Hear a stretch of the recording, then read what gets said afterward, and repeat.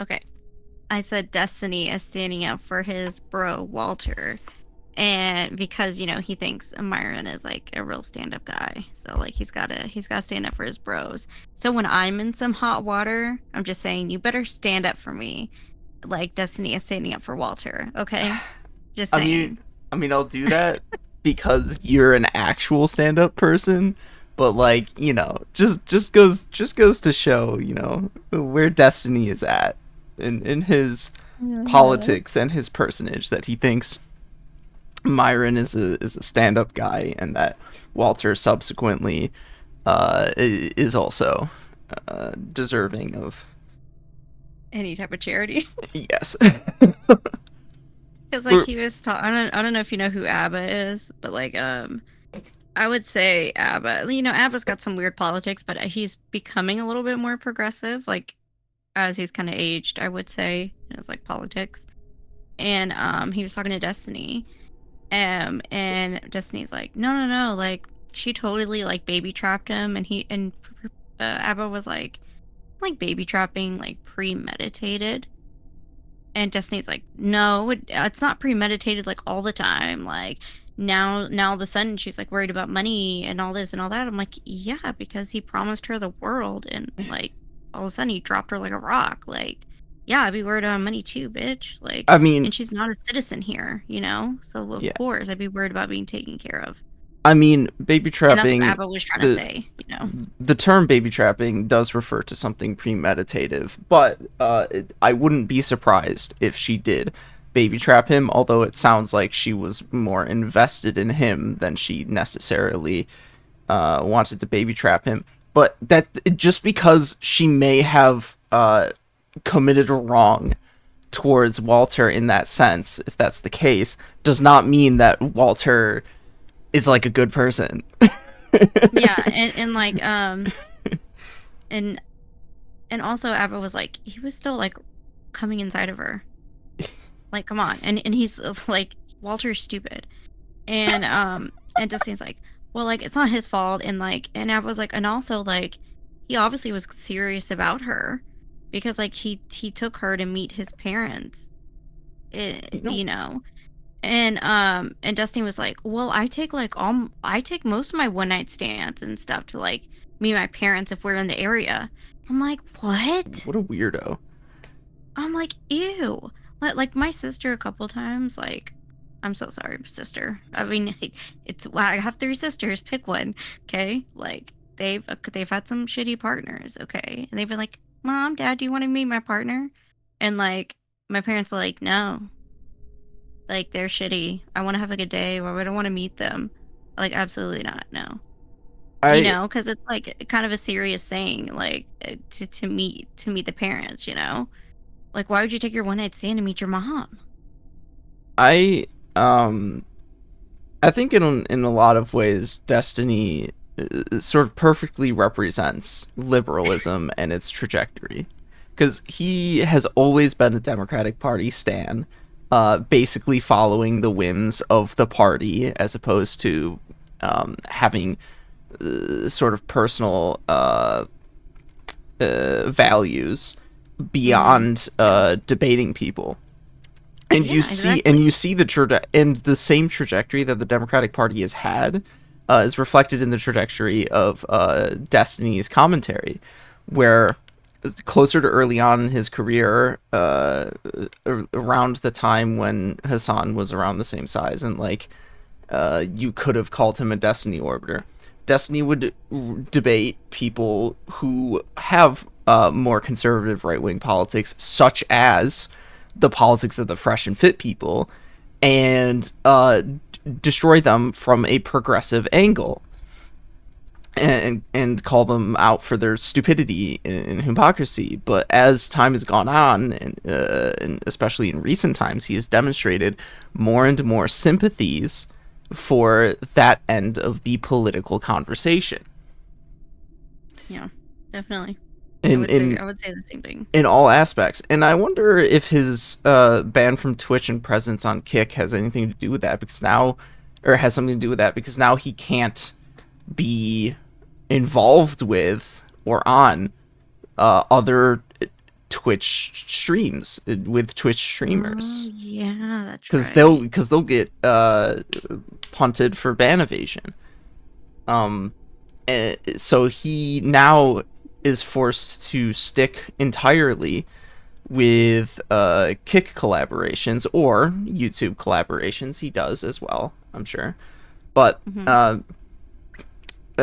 having Kick collaborations be a component of it necessarily means you're going to be involved with a lot weirder people because Kick, ooh, boys, a lot of problems with its lack of terms of service and not really any real progressive people on there. Well, and my thing too is just like Destiny to me has just shown that like doesn't have, like you said, he doesn't have any like real morals or values. Like, he was trying to like um to be like, look, like my marriage is good and we have a good open marriage, and like trying to like kind of like talk to the red pillars, and like trying to like debate them, Yeah, but and it turned turns out out his like, marriage wasn't good. yeah, his marriage wasn't good and he treated her like crap, and he was gaslighting her and they were gaslighting each other. They were both like just not good for each other and both crappy people.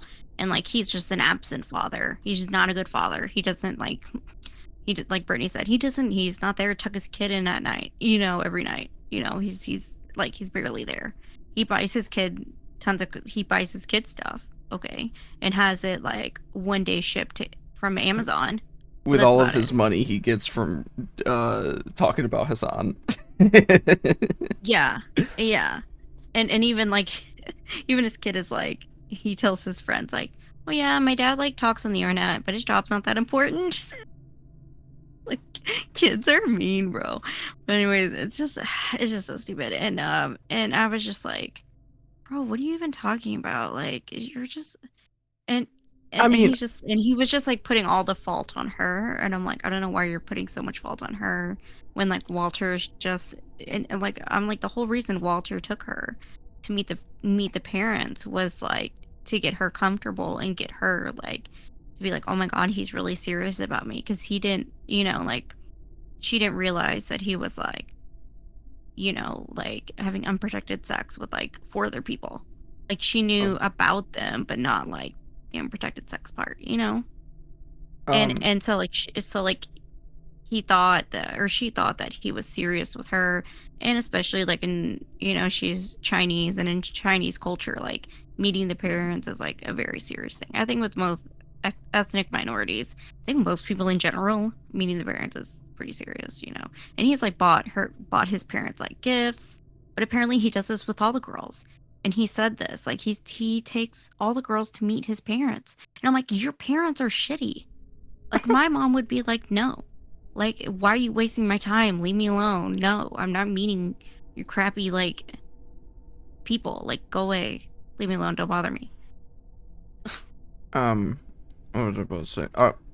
For if I were to look throughout Destiny's career, I imagine I would not have that much of disparaging thoughts or opinions of like his influence as an online personality, but I certainly do now. Ever since October the 7th, I think he's played a very, I don't know, I don't know how much I can say significant, but he's played a very damaging role in the um thought processes, I suppose, of a lot of people in regards to their politics. In his unrelenting support for Mm. Israel, and with how people almost sort of religiously follow him and repeat him with zealotry, despite having no knowledge of the issue. He's played, I think, a very damaging role on their psyches in how they think about conflict, history, and importantly, the humanity of other groups of people. Yeah. Yeah, exactly. And it's just very sad. It's very sad to see it. I'm just Like, like, we both like Hot Boy and his videos. Hot Boy Spicy. yeah. He's I think, great at media analysis in general. But he is a huge Destiny fan, and subsequently him and I would probably go so far as to say most of the people in his Discord server appear to be Destiny fans in some capacity, and it comes out in political conversations where they sound like freaks when they talk about issues like Israel. And it's Yeah. like you need to seriously reevaluate where you're getting your information from and what your opinions are. You can call me out on being a Hassan stan and somebody who effectively repeats many of his points, but I at least have a very strong understanding of where those things are coming from, and the reason why I repeat him is due to a strong underlying moral position and moral standing. Whereas if you repeat Destiny, you're not doing so because you have a strong moral standing or strong moral position. You're repeating him because you think he sounds intelligent and you think he's able to annihilate other people in conversations with his like logic and reasoning or whatever.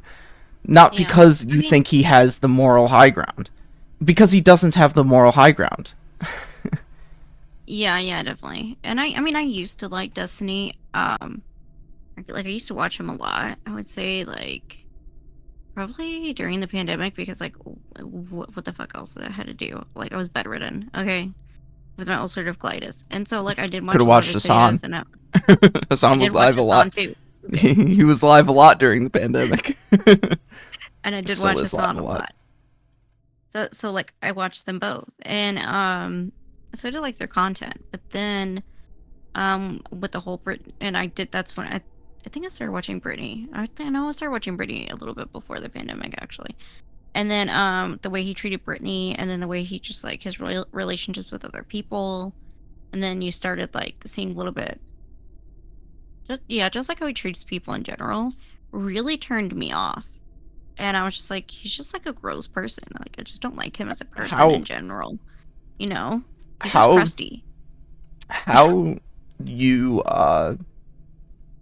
think or what you believe as a person will come out in how you treat other people. I think that's another part of the reason why Yeah, I um am I am behind Hassan and like uh advocating for him is because you see in the way he treats other people, or rather other content creators, because that's like most of the people that he hangs out with.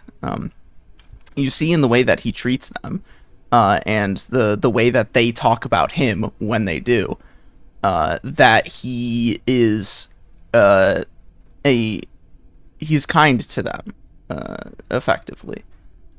He's yeah. I mean, nice. like, He's nice to them, y- and yeah. I mean, and that he's that a good girl was person. like was willing to watch his dog while he was overseas. I mean, it's a big responsibility, and not anybody would do that. I feel like to like a person they hardly like.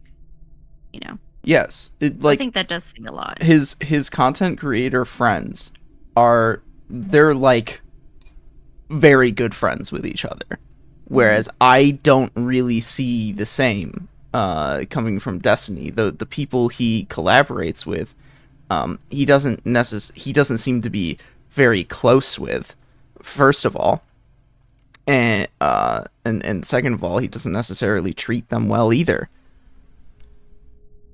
Except Kyla. I don't really like Kyla. I mean, like she Maybe um he's got the hots for her. oh, I mean Whoever she Kyla's is, I've never married. seen her. Erudite? That's who I don't know who the Erudite. fuck that is. Okay. She kind of like she went to school for like mental health, like therapist and stuff.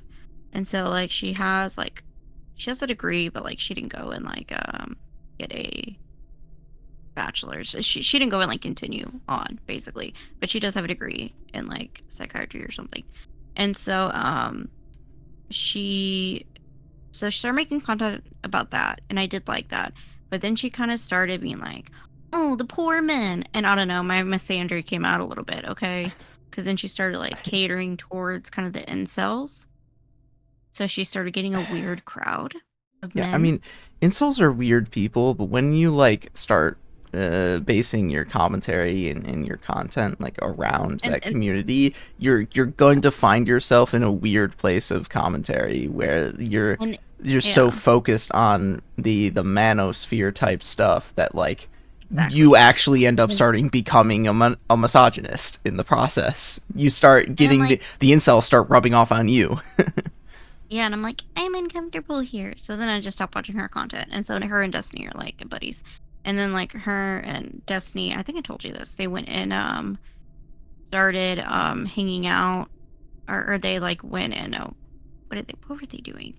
Something with like canvassing maybe in Ohio. Is that what it's Yeah, called? there's a Yeah. I actually learned this because it happened shortly after the one time I went on a Wick stream in which I now have a poorer opinion of Wick because he seems to be staunchly a centrist, not even a liberal, but staunchly centrist, and said Mhm. Hamas is the greater evil between them and Israel, and I'm like, talk.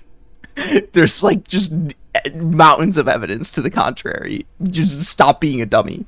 But there What was was it apparently a based on can. Israel's resources, based on the amount of resources Israel has compared to Hamas, like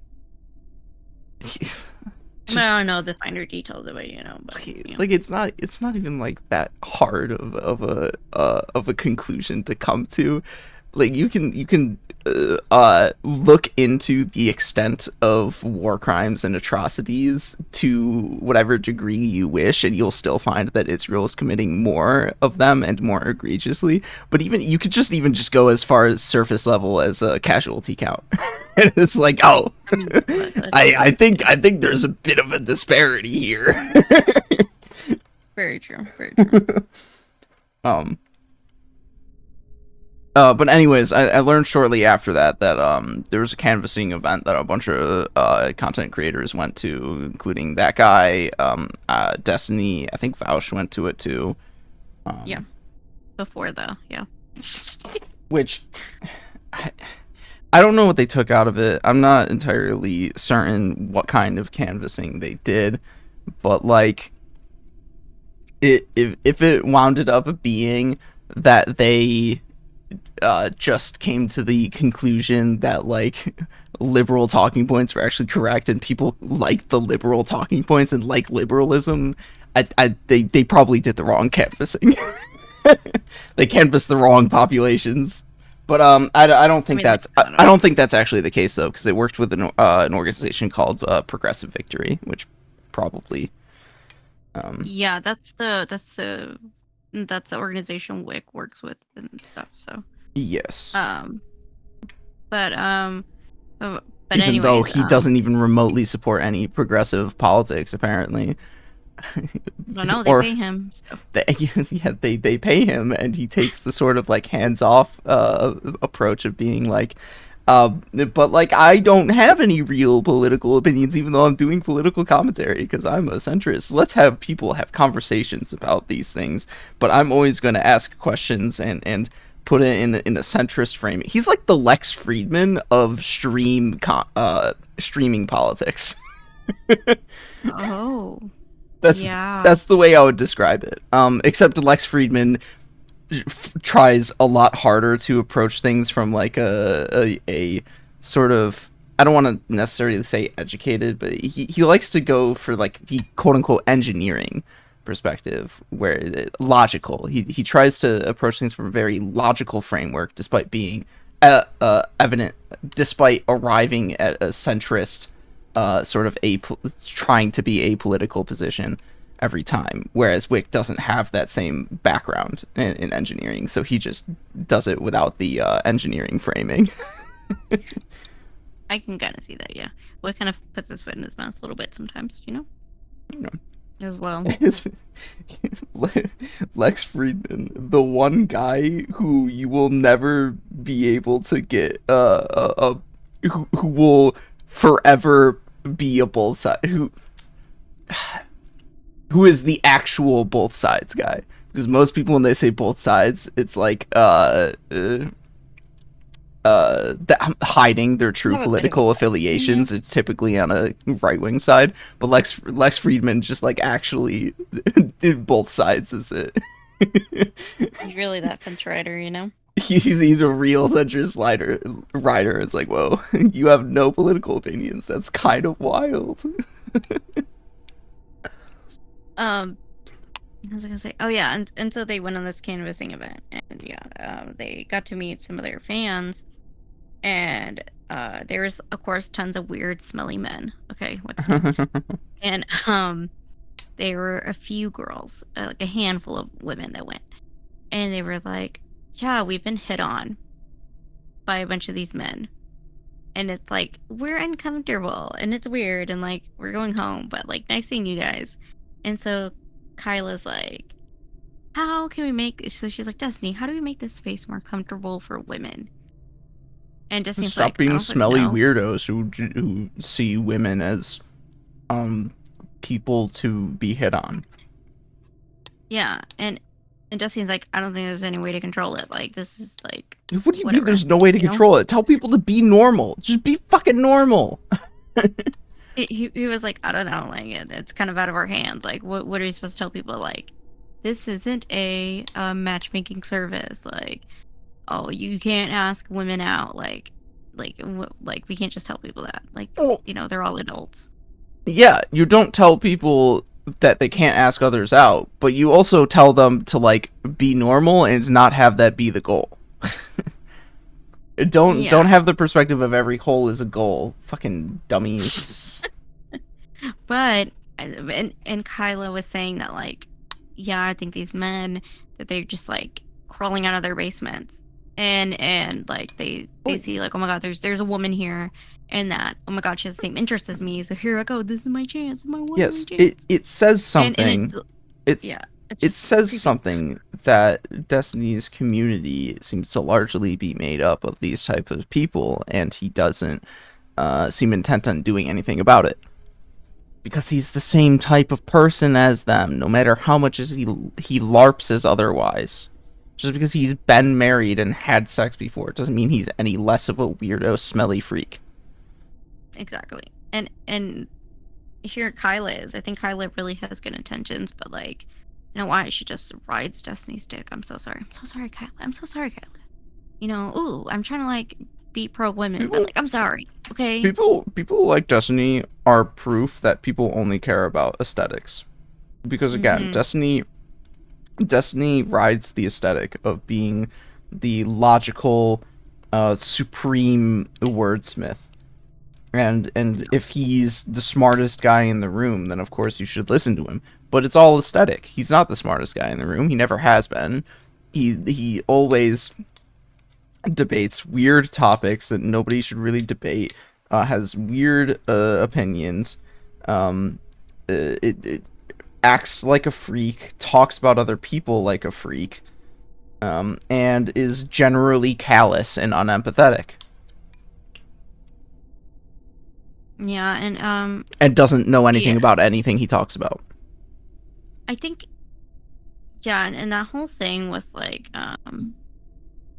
yeah, and then circling back to like Walter and that I don't even remember the girl's name.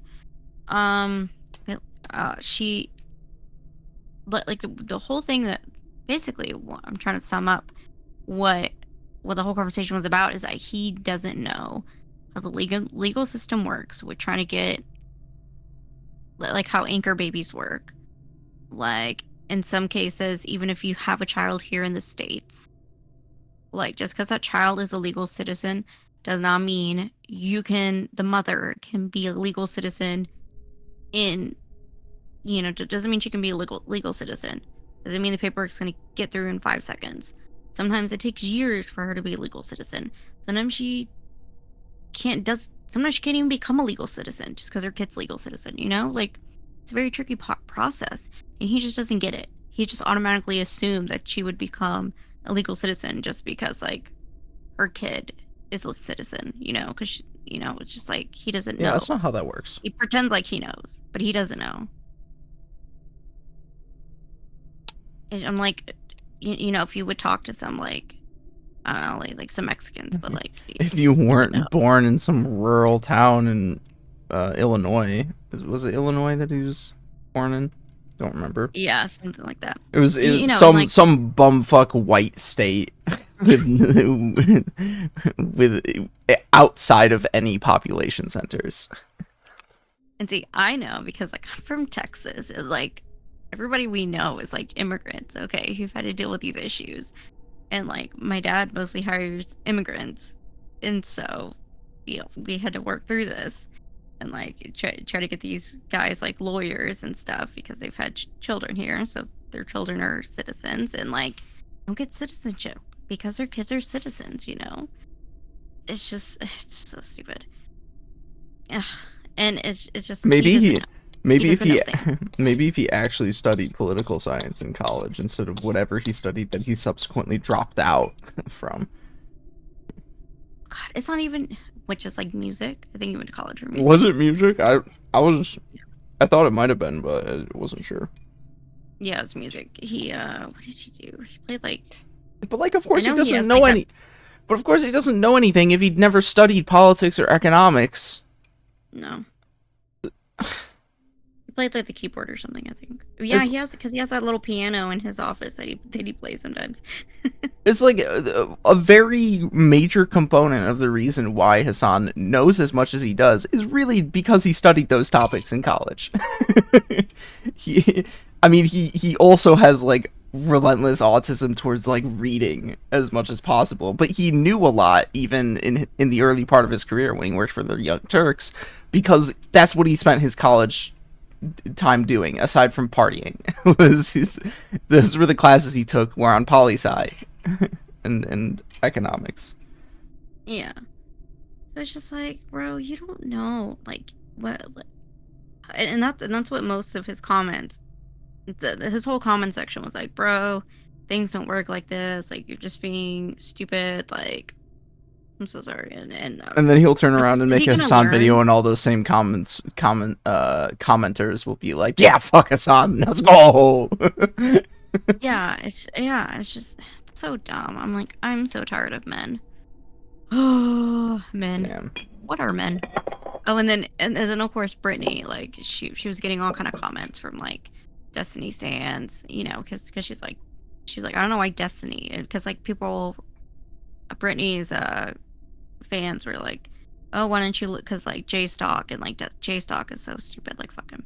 And Destiny, like, we're talking to the baby mama, and I guess they're interviewing her, and they were like, oh, we should, yeah, like you should go over that video, and she's like, I don't want to listen to some liar who like fakes information and gaslights people and a bad father interview somebody. Like, no, we got better things to do.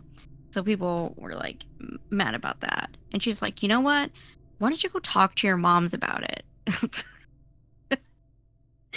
And so they were all mad at her about it, and like because she called Destiny a bad dad.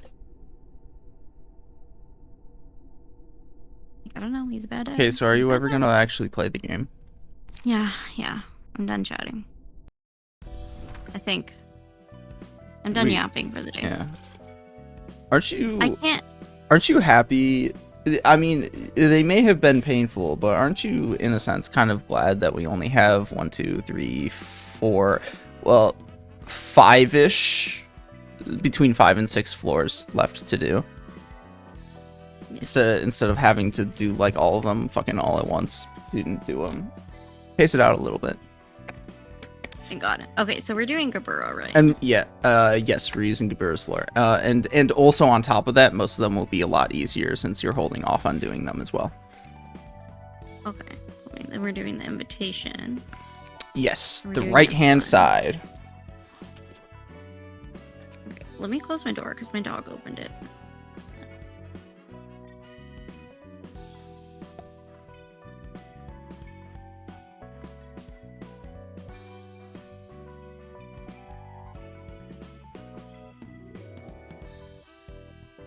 Have you seen those little doggies that like use their paws to like open doors? They go, pew, pew, pew, No, I don't No? exactly watch dog content.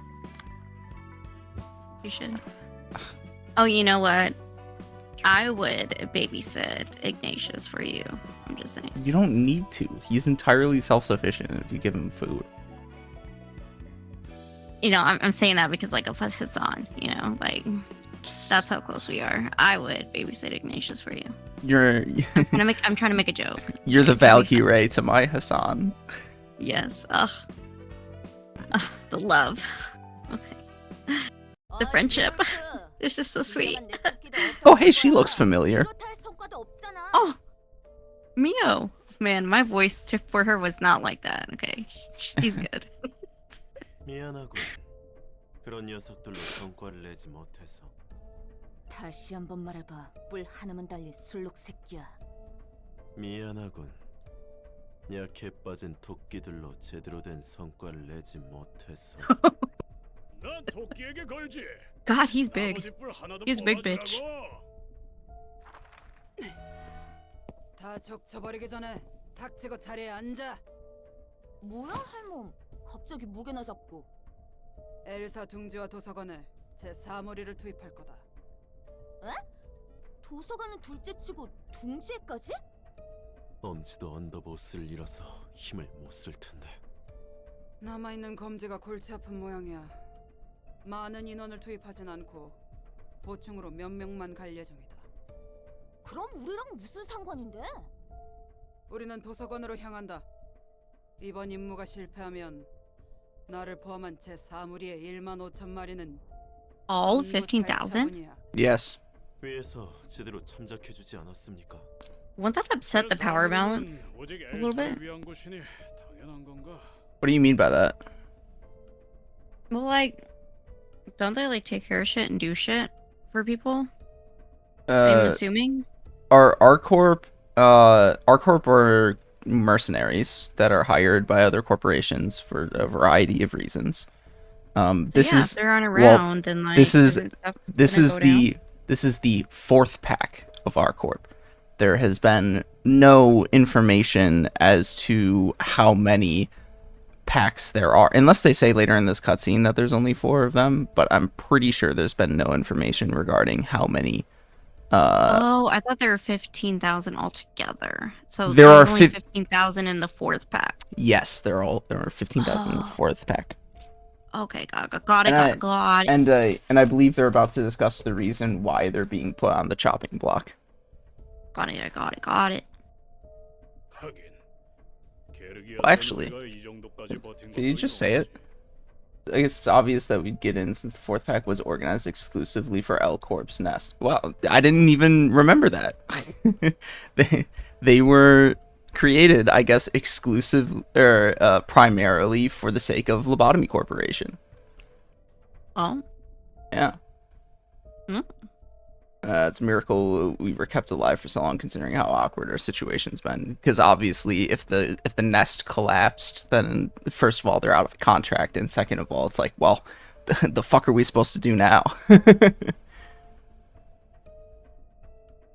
그렇게 길을 쓰고 안전을 확보했는데 이제 다시 살처분 위기에 놓였네.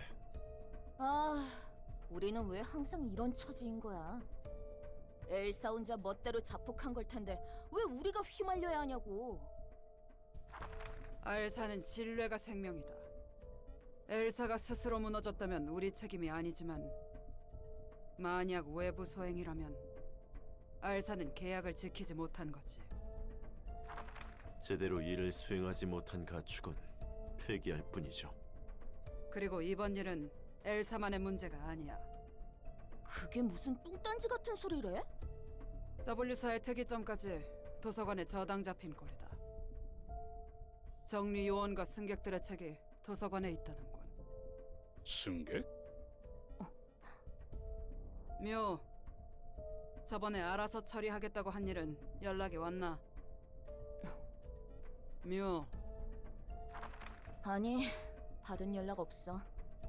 그렇다는 건 As a reminder, they are referring to Olga from the Mueller office, because Mio was actually the person who gave Olga the job in the first place. 걔 성격 and all 생각 that 그냥 she, 뻔해. she book. 몇 시간이 지나도 도착할 생각을 안 하니까 이거라도 써보자고 무작정 꺼냈겠지. 굳이 워프 열차를 타게 한 이유가 있었나?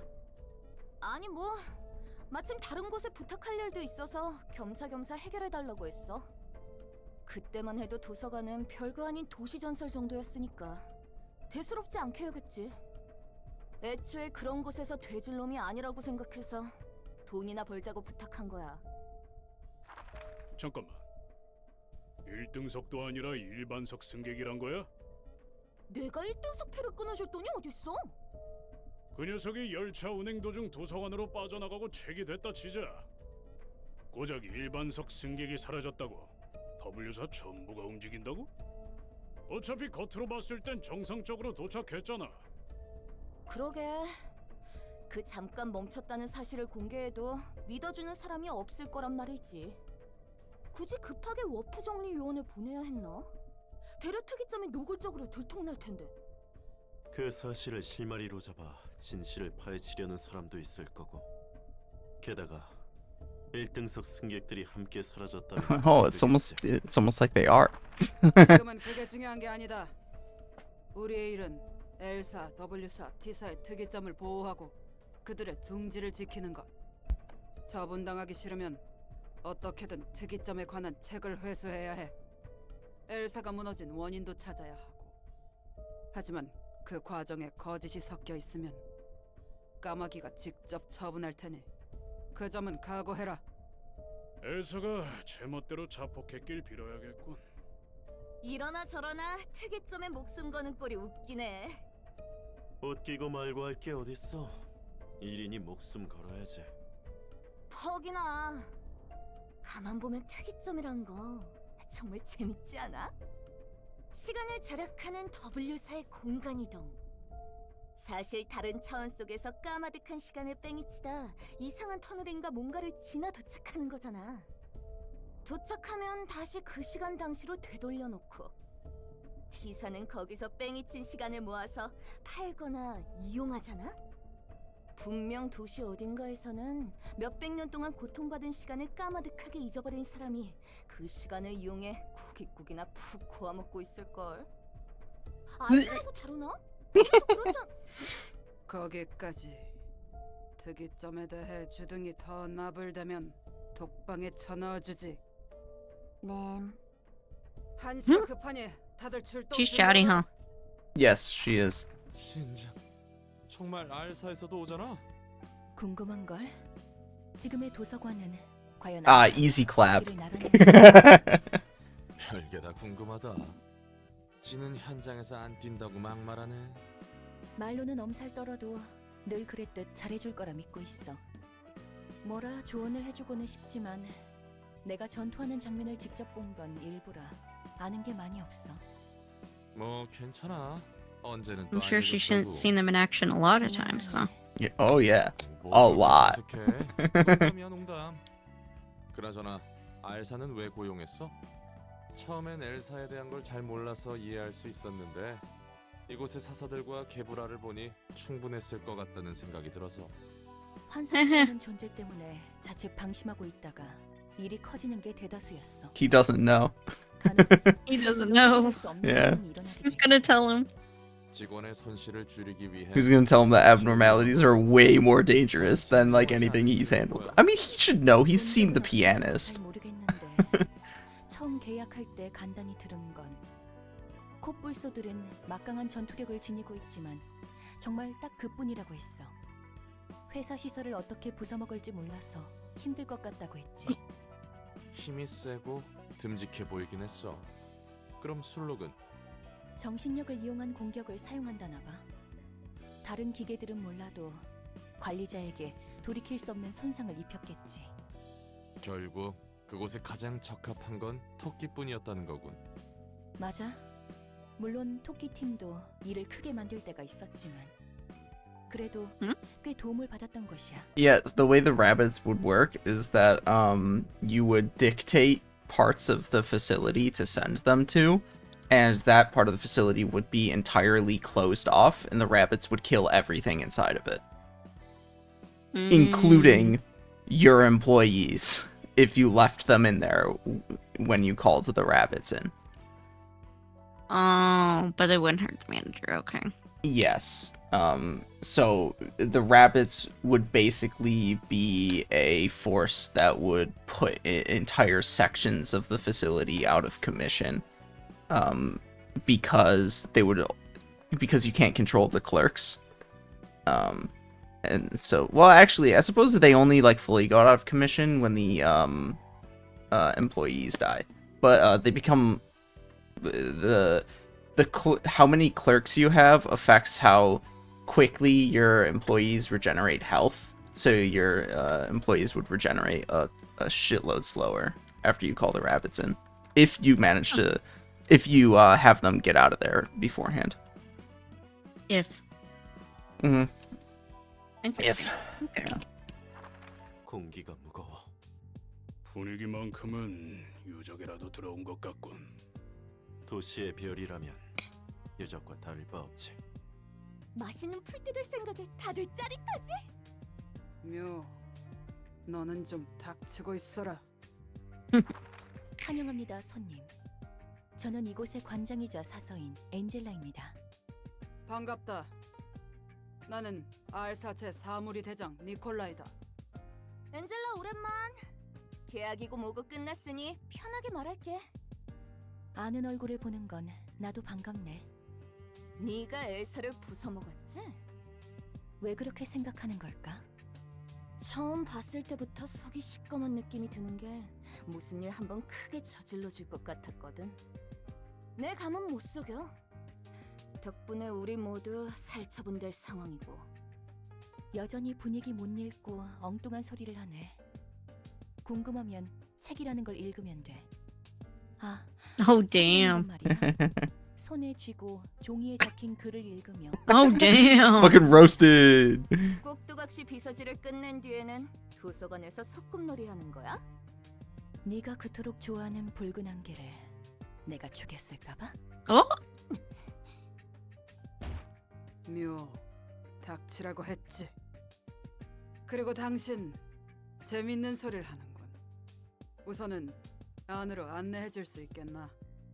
그럼요. 부디 당신의 책을 찾으실 수 있기를. Yo, big fan of the Red Mist. That's your idol, man. Yeah. These are charge people. They're better charge people. All three teams are charge based.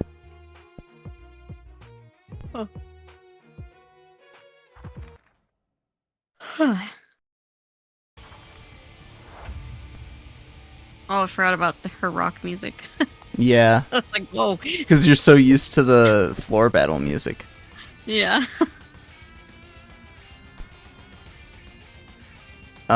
As usual, the first wave is going to be the most difficult. Really because, oh damn, they high rolled those freaking speed die. Really because you have no emotion level. The other two, actually the biggest problem that I can always have with R-Corp is that because you're like basically emotion level 5 and super strong, by the time you get to the last wave, you basically nuke them, and it makes it hard to get books out of them. Great. Love that. Yeah.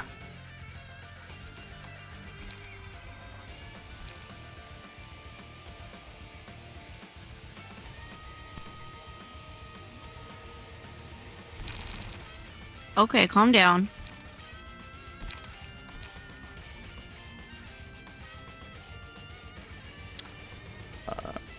The way that the reindeer work is apparently they channel, or they amplify,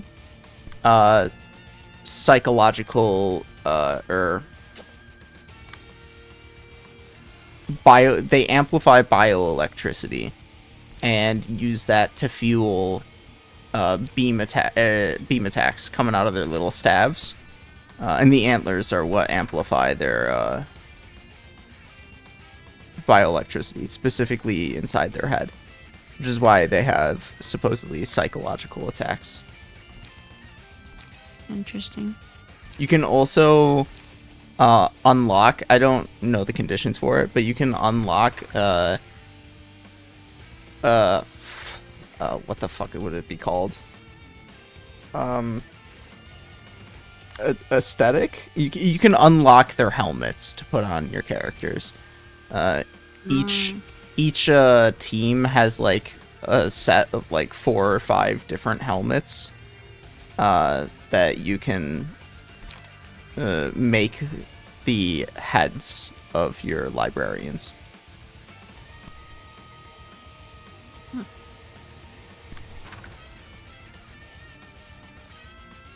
Gross. Yeah, that's particularly gross because you can't really redirect most of them. Mm-hmm.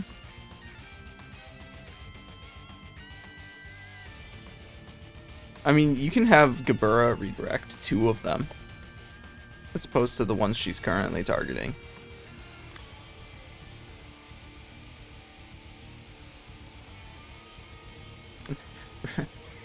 Do remember that you're not going to be rolling as big of numbers as you were at the end of her floor battle there. You do not currently have plus 10 power to all of your die. Not fair. It's very funny. I mean, if you do poor enough, you can cause yourself to do it again. Although this time I wouldn't necessarily recommend it because you're dealing with like a lot of attacks coming at you on any particular wave, so it's probably not a good idea. I guess I'll just redirect one of the 6s with the infinity.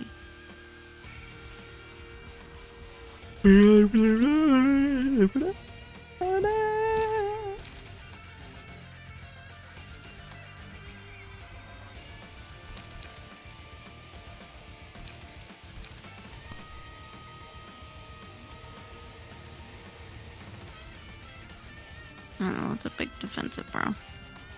Yes, it is. Not as big as this one.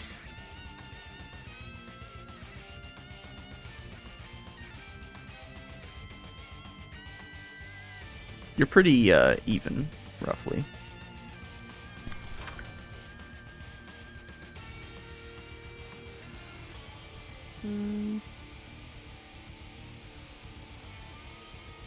And then because there's 2.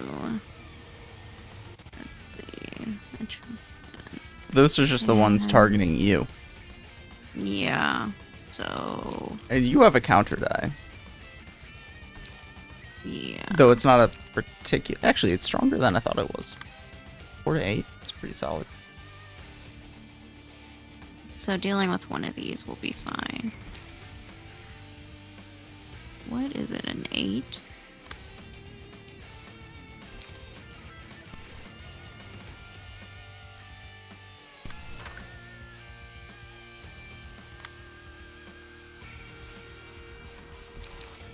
What a bunch of bullshit. Bunch of bullshit.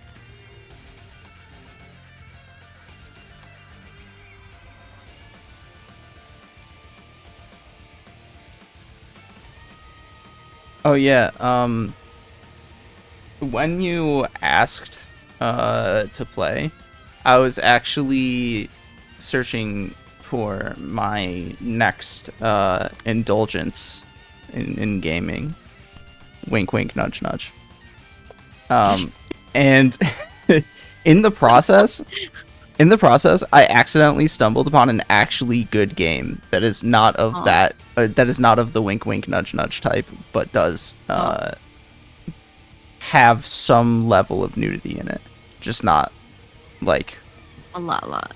just not like, you know, hentai nudity.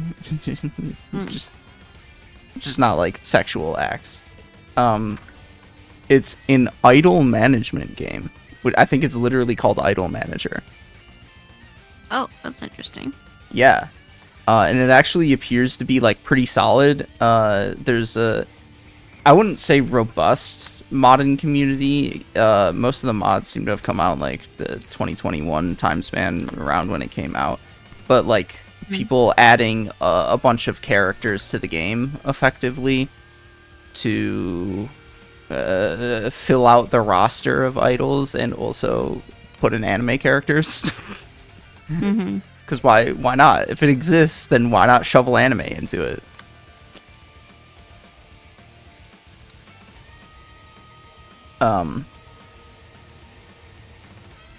But it actually appears pretty intriguing, where you actually like run a management agency and tell an entire, and you like create idol groups out of your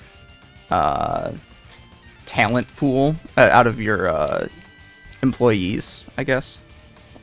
It's pretty cool. And you set them different types of jobs and shit.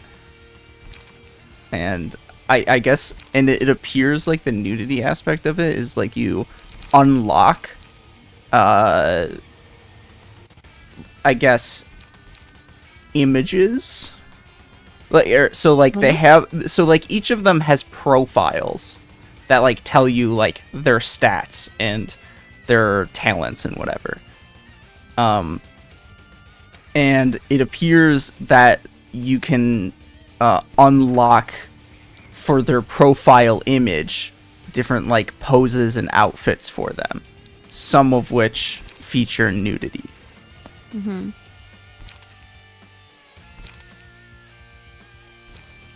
Also, depending on the mod, may feature more or less. Oh, depending on the mod.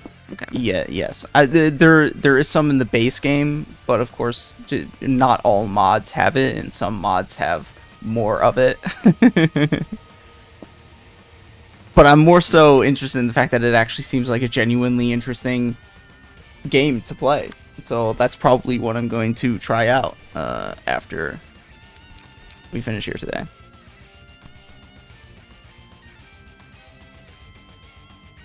Oh, cool beans. Well, I guess I caught you at a good time then. Okay, I guess we're just going to do one-sided attack on these bozos. Oh, well. We did our best. All we can do is our best.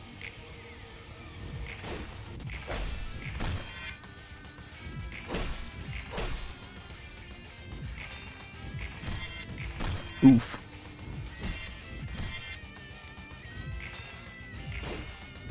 Yeah, the reindeer are always like a rough first group to go up against, not just because of the emotion level thing I mentioned before, but also because they do actually roll on many of their die fairly high values.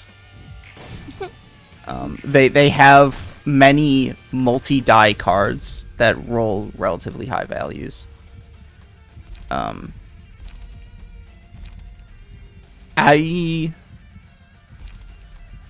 trying to think of different cards that I've put in your decks here. I would go so far as to say that generally speaking, the numbers on their die are like just a slight step above what you generally have available. This is like a notable to compare against Gabura. Part of the reason Gabura is so strong is because it's not necessarily that her cards roll high die values, but because they have special effects after doing damage, and she can buff herself significantly, especially after she manifests the ego. But her cards do generally have pretty good values. But if you compare the spear against the 3 die cards that the other guys are using, such as like Energy Strike, it's just like one number below them. So it's a pretty good indication that their cards are actually pretty good. But there is a caveat to that, which the sort of ability, I guess you could say, or the archetype, the characteristic, there we go, the trademark characteristic of the reindeer team cards and style is actually that when they attack you, they deal stagger damage to and themselves. Recharge to deal 8 stagger damage. Yes, that's exactly what I was going to point out. As they attack you, as a caveat to their cards being a little stronger, they deal stagger damage to themselves, which actually can make them really easy targets if you just survive a few turns while hitting them sometimes. So they might deal a healthy chunk of damage to you. Actually, that's stagger damage to you, not to whatever. But they deal. Yeah, but at the top of the thing, they deal stagger damage to themselves just for using the card. Yeah. So they might deal a healthy chunk of damage to you, in the first few turns, but they'll, in the process, wind up making themselves easy targets to defeat, and subsequently, as you thin their numbers, easier overall. However, if you let any one of them recover from stagger, they will get stronger. They have a passive trait that gives them power buffs when they recover from stagger. Mm-hmm.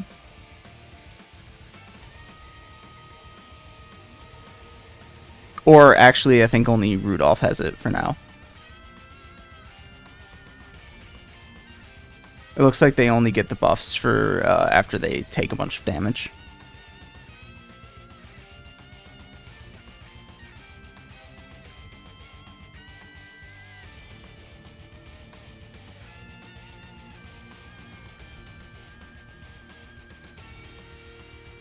Might just have to use sturdy defense for this.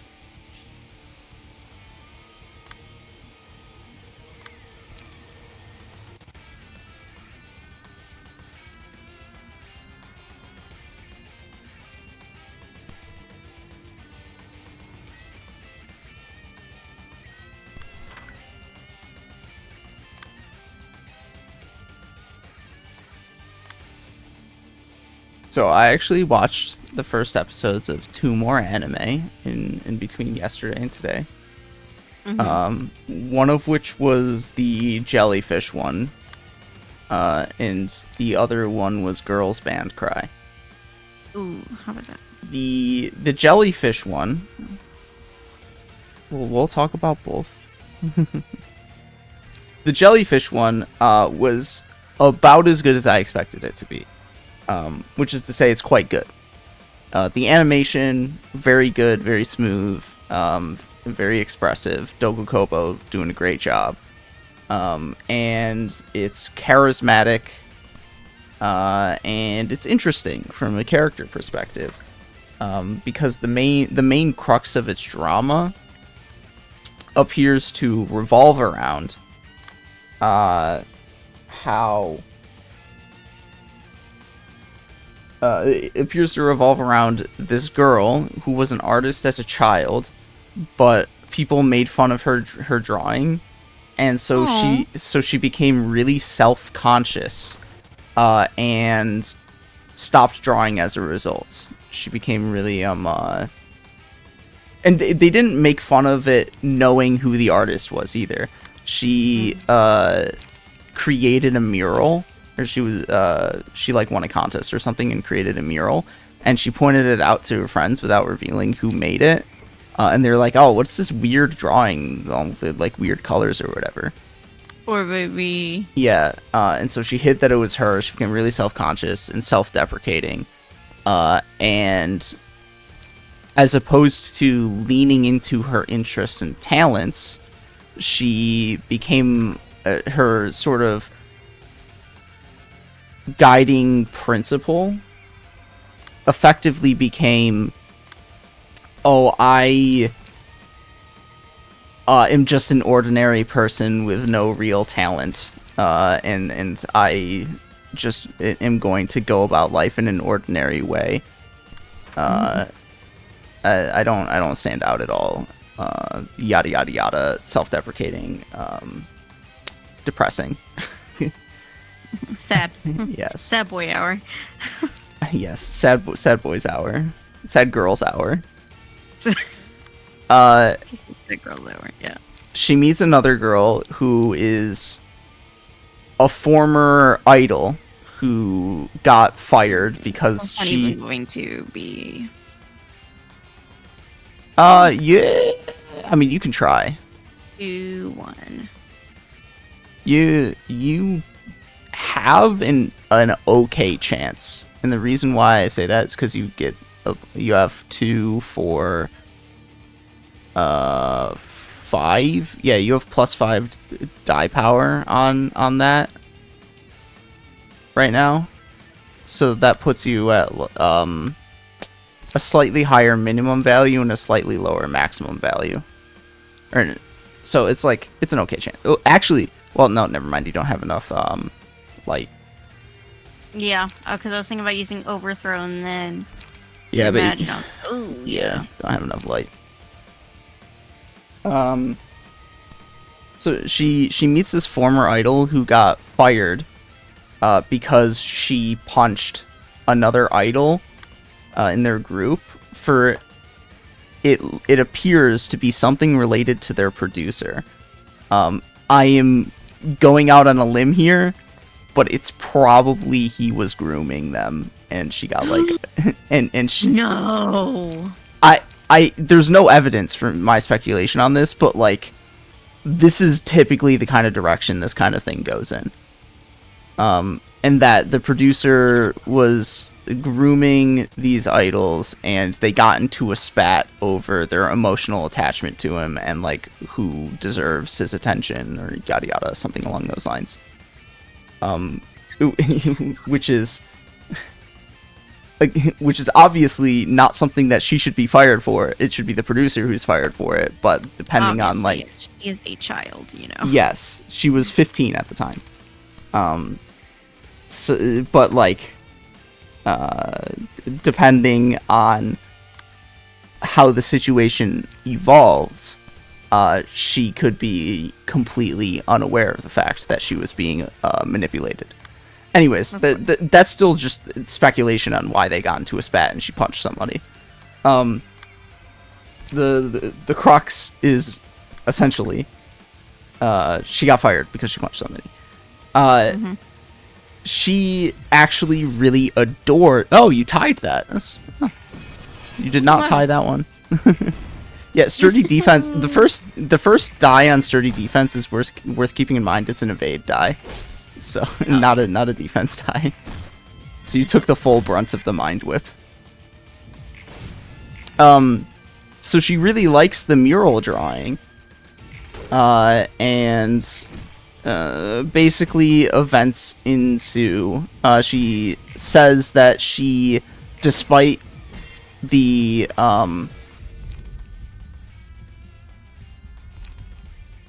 despite what happened in her past, she did not want to quit being like a singer idol, so she started doing it independently. And she gave herself the screen name Jelly because she really likes that mural. And subsequently is like, oh, I like jellyfish now. Because the mural was of a jellyfish. Okay. And through her determination to continue doing what she loves doing, she convinces the artist girl to collaborate with her. And help do illustrations for her online presence and for her independent artistry. And that's how the story starts out. And it genuinely seems to be pretty good and pretty interesting. I'm interested to see where it goes. Oh, okay. Now, So that's pretty cool. Yeah. Now, the other one that I'm more interested in, shockingly, is Girls Band Cry, which is an all CG show. Oh, okay. I think you said the CG in that one was pretty. It looked pretty good from the trailer. Yeah, right? I was watching the trailer and I was like, their faces are moving in such like a such an expressive, natural way. And actually, I sent out a tweet after I watched it, being like, the CG in the show is actually like super good. it is some of the most expressive character animation that I've seen, even like amongst hand-drawn anime. As a sort of consequence of them using CG, they did so much more with the facial expressions and the body movements as the characters were like talking and doing their things. It's actually very cool and interesting. What was I about to say? And the reason why the CG looks so good as compared to other shows is, well, first of all, it's just more better from a technical perspective. But I think the important part, the reason why it doesn't turn me off from it visually. Oh, by the way, this is probably a good onrush turn. If you look at their stagger bars, 2 of them are pretty close. I bet the top 2 reindeer are pretty close to being staggered as well. Oh no, that one's got 35. Yeah, but 3 of them are pretty close to being staggered, so you have an opportunity here to really boom them with an onrush, depending on how lucky you get. Well, one of them's using that attack that's like, yep. Yeah, you can use it against the Mind Whip. Yeah, perfect opportunity. Do you like what I said? One of them's using attack that's yucky. Yeah, it's yucky. I know it by name because one of the identities in Limbus Company is a reindeer, and that's her strongest attack. But it's also really frustrating. Because first of all, it's really funny because she moans like she's in pain every time she uses it. And it's a several hit attack, and or several coin attack, I should say. Because it flips coins as opposed to rolling die. And every single time it flips a coin, she does another moan in pain. And so it's like, and because of their strongest attack, it's used fairly frequently. And so it's just constant moans and pain, like all the time when you're playing. And it's like, oh my god, please. Shut up. Shut up. But the other part of it is that the gimmick of that attack in Limbus Company is that if you don't have enough charge to use it, or to buff it, I guess, then it actually randomly targets characters on the field as opposed to the person you targeted, including your allies. So what it was often the case when you use that character in the mirror dungeon, which is the main like farming thing that you do in the game to get resources, is you enter a battle, you hit the automatically select attacks button, and if that attack is available, it will default to that attack because it's her strongest attack, regardless of if you have enough charge or not. So it would be like, first turn, she targets one of your allies and kills one of your allies, and you're like, quit, reset. JK, LOL. Yeah, and so it happened like all the fucking time. And part of the reason it would happen like all the time is because I would use a charge team, because at the time, charge was the best archetype in the game. It had like the best identities and good support. So you would use it with her as a part of it because she was really strong, except when she targeted your allies, and you just get really frustrated because you restart battles not infrequently because you fucking kill your allies. Please, while moaning in pain.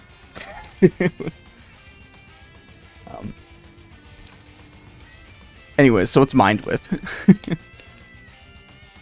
Moral of the story.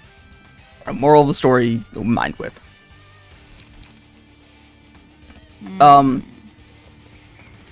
So the main reason I think why the CGI is so appealing to me, as opposed to most other instances of CGI that I've seen, even if I remember correctly, amongst the much praised Beastars and Hoseki no Kuni, or Land of the Lustrous is what that translates to, is the frame rate.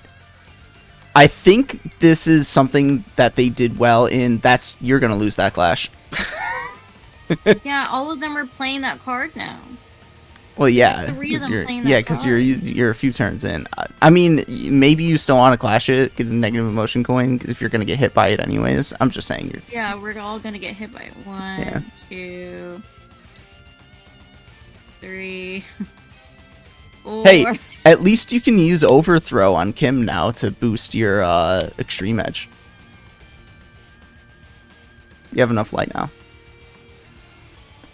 Okay, yeah, but then but then that third attack deals 8 stagger damage, and we're at like 16.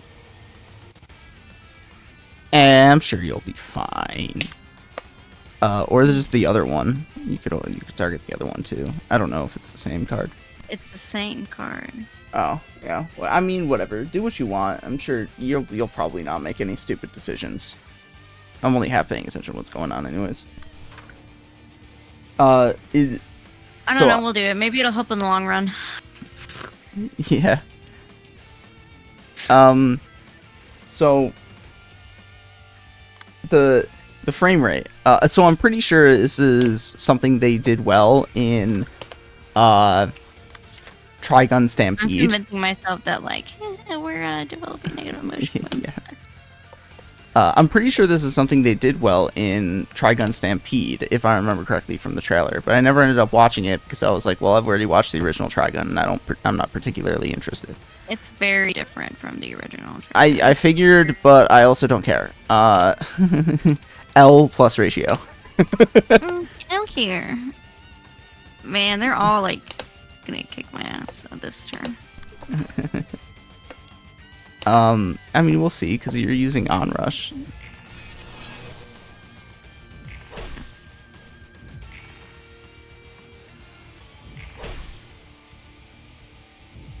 Oh, when's she gonna use it again? Stop doing your stupid ranged attacks first. Let my boy Onrush again. Oh, you tied that one because he high rolled. What a dick. Oh, yeah, there it is. Oh, you're booming them. Aw, dang it. Only got to use it 3 times. So, the frame rate, like, when you do CG animation, it has to be at a higher frame rate than hand-drawn animation. Hand-drawn animation, if I remember correctly, is typically done at 24 FPS, and you can get away with that because... effectively because it's drawings. You don't need the smoother motion, and oftentimes it actually looks weirder when you have anime that are put at 60 frames per second as opposed to lower. In part because when people do that, they're usually using AI to generate the extra frames, and which doesn't always work. But the 24 FPS works in hand-drawn animation just due to the way that, like, our eyes perceive things. But with the CG animation, it doesn't... When you can see that chopping, you can really see the choppiness when you do it in CG. It's extremely evident that 24 FPS in CG is just extremely choppy. And it's really awful to look at. And I think it just doesn't work. But Girls Band Cry does it at this higher frame rate. But they don't just put it at a higher frame rate. They really go all in making the characters expressive in just an excellent way. When there's this pivotal scene at the end of the first episode, the climax of the first episode, when they're doing a street performance, and one of the main characters is singing, and she's expressing her feelings by doing her singing, and they really go all in having her move her body around and animating her face, her eyes and her mouth to show how she's being expressive, and how she's like pushing out those emotions through her singing. We only have 2 lights. And they also do an excellent job of adapting the anime aesthetic into CG as well. I can't think of a good example off the top of my head, but I have definitely seen many attempts before of taking the anime aesthetic, the way that the Japanese people draw characters in 2D, the way that they like do faces, the faces and the big eyes and the soft features that are not necessarily detailed, unlike human skin. Mm-hmm. And trying to put it, and trying to put that in CG without really adapting to the different style of animation or the different technology. And it doesn't work oftentimes. But for this series, they have learned or understood or figured out how to make the anime style and anime characters look good in CG.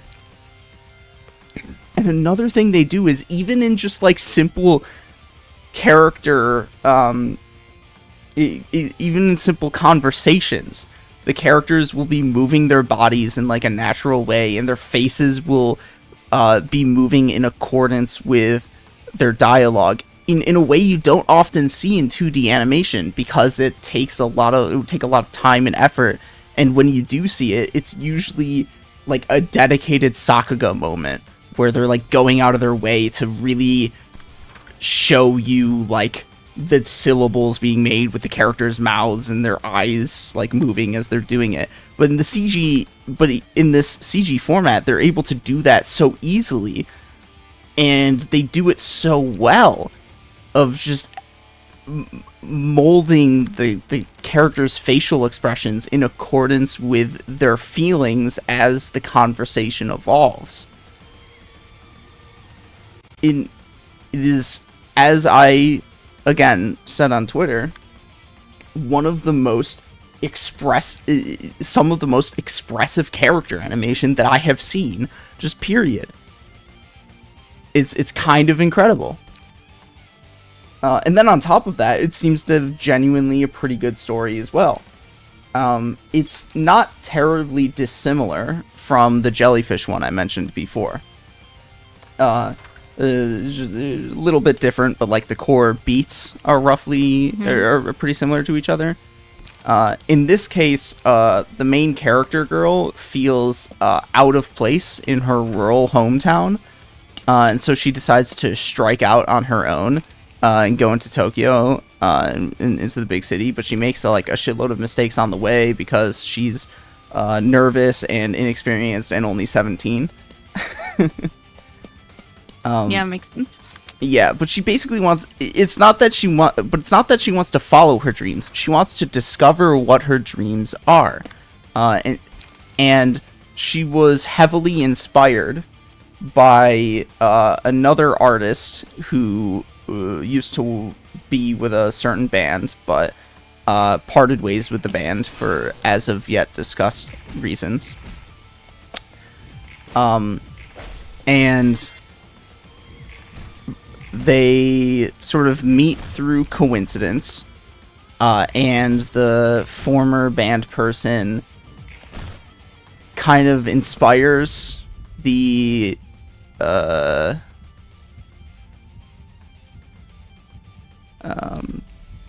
I forget what wine does. I usually choose... Oh, yeah. Wine would actually be a pretty solid one for this reception, since you're killing so many people overall.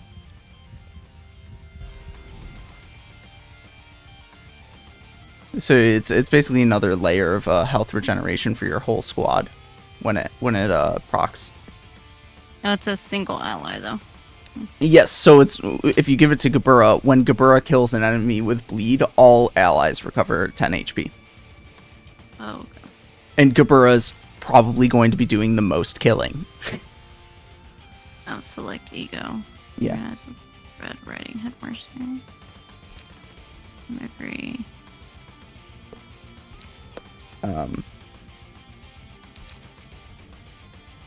So the Tin blade. So the musician basically, well, it's actually interesting because it's the other way around in this case. The musician is actually planning on, leaving Tokyo, and no longer pursuing independent artistry. And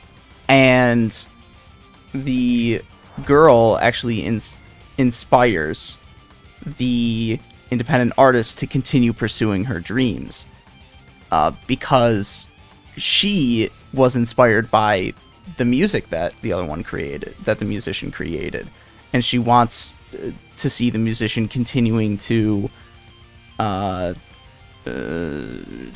demonstrate that, so to speak. Oh, he's almost aggro too. Yeah. And he's also the only one left, so you can just wail on him.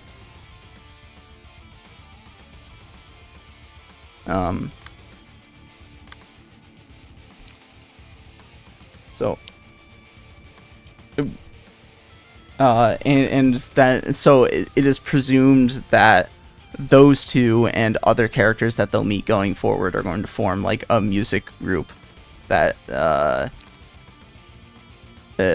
succeeds, and they go to Budokan because they always go to Budokan. Let's go. Always Budokan. I can still use some unlock. It also the unlock does not carry over through Like, doesn't? Through acts. Yes, I think they're called acts. Yeah, unlock does not carry over through acts. You have to re-establish gearing up your unlocks. Only emotion level and HP carries through between acts. Stagger gets reset to full.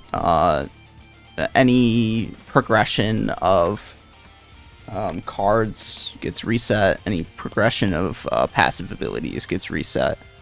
You get reset. Yeah. You're a little bit, in that sense, you get a little bit spoiled with the floor battles because they're not different acts. They're just different phases within one single act, so you get to ramp up throughout the in every single way throughout the entire thing. Mm-hmm.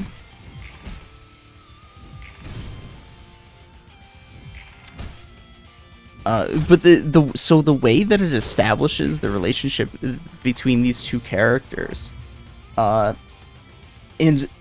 the sort of like visual information it gives you to characterize their feelings is also super interesting. They like hang out for an entire night and they go to all sorts of different places. They like eat a beef bowl together. They go out for karaoke. They like have a conversation inside one of their houses, inside the band girl's house.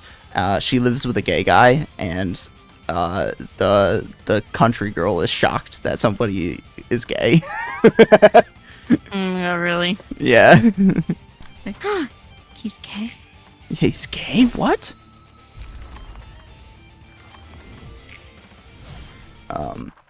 And they do really expressive character animation for her reaction to that too. It's pretty funny. The rhinos, their cards use far less die, but the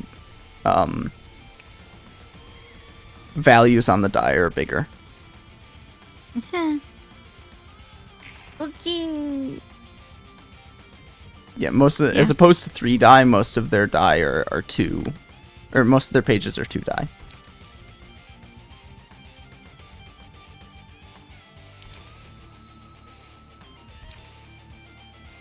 But one of the interesting things it does with the rural girl is whenever she talks to her family, like on the phone, or the topic gets brought up and she thinks about them, it does this thing where not only does it show her becoming visually like closed in on herself and upset, but it also like has multicolored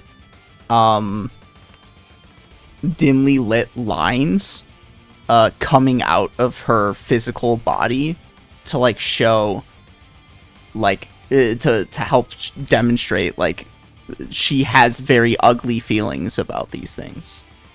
Yeah, that's like what shoujo does. Yeah, but then when she goes to listen to music or anything, or anything of that or talk about anything of that nature, she immediately like brightens up and everything becomes happy again, because that is what gives her joy in the face of her unpleasant feelings towards her home life.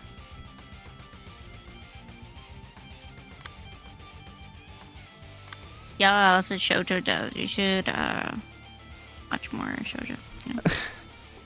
Okay, but I'm telling you, most shoujo is not as good as this series. Sure. There are certainly shoujo that are as good, like Fruits Basket is a shoujo, right? Yeah. I've not seen it, but based on what I understand about it, it's probably at least as good as Girls Band Cry. Peak Peak fiction. Peak. I gotta rewatch it. I rewatch it like every 3 months. Yeah, It's like my favorite. But the vast majority of shoujo is not going to interest me in the same capacity. Not just because I am not particularly interested in that sort of style of storytelling, but just because it's, because most of it is not as high of quality as this series is. Like most of shoujo gets less of a budget, I would say. Like even most of this kind of show, generally I'm like iffy about watching, because it's like, oh, it's I've seen this kind of thing before, not particularly interesting in any capacity. But so really it is that the presentation of this show is so on point that, and also the writing is very good, but like it has engaged me to a very high degree, just aesthetically.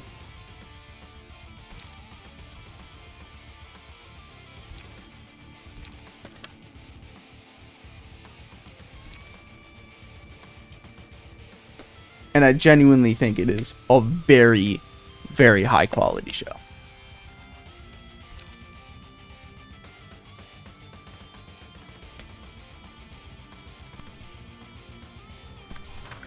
Pretty good.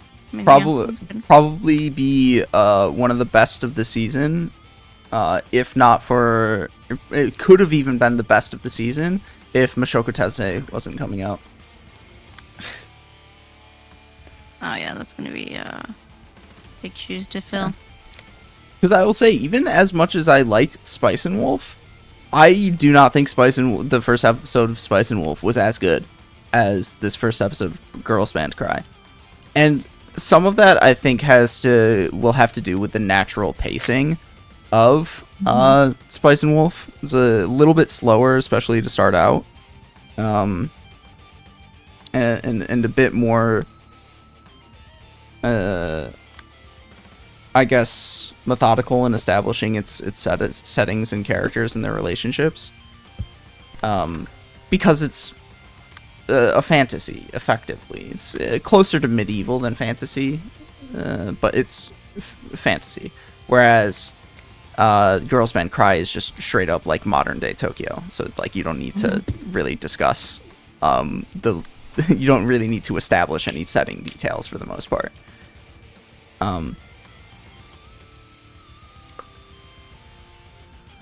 But I genuinely think that despite the fact that like it is of a pretty high quality animation wise, and I think it does a better job with the writing than the original Spice and Wolf, because it cut out some stuff in the beginning that was like weird and unnecessary for a variety of reasons. I think because of that, or I think even despite that, Girls Band Cry is still going to be better than that Spice and Wolf remake. The thing that they cut out from the Spice and Wolf remake, by the way, is that there's this. So at the beginning of the series, it has the traveling merchant go to this village where Holo lived as a wolf god, to like do some trading or whatever, and they're having a festival for the harvesting of the wheat. And whoever harvests the last bushel it's supposedly the one that Holo is living in, and they like do like a celebration thing, and they live inside a barn for a week or some shit or whatever. The finer details don't really matter, but they essentially establish this subplot between Kraft Lawrence, the merchant, and a villager, a female villager, who is into him, and tries to like either come onto him or like go traveling with him, and he kind of like shrugs her off. And within those first like 2 episodes or however long it takes, it comes across as fairly unnecessary, because it is unnecessary. It does come up later on where in an actual like major plot point of the series, she kind of like sort of betrays him for money. She like sets up a scheme regarding the things that are going on, which will gyp him out of a lot of money while giving her a lot of money in the process. And so it's like, I guess the idea is that she sort of like debated him in saying that she came onto him, but like she also definitely was coming onto him, and I think she said as much. Anyways, doesn't matter. It's just like she as a character is kind of superfluous, is basically what I'm trying to say. And it appears that the remake cut her out, which I think is probably going to wind up looking like a good decision in the long run.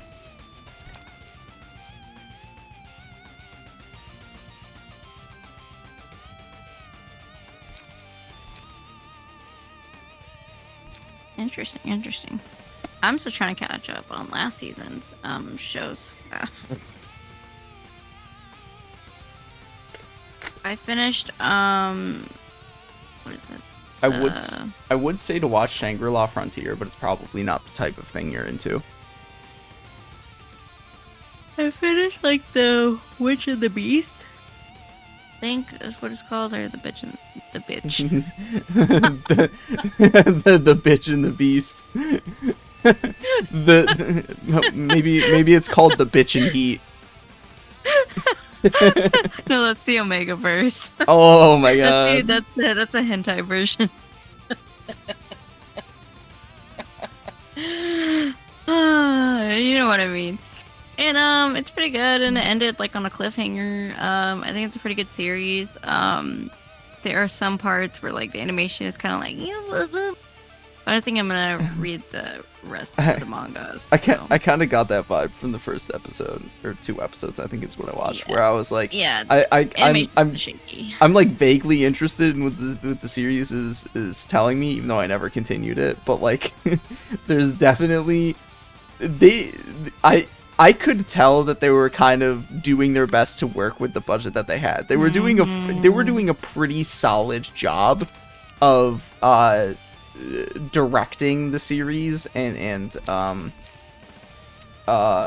what's the word for the layout, the paneling / layout in the planning stages of animation. Yeah, the storyboarding. You could tell that they were doing a pretty solid job in the directing and storyboarding. of working around like time and budget constraints that they had, so that they could minimize how much that you could tell where they were cutting corners on animation, but you could still tell that they were cutting corners. Yeah, but I think the storytelling is pretty good, and I like the magic system, and I like the different characters, and yeah, everything like that. So and I like the main character's story and her background.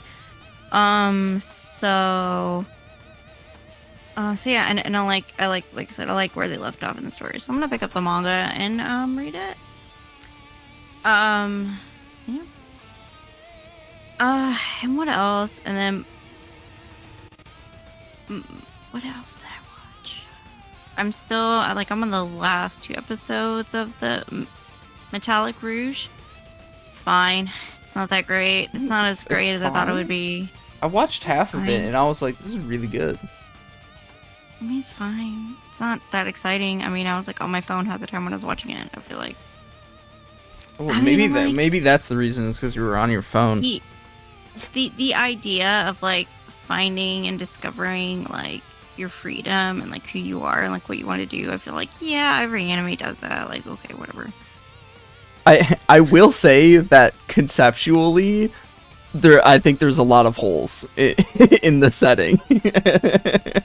And you know, it's like there's trying with this multiple planet sci-fi world or whatever, but I think like the whole thing with the Nean race, I feel like there are some pretty significant plot holes with like how they all work. Of a sudden, I don't know if you're at this part, but now we're introducing, you know, there's a planet that the robot race is on, and they like work on this planet to like mine for like materials or some shit. Okay, well now the race, you know, the robots that like they're trying to kill, what are they called? I can't remember what the fuck they're called. That got like they can kill humans basically. The cohort of 8, whatever they're called. Yeah. So they're gonna take over the planet. Okay, it's trying to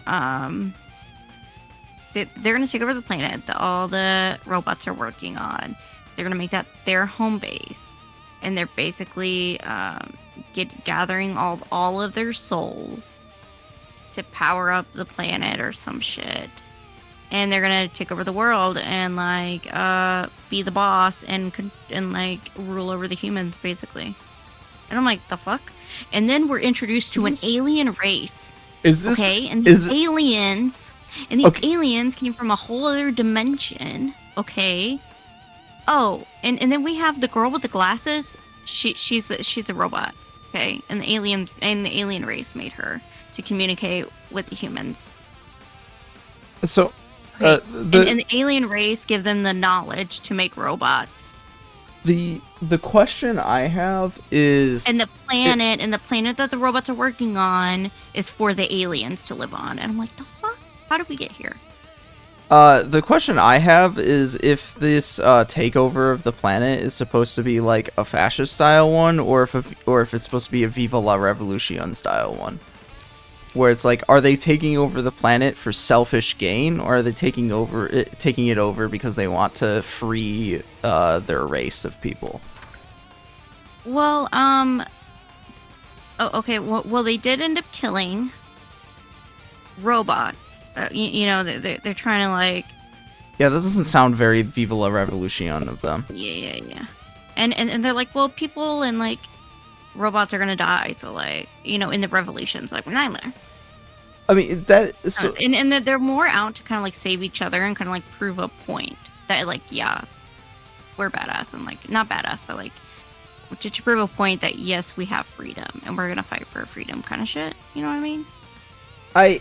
I kind of see the idea there, but I feel like that sounds like a failure of politics on the part of the show, where it looks like it's the type of show that's trying to tell a sort of revolutionary story, or like in the like the idea is that these people are basically slaves and have no freedom, and so Who are they all it's attacking? That like they're not a. it's What the fuck is they're happening? so like the idea is sort of establishing Oh, freedom for these people, for these robots.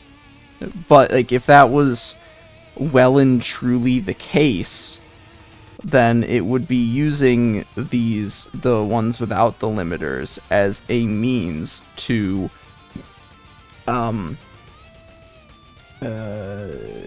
either inspire or forcefully try and create a situation in which all of the robots attain their freedom, and then there would be like a major conflict. Essentially, it like a civil rights kind of story. It basically is the kind of thing that it looks like it's trying to go for.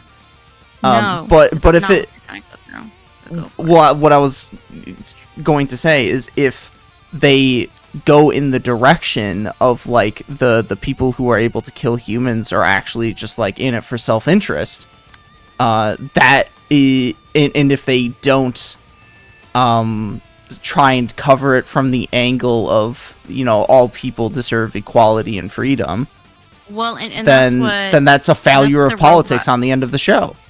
And that's what the main girl's trying to do. Is she's like, I want to save.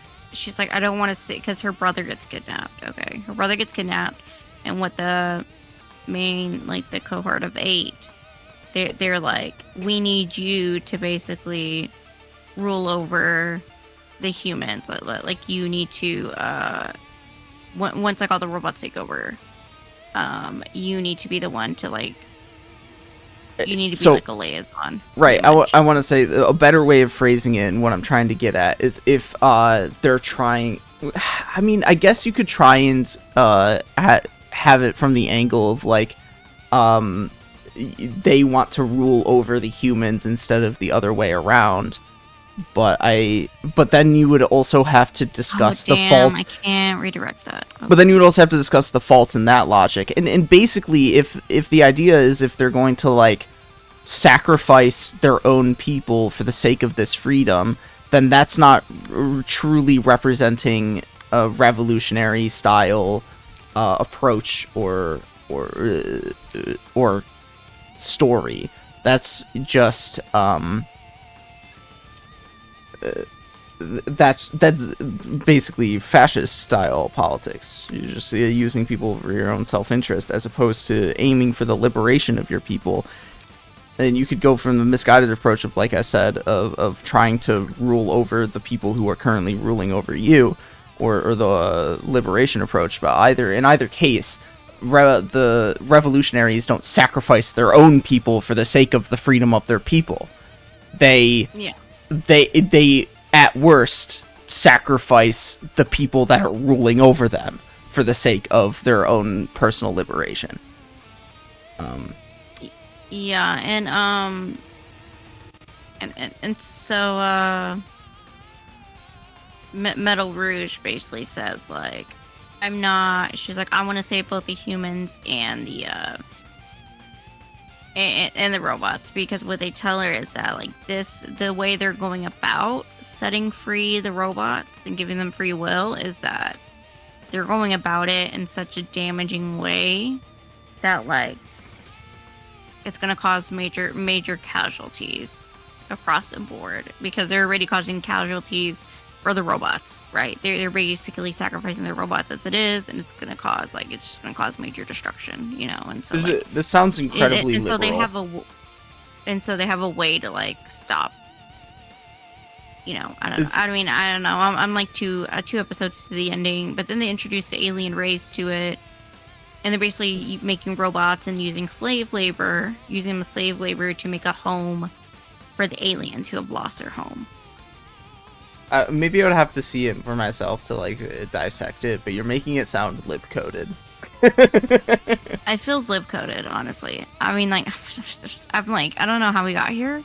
I don't know how we got to aliens and like shit, but that's what stumped me the most, the fucking alien shit. Honestly. liberals be like, I'm okay with you having freedom if you don't like put pressure on me to give you freedom in the now, and you get freedom like 20 years from now. So I don't know how it's gonna end. I'm like 2 episodes from the ending, so I don't fucking know. But I'm like, I don't know. When you surprise. Oh, and then they cloned Metallic Rouge, the puppeteers. They cloned Metallic Rouge, and so yeah, so she has like a little sister, basically. The other thing I was going to say is that the major setting flaw that always threw me off from the beginning is that these robots, they have this like nectar chemical that serves effectively as their life energy that they have to take every day. But apparently it is also like an extremely pleasure-inducing addictive drug for humans. And that just the extreme ease with which it seems to be obtainable, considering that it is such a dangerous drug for humans to consume, is just like completely illogical. It because it looks like the Neans are able to just basically like walk up to places freely distributing out these this nectar or whatever, and at which point it's like, well, what's preventing the humans from fucking getting it? And then the humans also regularly steal it from the Neans. And the other part of it is that it like sells for shitloads of money too, because it's such an addictive drug. And it's like, but it's so readily accessible. Why would it be such an aggressive black market if you could just fucking get it so easily? Yeah, for real. That's what, and that too. That was like really like cocaine is expensive because you can't get it easily. No, not this drug, okay? And heroin is cheap because you can get it easily. But it's still relatively expensive because it's outlawed. Oh, sorry. Oof. I had to eat one attack. I couldn't redirect. Yeah, those rhino rams are getting to you.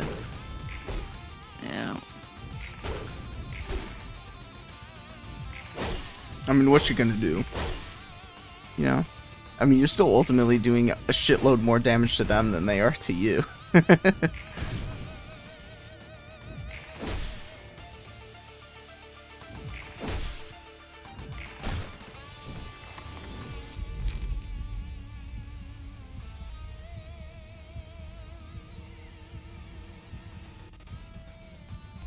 Always a big fan of absorption. The duration of the act recovered 20% of max HP upon defeating an enemy at the start of the scene. Oh. Yeah, gain strength based on how much HP you've recovered within a given act. Cold Scar. Dice on this page do not deal damage or stagger damage on hit. Synchronize the Little Red Riding Hood Mercenary. Ooh. Recover 5 HP, gain 1 strength next scene. Target receives 1 strength and 5 bleed next scene. On hit. And it's a mass attack. So whoever uses it can get upwards of like 5 strength the following scene. And also recover like 25 HP. Oh, that sounds nice. Yeah, so it's quite a good card.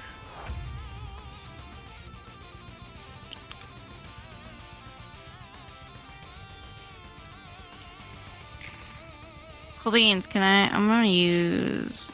I only have 4 light. Yeah, those all require 5 or 6. Okay. If you you used Great Slash Horizontal right now and just like killed. That's what I was like. Oh man! You would completely prevent 2 of them from doing anything and potentially kill one of them. You would potentially kill 2 of them. No. Damn. And then those rhino rams. What other show did I watch this season? Fuck me. I don't know. Oh, and then I watched that other one where the guy. I never remember names of shows or character names. I'm such a fucking retard. Doofus. Dummy head. Doo-doo head. And then Momochi House. That was a good one. Probably 8 out of 10. It's great. We love shoujo in this house, okay? We stan. Well, it's a good thing I'm not in cute. this house. Oh, Bujigiri. I'm only on episode 9.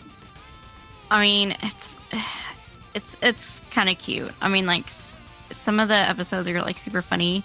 Oh my god, but this episode 8... Oh my god, like, one of the guy's brothers, okay? He's in... Because it's a delinquent show, so, like, he's in juvie. What's new, okay? And he gets, like, slashed in the gut on the day he's supposed to be released from juvie. Okay? And he dies. Ah! And I'm like crying because his brother, who's like on the outside, who's so happy, like he's gonna be released, and he's like waiting outside of juvie, and it's like raining, and he's like, man, why is my brother taking forever to get outside, like released? And you're like, oh no, something bad's gonna happen because it's raining. Never good when it rains in anime, okay? Oh, and like, man, your heart just hurts, man, because he's like a little golden retriever. He's like the himbo in anime, you know? He's just like a good kid. He's just like sweet angel baby cakes. And, man, and so like he's a mesh right now. Okay, it's not a good time, bro. And like they get in Buchigiri, they get possessed by like the Buchigiri like spirit, and like they gain like super strength basically from these like ghosts. And so he got possessed by the ghost because he was not mentally strong. And so now the best friends, like, are each possessed by ghosts that are, like, destined to fight each other. And so now they have to duke it out, you know? So, yeah. So it's a tough time right now, bro. It's tough out in these streets, okay? And we had a beach episode, and the beach episode was really fun. And then we got hit with, like, all this drama, okay? We got hit with the soap opera show. The soap opera episode right after the beach episode. Fucking hurts, bro, okay? Fucking hurts. Oh. Okay, I'm done crying.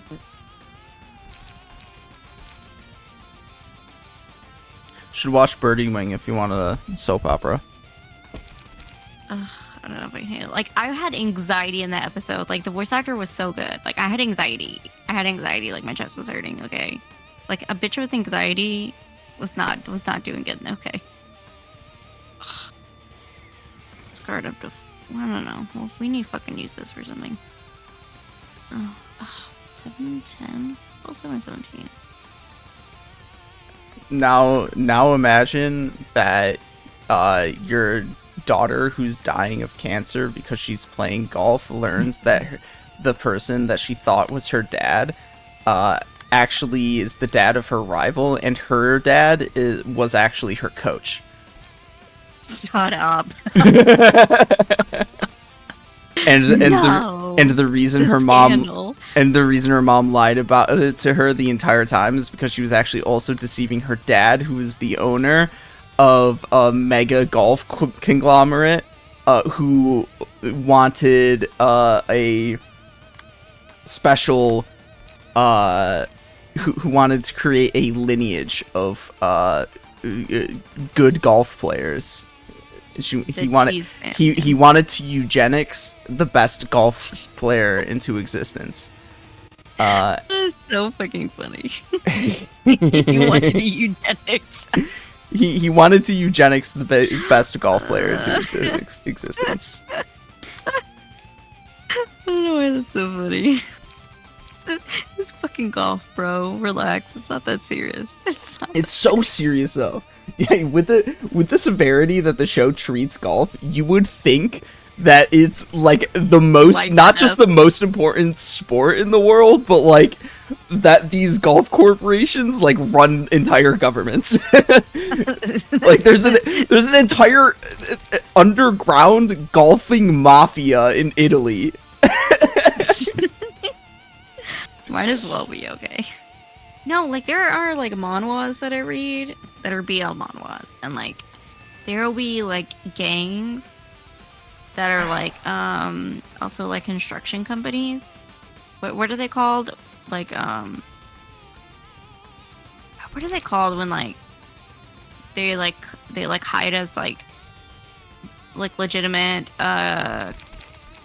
companies when really they're like gangs. What is that called? They're fronts. They're fronts. Yeah, they're construction companies. Like their front is a construction company, but really it's just like a bunch of gangs. And I'm like, the fuck, is that really a thing? Is that really a thing? Do companies actually do that? Like in Korea? So confused. Yeah, mafias do have front companies. Or like construction companies? Yeah, actually, construction I'm pretty sure is a very common one. Okay. For mafias to open up as fronts for their businesses, because then you can do you can open up construction projects for whatever you want built or whatever, without as much scrutiny, so you can just do it yourself. That makes sense. Wow, that makes sense. I don't think anybody's attacking me, so why don't we just use... Yeah, no.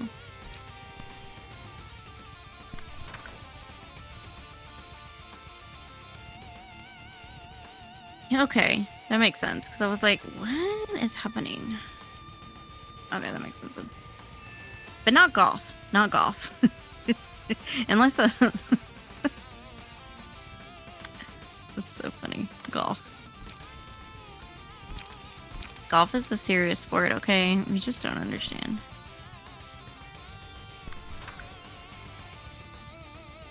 Life and death, bro. Those golf courses, like, walking across those golf courses, man, it's fucking hell. 10 out of 10, like, would not recommend. Okay.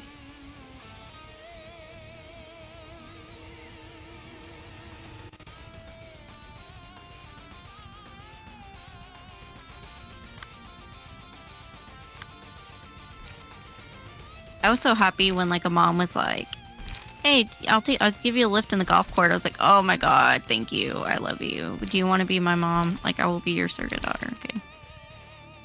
Sorry, Mom, I'm abandoning you, okay? For this nice lady in a golf cart.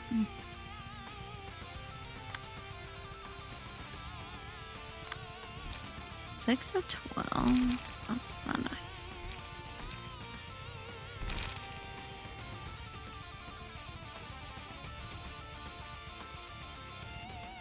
She just has level slash.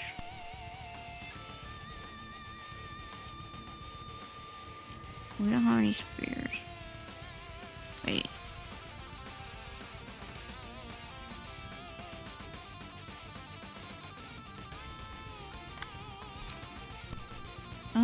Okay, well, we're just gonna have to suck it up.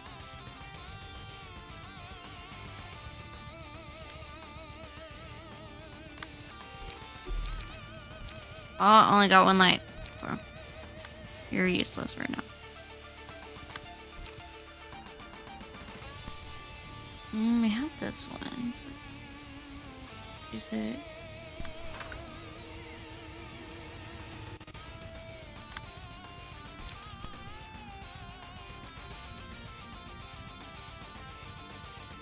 Oh my god, why is the neighbor's dog barking? Shut up. When the neighbor's dog barks, my dog barks. And then he wants to get up and see what's up.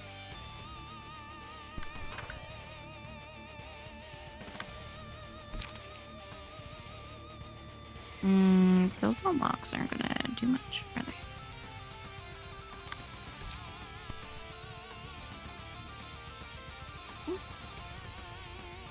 But we were not doing very well. Anything else, I don't think.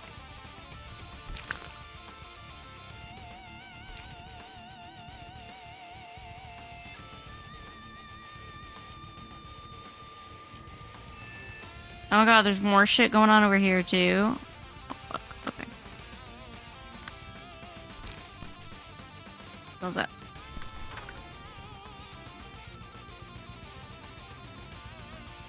But yeah, there were also actually some cool movies that are coming out this season. But they're movies, so like we won't get like pirating access to them until like long after they've come out. Oh yeah. But there were some pretty neat looking ones. There was like a duo of movies made by like the same group of people that are releasing at or were released at some like film festival. That are very similar to each other, certainly in animation style, but both of them looked like they were pretty solid. Oh, interesting. Oh man. Okay. Well, I can't read it right there.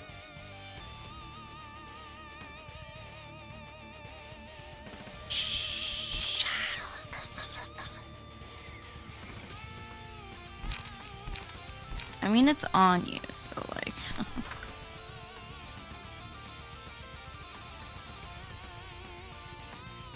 You just take some pot shots. What do you mean? The flame ammunition. You could just take some pot shots.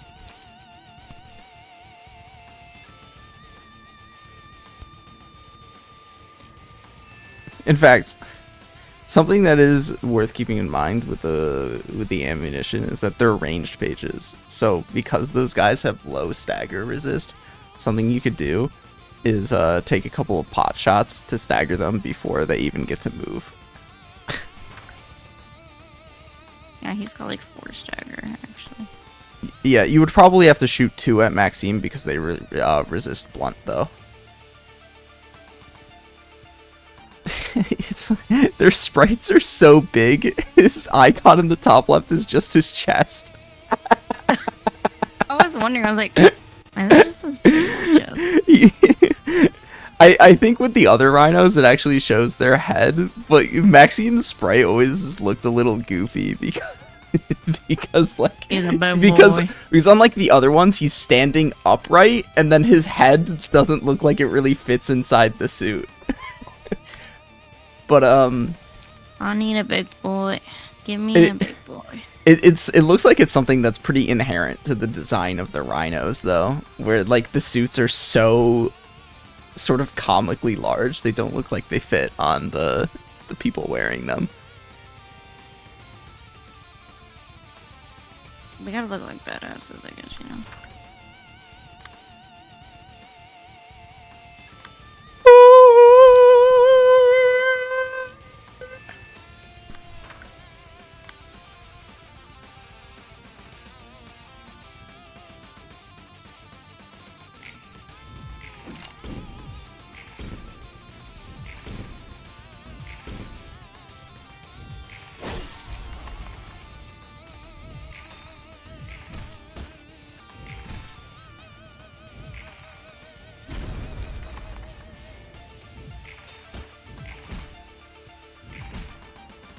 Oh, he staggered. Big boy staggered.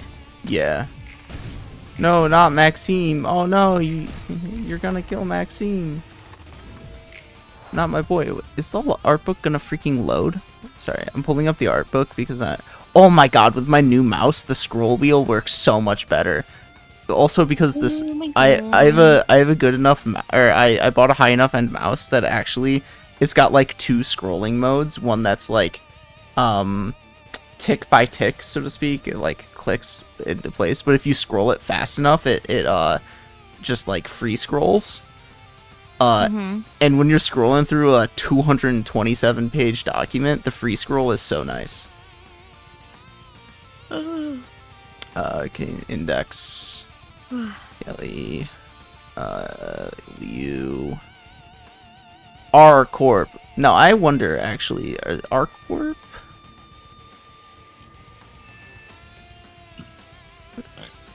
They are actually. I wonder if there's any difference between the two.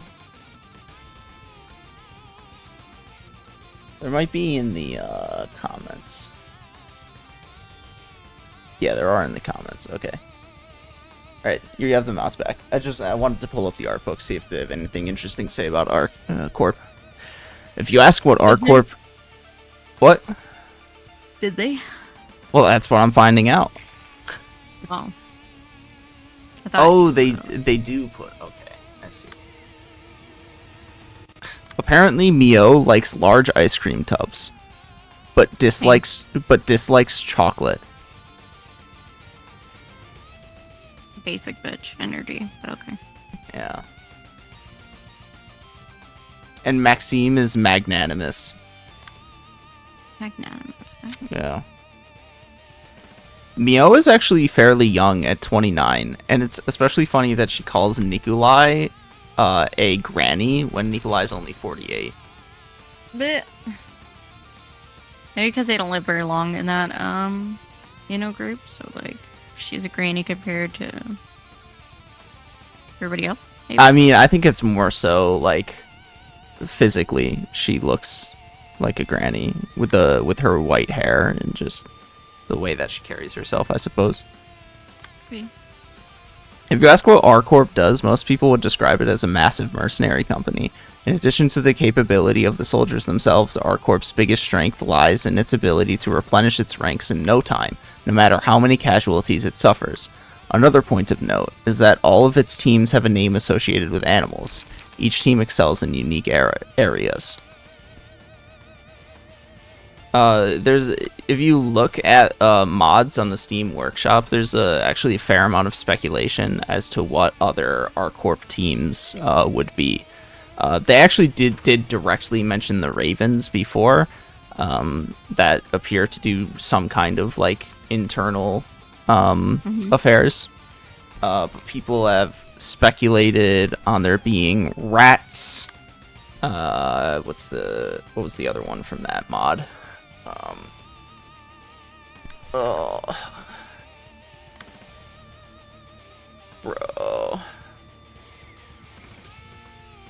Robins, rats and robins.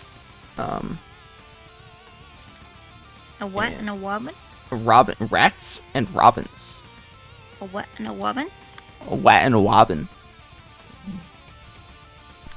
And Okay, we need to throw some more shit at this bitch. Okay, we need to take this bitch out. He's at 64.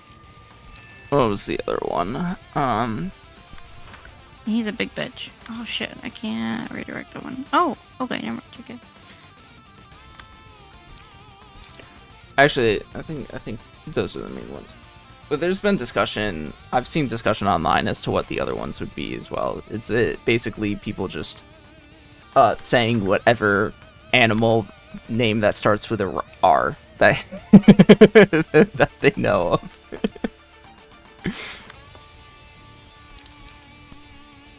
Who knows if Project Moon will ever deign to come up with other ones.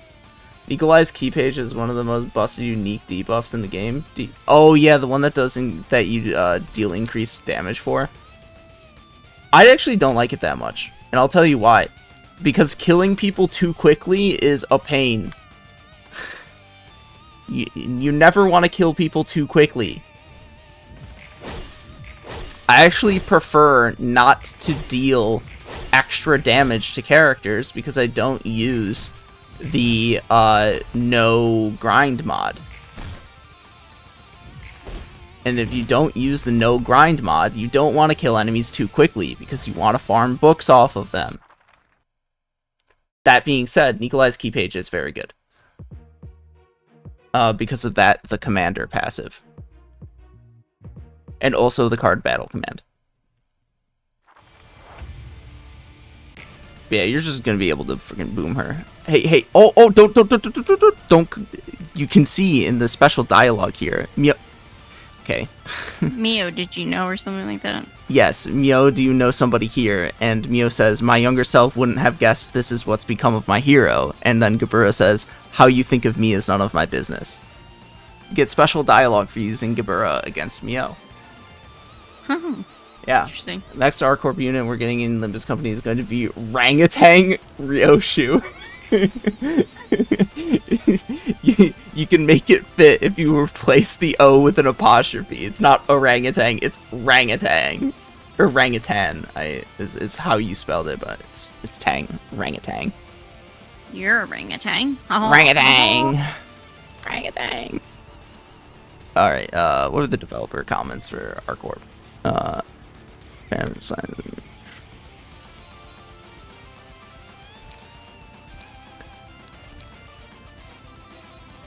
The Rhino suit was originally designed as a powerful suit, slightly larger than the body, but as we progressed, the limitations of chibi proportions made it excessively big. I do think... Is that 821? Yes, 8 to 21. And Disgusting. and since their speed is 6, it's +2 on top of that. Disgusting! But as we progressed, the limitation of chibi proportions made it excessively big. I do think bulky makes them look better and more reliable. Among the reindeer team helmets, I like the ones with sullen eyes. Getting hit with a mind whip by someone wearing it dazes me. Damn, what the fuck am I supposed to do with this shit? Should be going librarian poo on those abnormalities in no time. Oh, yeah. Yes. I don't know, I'm manifesting my ego, okay? What else was I going to say? I'm manifesting my ego, don't bother me, Mio, okay? Yeah, the way that the rhino suits work is they basically inject you with a bunch of like physical enhancing chemicals, and your body has to be like specifically molded in order to be able to handle the suit and the stuff that it injects you with. I don't remember the details. It's been a while since I read the fucking identity story in Limbus Company.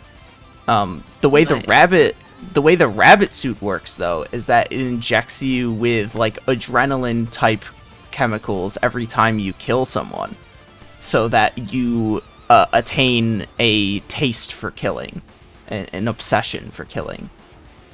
So that's Mio's problem. That's all of the rabbits. That they basically get They're like in it. They basically get a chemical addiction to killing people, and that's why they're obsessed with grazing the grass.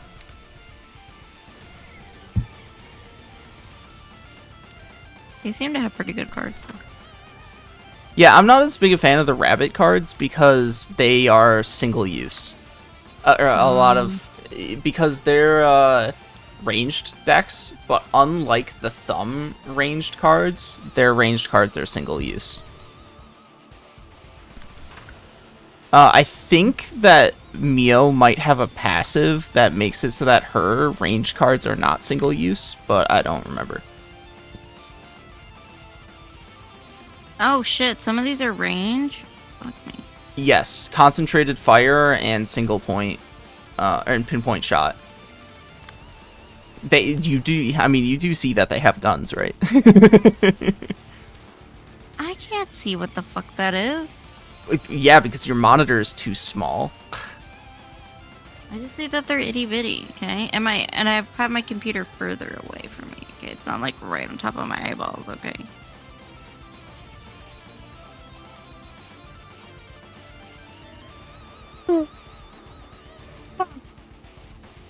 I'm partial to the R-Corp logo because it's one of the simplest symbols I've made, yet it conveys the meaning well.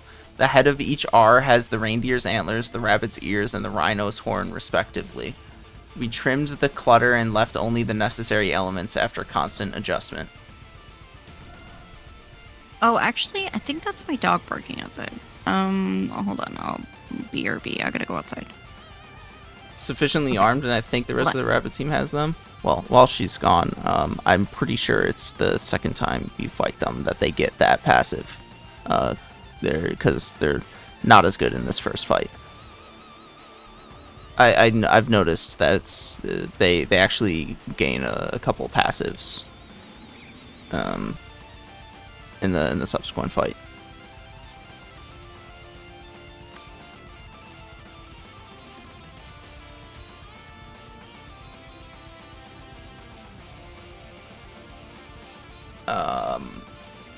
I find the way the reindeer team shake their heads whenever they attack cute, though I suppose that's their psyche being shaken in reality. There were a few characters whose profiles I'd already decided or had in mind, and Mio was one of them. I established her profile when I was writing the script for another part, so I put it in the art book right away with a few adjustments. As a bonus, the large-sized ice cream tubs are one of P-Corp's products. What the? I didn't realize there was anything relating to P-Corp in this entire fucking thing. when did they come up with the idea of what P Corp is going to be like? Did they just have like the entire setting established in their mind from the get-go? Pharma Corp? Maybe, I don't know. I mean, K Corp would basically be Pharma Corp, wouldn't they?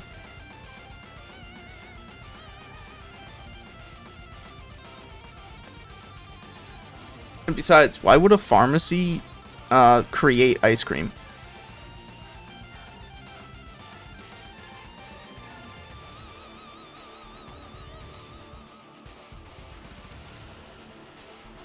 Like, that P could stand for fucking anything, given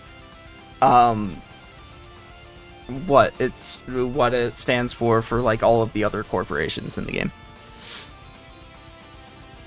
And what the man, the myth, the legend, Kim Jong-un, wait, hold on, I'm gonna look up his fucking name, because I always forget what it is.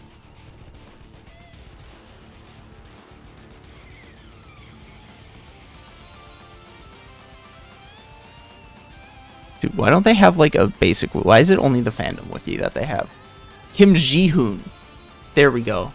Kim Ji-hoon. Fucking Christ, never remember his fucking name. K-Corp handles all the livestock needs for the city while also supplying ampules to medical facilities as a last resort measure for dire illnesses. Yeah, but aren't you, like, literally speculating on what P-Corp does?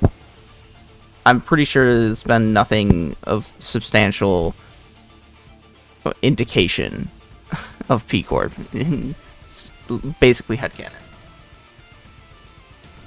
Unless you've... Yeah, but that... I get that people have fun with that, but, like... It's always good to establish boundaries of when people are delving into headcanon and when things are established. Frigid. Like, when a woman is frigid? That kind of frigid? Pterodactyl Corporation. make it a word with a silent P.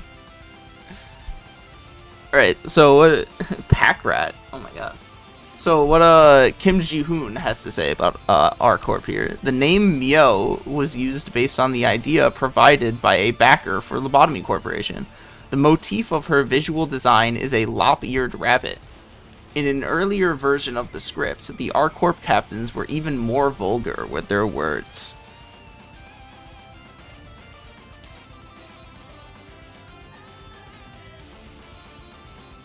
And of course, I gotta look through the second page of them where it fills out more details.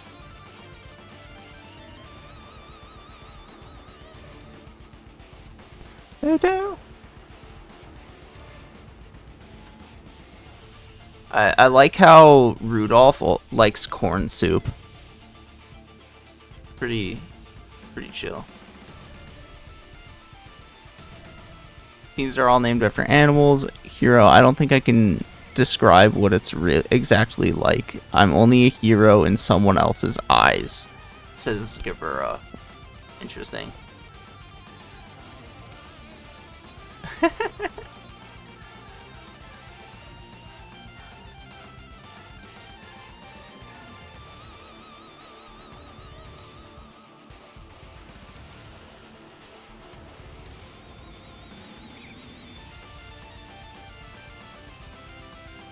Ooh, we uploaded a teaser poster for an animation featuring the 4th pack of R-Corp on April Fool's Day. There's actually a story treatment we wrote for 10 episodes of that hypothetical animated series, showing events from the build-up to the aftermath of the Smoke War. I hope to make it someday. Huh.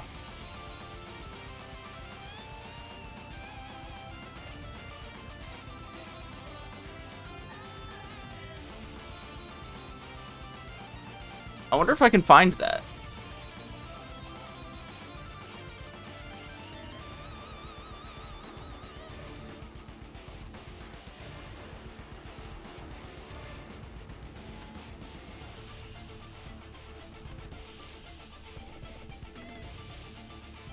Well, okay, when I look up the freaking when I put April Fools in the search terms, it shows me last year's Limbus Company April Fools with horse Virgilius.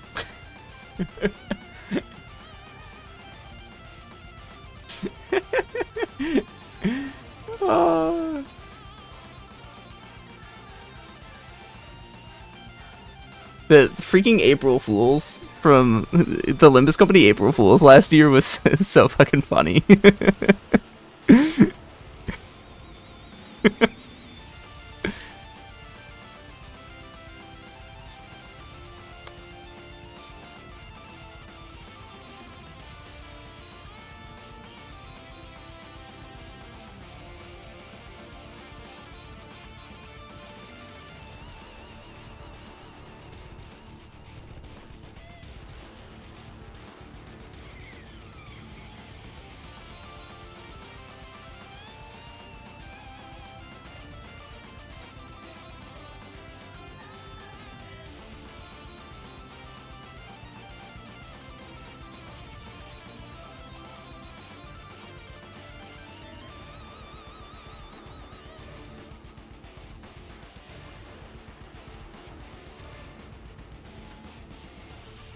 Damn, I don't think I can find this fucking poster. Maybe I can. Maybe if I go on Project Moon's Twitter and just scroll down really fucking far.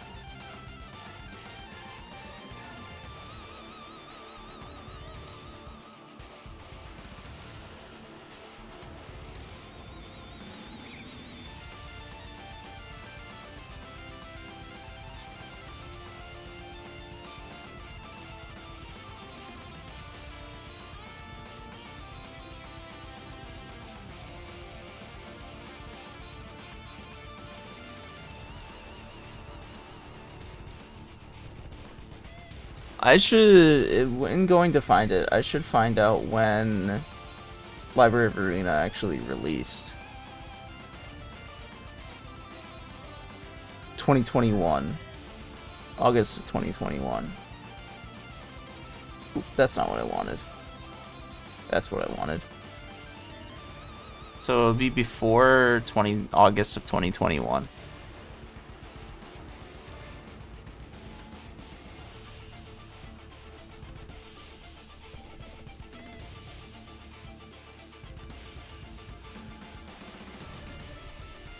OMG. Okay.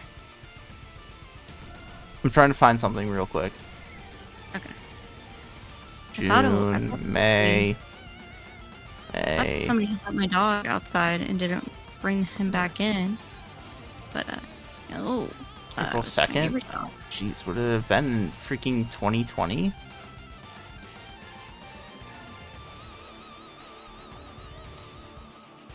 Your mom is 2020. Never mind. Not happening. All right, you have the controls back then. Okay. I thought somebody let my dog outside, but and didn't bring him back in. But no, it's my neighbor's dog, barking, and then all the dogs were like, "It's potty break time. Let's go!" And I was like, "Okay, this is potty break time." It was exciting. Very exciting adventure outside.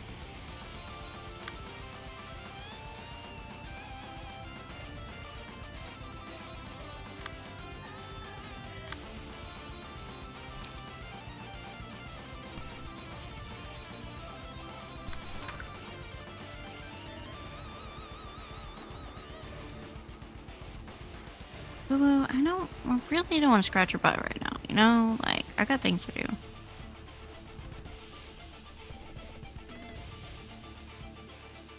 Great. Okay. What do you do with this one?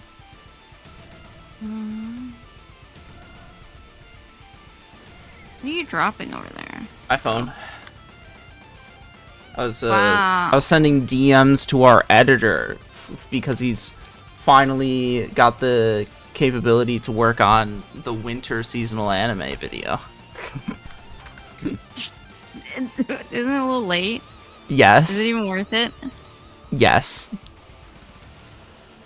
I said that would be the first. I said when we were doing it that would be the first one of the seasonal animes that we're uploading. I'm sticking to that narrative, and besides, I think it does a good job of establishing what the seasonal anime previews that we do are going to be like, especially since that's the first one that you were a part of.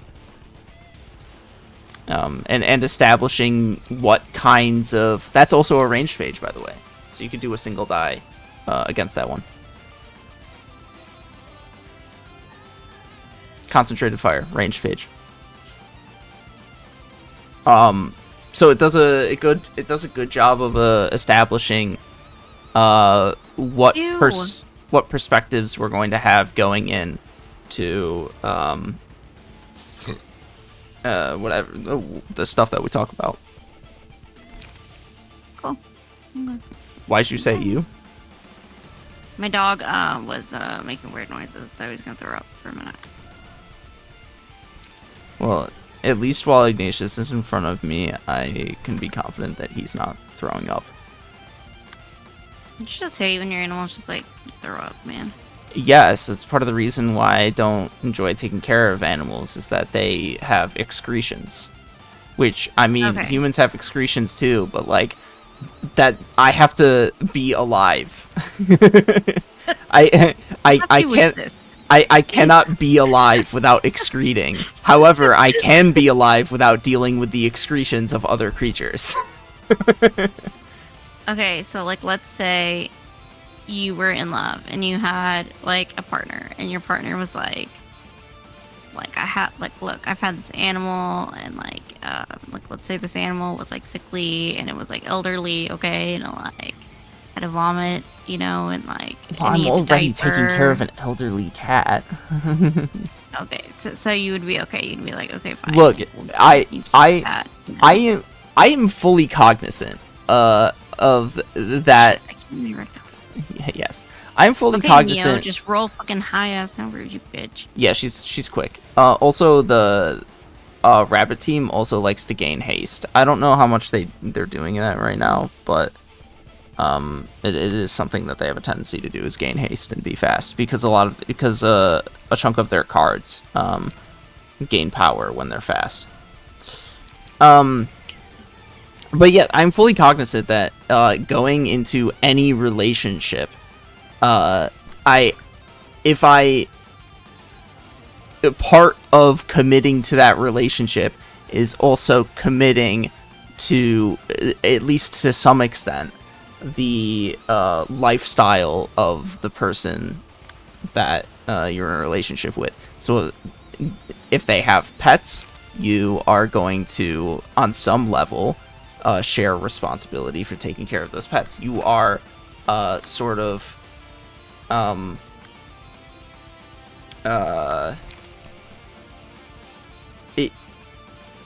it is, in a sense, a part of the deal that you are making with the person in having that relationship. If you, to use transactional language, even though relationships are not like transactional things, that is a part of the deal of being in a relationship, is also at least tolerating or participating in their lifestyle choices. Mm-hmm. It's the same it's the same idea behind, you know, not leaving your partner just because they get cancer or terminal cancer. It's like, no, you signed up for this shit. it may not have been a part of the deal at the time, but the idea is that even if something of this sort of magnitude or thing happens, that it will not change the way that you feel or interact with the person. Yeah. Sure.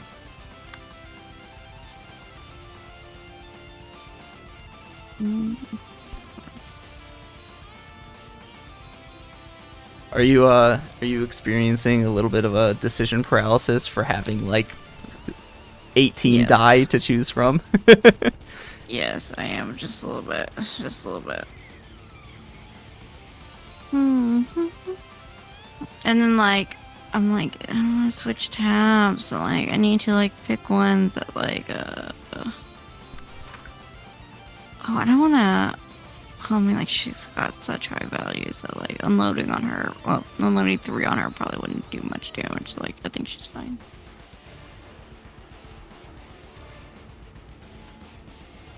And I don't want to use those cards just yet.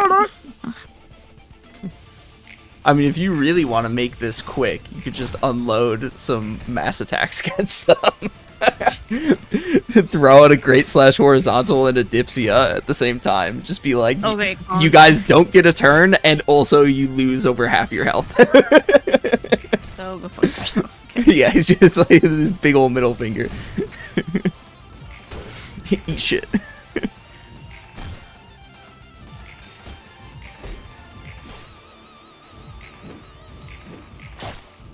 Damn. Oh, Got boomed.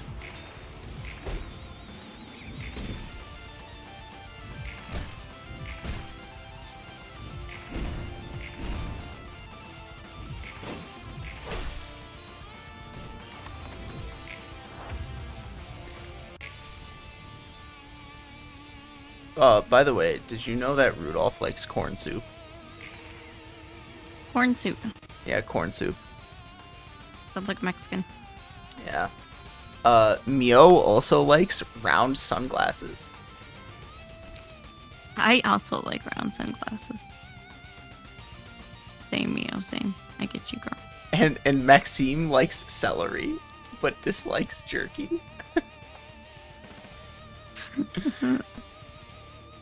Just like, okay. Yeah. Such a random fact.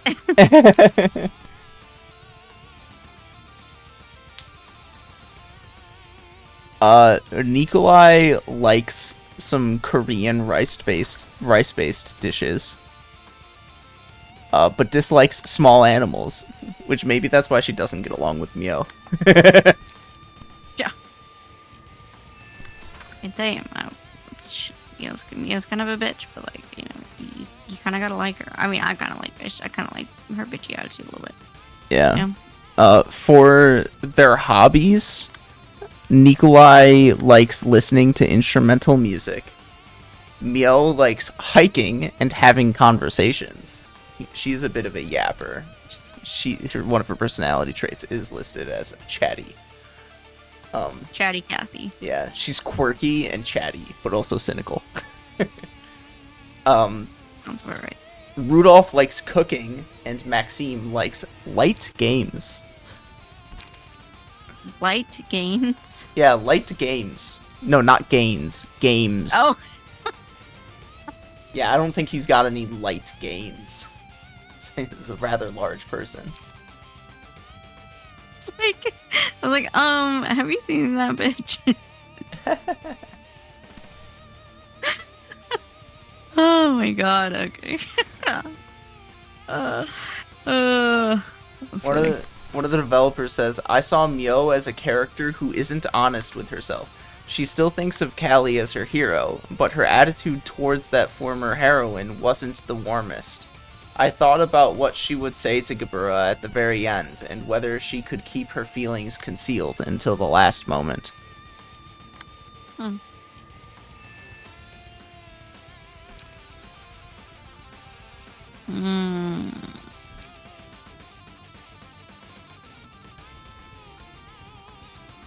What am I supposed to do with that?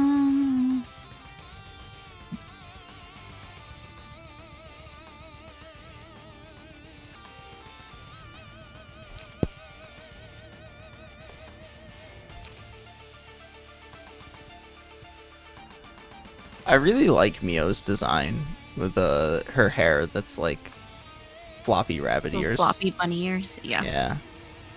It reminds me of the. Have you seen the little lion head bunnies? No, Google it. don't want to. Bitch, Google it. Don't want to. Motherfucker. I also have something of a soft spot, I guess you could say, for white hair and abnormally colored eyes. Hey, I mean, I like white hair too. I mean, look at Kakashi and Geto. I mean, Yeah. not Geto, Gojo. Okay. Yeah. But the interesting thing is that that sort of attraction to white hair does not carry over into real life. There's something. Well, no, I do like silver hair men. I don't Look think at Garp. Look at Garp. I do like Garp. I do think Garp is very sexy. You do have a point. They did a good job of really spiffing him up. I mean, I'm sure he looks great in real life or outside of his job as well. But the makeup crew certainly did a good job making him look real spiffy. They did. He's right. But something about the coloration of white, I think doesn't work all that well in real life, but it works very well when artistically when drawn. Well, yeah. Well, like white hair, like in real life doesn't look great, but white hair out of a box of hair dye, looks great. And like a lot of times with like gray hair, like a lot of women and men who like want to go naturally gray, they usually get it like highlighted with like white, to make it look better. I mean, spiff off the grays. It's because it's dull. It's kind of a dull color. So yeah, I mean, it's definitely has to do with the way that real life sunlight and light works, as opposed to LEDs and other ways of simulating it. LEDs and paint. But then additionally, alternately colored eyes, I think are just cool. Just cool, man. Just fucking cool. It's cool. Her red eyes are cool, and the way that she like glares when she's pissed is cool. Glare at me, mommy. Mommy, dommy mommy. No, I wouldn't say she's a dommy mommy. She's more of a brat. No, she's a younger sister. Yeah, she's a brat. She's a brat. Yeah. She's a bottom. Basically, she's a bottom. She's Callie's she's a bratty bottom. Yeah, she's the bottom to the Red Mist's top. Yes, exactly. Glad we came to this conclusion together. Oh man, I can't. But then, like, do this because I can't. Then, like, the other example that I'll give is Faust in Linda's Company, who just looks great. She's albino. Her white hair looks great. Her grayed out eyes are also very interesting to look at. And then, I don't know, man.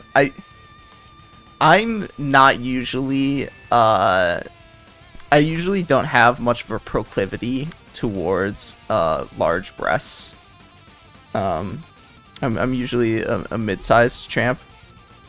But the way that the artist mid-sized champ. Yeah, mid-sized champ. Never heard that. Well, that's because most people either say flat is justice or Never heard that either. Well, that's okay. You're out of the loop for not hearing flat is justice. Or they say the opposite, where it's like mostly big breasts. For most people, big breasts are like a shorthand for MILF for some reason. But most people either advocate in either direction, and I'm like, dude, just put them in the middle. I like the middle size is best. Okay, if it's if they're too large, first of all, from the woman's perspective, too large, as you mentioned constantly, back pain issues. My back. But also, I know my back hurts. but also, I think they're unaesthetic. They don't they get like they're too sort of obnoxious in your face and. They stick out like a sore thumb, sort of. But if you're flat, then you don't get the curves. True. And also they're not as fun to, you know, touch. Sure. Squeeze. Sure. Not as fun to squeeze. Sure. So I'm always going to champion that sort of middle size. I don't necessarily have a great idea of what letter corresponds to what, but I'm pretty sure somewhere around like C cup. I forgot where I was going with this is that you got lost in the titties. yes, I got lost in the titties for a moment. Is that Faust and Limbs Company is drawn with rather large breasts, but something about the way that the artists at Project Moon do it and like accentuate the sort of like outline of her body in the various outfits that they give her is just like done excellently. She is whoever they love Faust, you know. I know. Well, I think they love every character, to be completely honest. But Faust is definitely drawn very. Faust is definitely hot. Dommy mommy. Yeah. So I'm a fan of everything about Faust's design from an attractiveness perspective. For Ishmael, I'm specifically a fan of her hair in the way that it's like super wavy, and in the back as it goes down her back. And then I like the other ones, but not for any particular reason. Anyways, I'm gonna read fucking Lucky's chat messages. There was an NGE fic called Nobody Dies that explained Ray's albinism as a result of Lilith's tissues rejecting any melanin as an impurity. Oh, hi, Lucky. Yeah, he's the one that I've been responding to for a hot second here. The fuck is NGE? I would probably recognize it if it wasn't an acronym. Each scene, the first die the librarian plays recovers HP. Yeah. An important thing to note about Shell, by the way, is that it nullifies incoming stagger damage, meaning that Gabura, as I mentioned before, with her ego manifested, if she doesn't do enough damage in any particular scene, she takes stagger damage. Shell does not nullify that stagger damage. So Gabura can still be staggered even if she has Shell, if you don't do enough damage with her on any given on several consecutive turns. Oh. Most of Faust's clothes use D-Corp tech to hide those humongous honkers of her. Oh, Neon Genesis Evangelion. You know, part of the reason I didn't recognize that as Evangelion is because you were talking about Lilith. Which is around the point in the story of Evangelion that I started zoning out because it was like stupid. I think I'm on episode like 22 or 23, and that's when the animation again got better. Yeah. It was around 20, better? 21. 20, 21. It was like it was like animation just stopped. Oh, so Just stopped. so We just got stills. So And actually, then the animations, it was like, we're watching an anime. Oh, we have moving pictures. Weird. we were actually talking past each other when we talked about that then. Because I was talking about literally the last two episodes of the show, which I think are 25 and 26, or 24 and 25. Oh, I did okay. not remember or realize that there was an animation quality dip earlier than that. Yeah, it was like episode 20 and 20. I'm gonna do this one. Double the power of the last die librarian, please. Fair.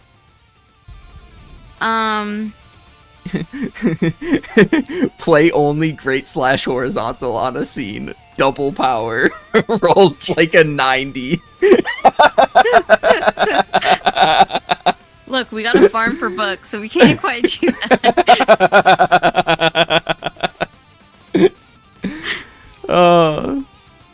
And I already like halved what's her face's HP, so yeah. This is... great split vertical over here. Oh man.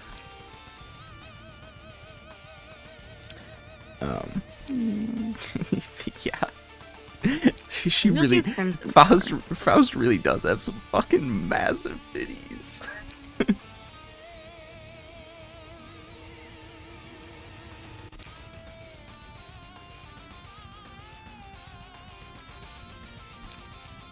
and and because of the way that she stands too, with like her natural pose that they have drawn for her, it looks like she's sticking her chest out too.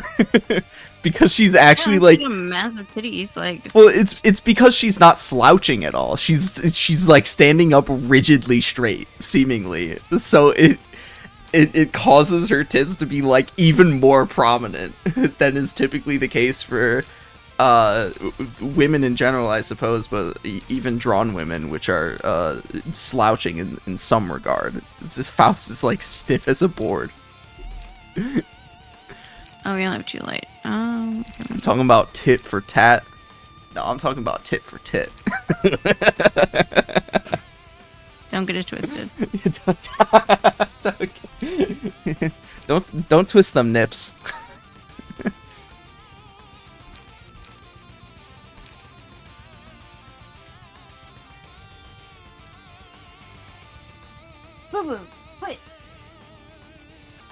Dude, your dog is being really obsessive today. God, he's driving me nuts. Like, bro, can you chill? Oh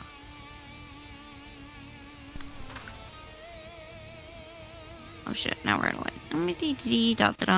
That's a 7. Well, Cabrera can redirect it.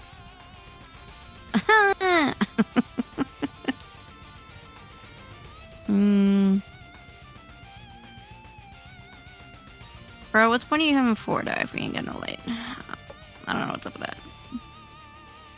Well, we got 6s. I can redirect that, so like that should be fine. Oh, we're fine. We're good. It's all fine. That's fine. Well, we're good. We're good. We're good. We're okay.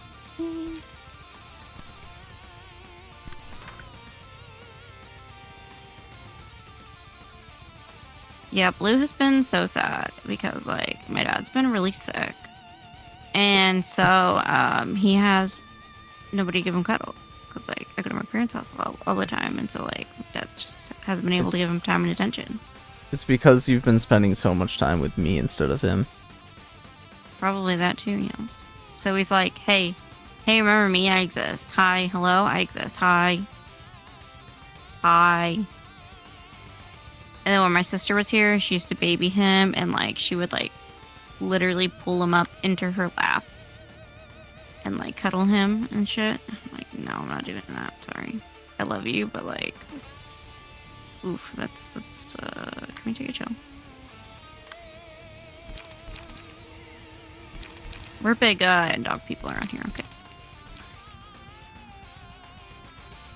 Oh, that's range. Okay. The fur on Ignatius's belly is so long. Just stick straight down.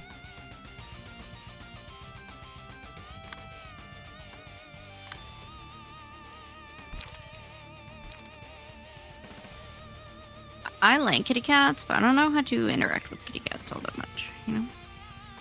Well, that's the issue, is you don't interact with cats. Cats interact with you. Got it backwards. Yeah. Yes.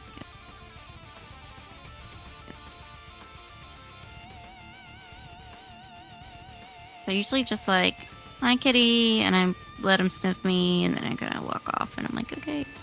Just... You let them determine where they want to be scratched.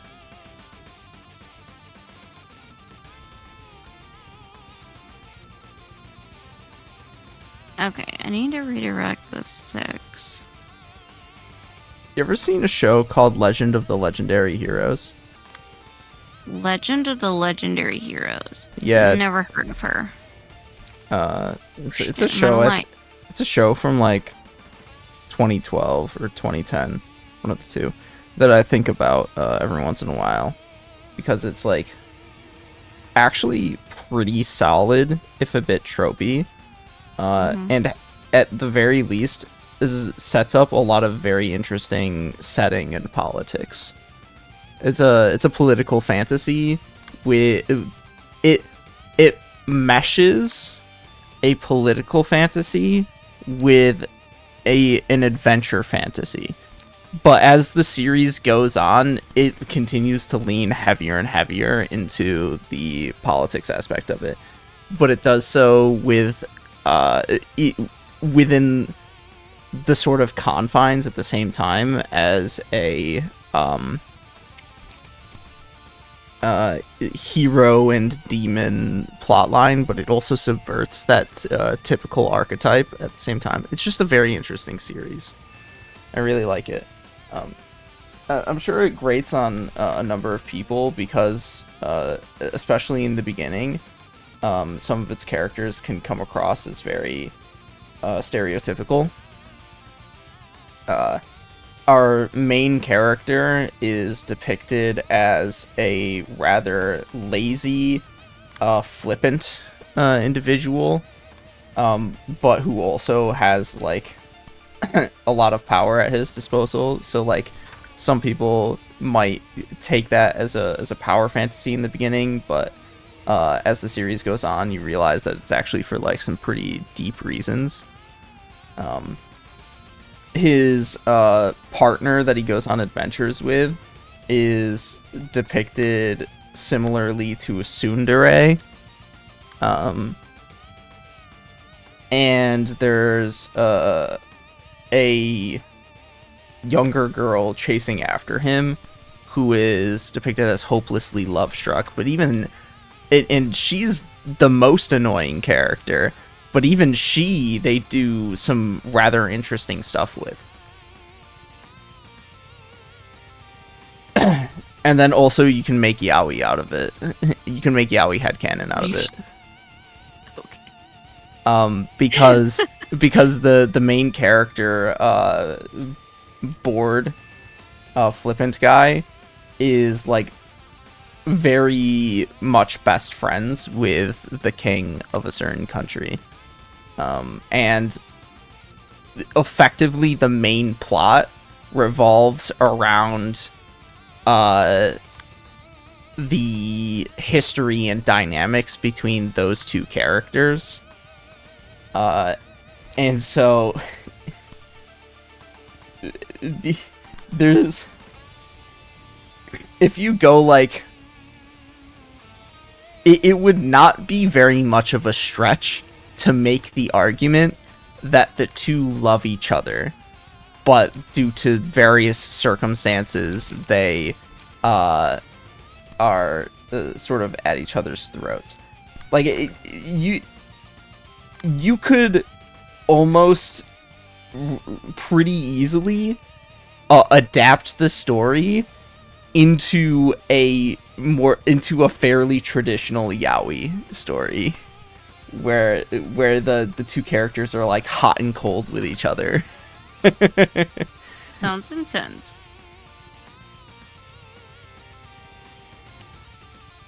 And what is it called again? Legend of the Legendary Heroes? Yes. Densetsu no Yusha no Densetsu. Okay, this bro's gonna just have to take the hit. Sorry, bro. Where's this one going? I'm about 10 seconds away from just, like, starting the scene. Well, everybody was like, he's gonna take the hit. Okay, look, we're done. Blammo.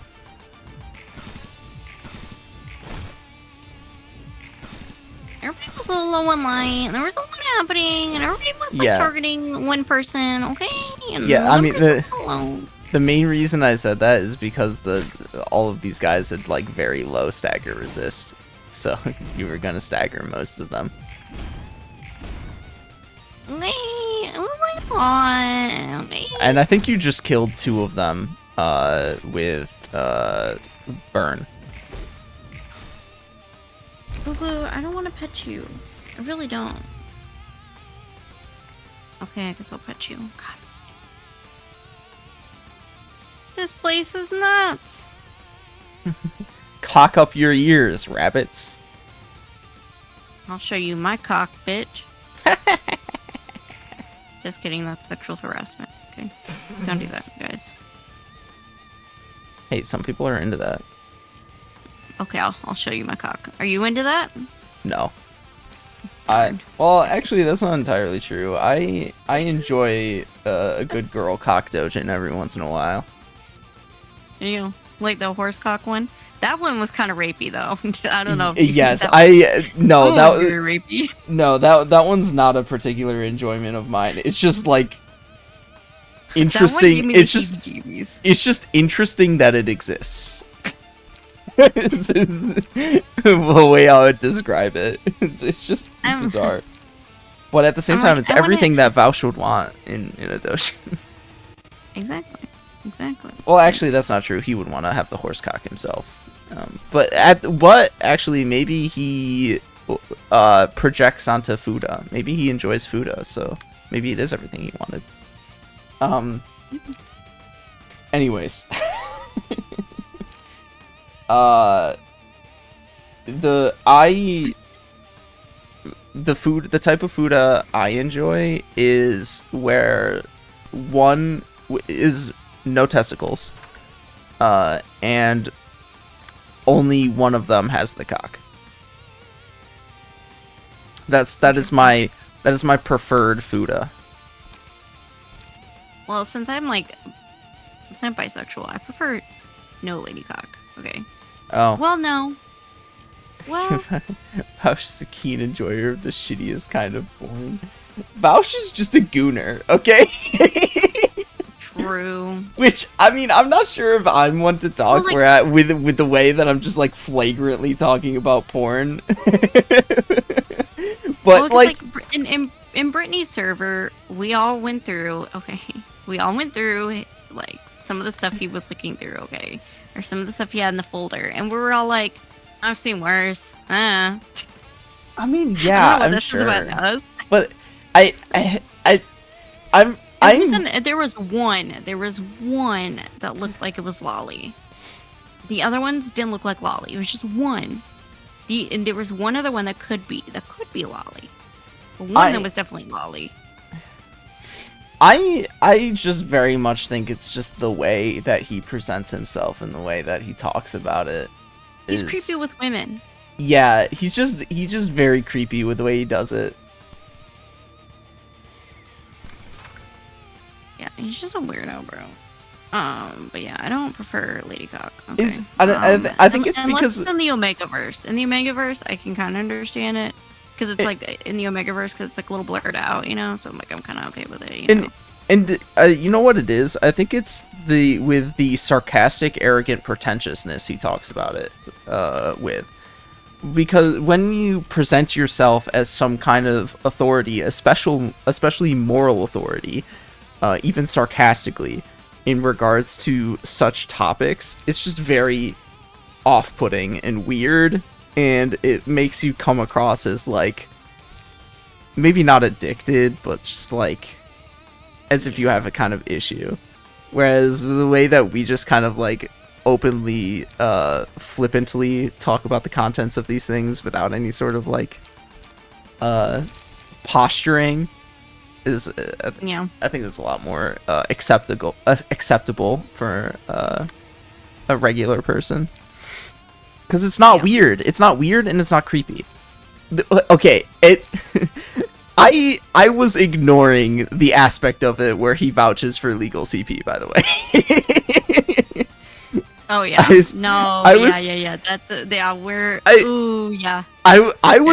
was just referring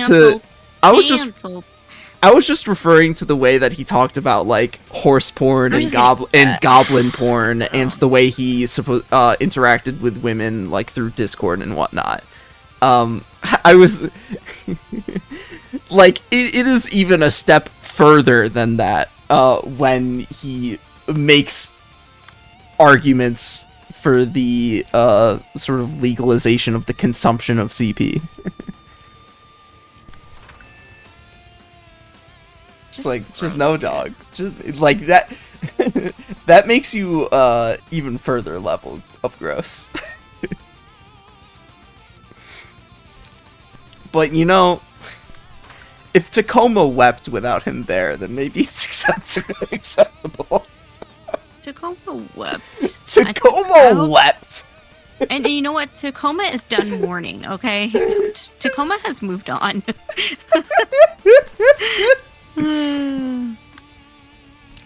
Tacoma is better without him, honestly. For the relatively minor, all things considered, issues I have with H3, I do think that his coverage on Vouch at the time was pretty fucking funny.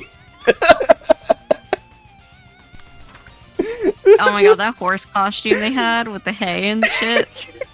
They're funny. And they were funny, but like, you know, he's a comedian, so I know. I love I just love that they took the Tacoma wept soundbite and just kept railing it in. Mm-hmm. And then the producer, I think he's a Uh-oh. producer of their show, Dan, was like, my only knowledge of the guy beforehand was the Tacoma wept clip. Oh yeah, and then like the oh no, oh god, what was it? I can't remember exactly. What it was. Whatever. Whatever.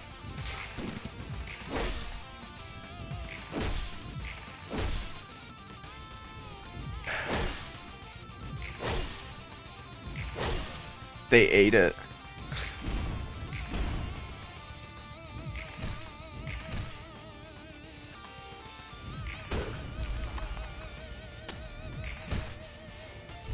Next time we meet, I won't go down so easily. Sure, babe. Oh, we're done. Yay! Yay! Finally.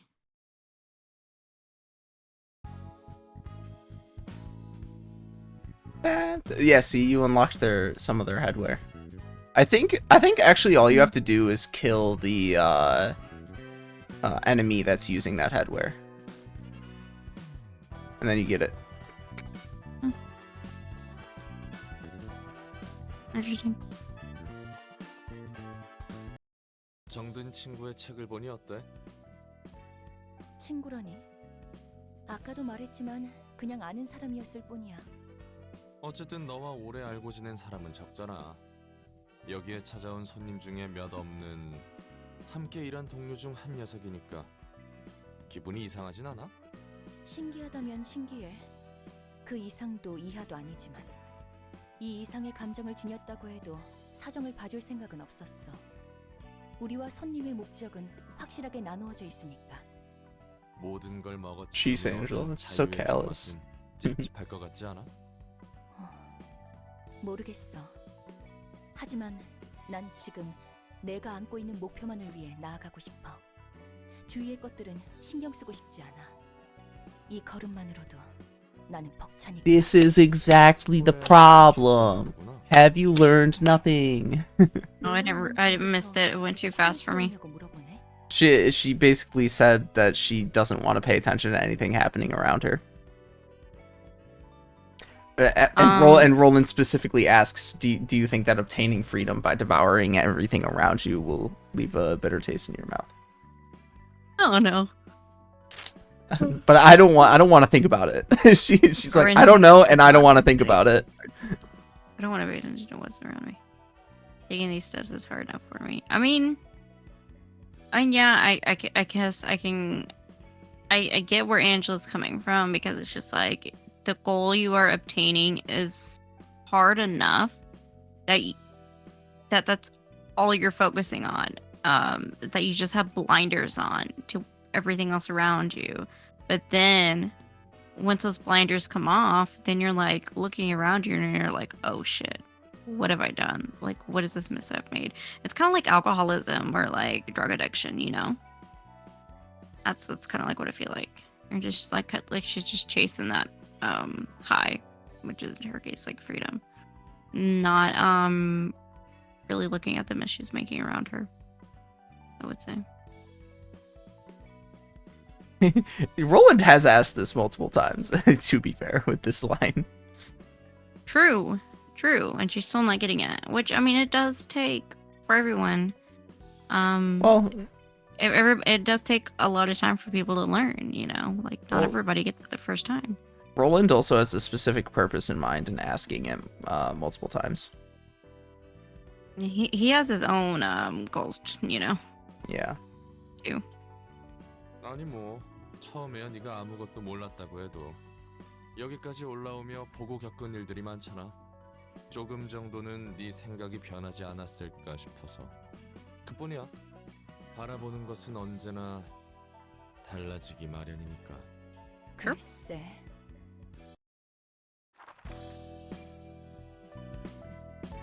Also true. I decided to Next. change your goal along the way. Next invitation. Let's go. Oh yeah, that's right. We have to burn books. We gotta.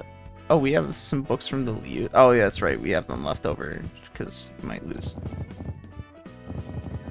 And I will cry. Yes.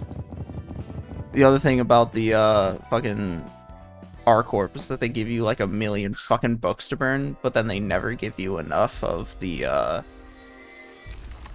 important ones.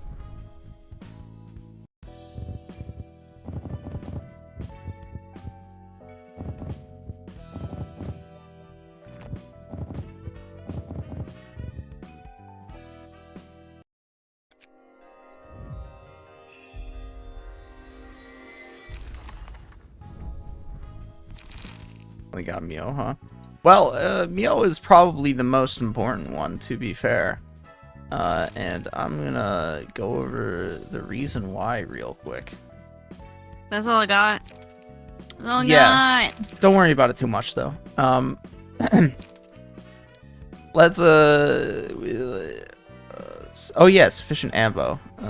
Combat pages, default type is range, do not exhaust on use. Yeah. We have this passive here titled Mio's Prowess. It's a very interesting passive. When using a combat page, all die on the page gain power against targets with slower speed, +1 power per 2 points of difference, up to 5. Now let's take a... I don't know what that means. if you're faster than the person, by increments of 2 up to 10, you get plus power on pages used against them. Oh. Now, if we look at Red Mist page, oh, who's this passive the strongest? What does this one say? Choose the speed die with the lowest value. The speed values of the die change to maximum possible value. Oh, that's very interesting, because the maximum possible value is infinite. So wouldn't that mean that whatever, if you combine those two passives, that whatever combat page you use on the infinite value die just automatically get +5 power? What? Now, Oh, now, before I attribute that to the Red Mist page, it gets even more interesting when we look at Yasad's floor, which I don't know why. Is there something that's like not letting me select the floors properly on this menu? That seems odd. Whatever. We can do it in the top left. maybe 'Cause you we- can't access them until you do the runs. No, because we've done the battles. Whatever. It doesn't matter. It's just being a little funky. Now, if we let's look at some of the Yasad's abnormality pages. Oh, what's this? What's this one? Chained Wrath. Blunt die gain power. Speed is fixed at 1. Now, what happens if we combine that with the Red Mist passive? Now, if all of the lowest value die get changed to the maximum value, wouldn't that mean that every speed die becomes infinite? And then you combine that with Mio's Prowess, and then every die gets +5 power? Huh. Very interesting. And then what's this about clean? Offensive die gain power against enemies with slower speed? Just like Mio's Prowess, but with a cap of 3 instead of 5? That would mean 8. Oh my god. Oh, and then we look at the ego page. Oh, what's this? Solemn Lament? Not only it's blunt, so it gets the bonus from the one that I pointed out, +1 to 3, I think is what it said. And it's also rolled 8 times?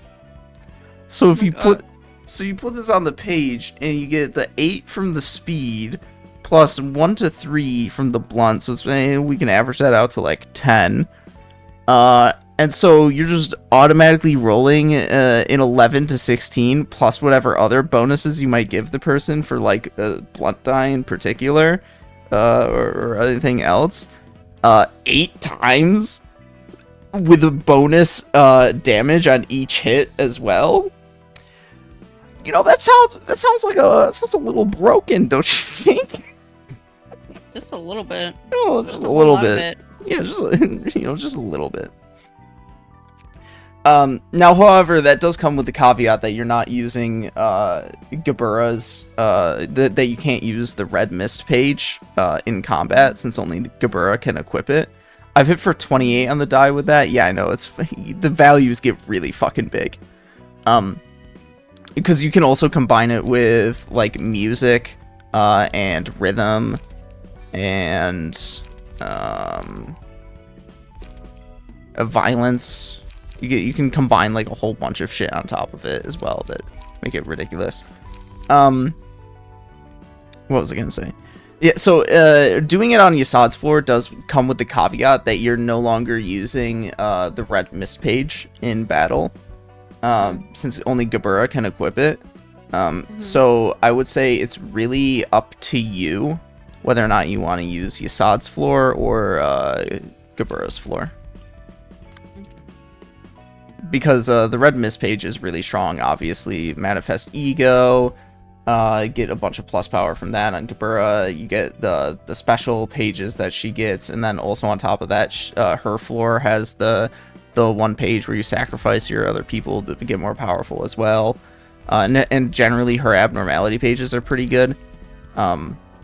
It's just Yasad's can be very strong as well. Okie dokie, Archoki. Your choice. Are you generally leaning more towards Gabura or Yasad? I think I'll do Yasad's floor this time. If you're gonna swap back and forth between these and you're gonna make me fucking go back and forth, I swear to Christ.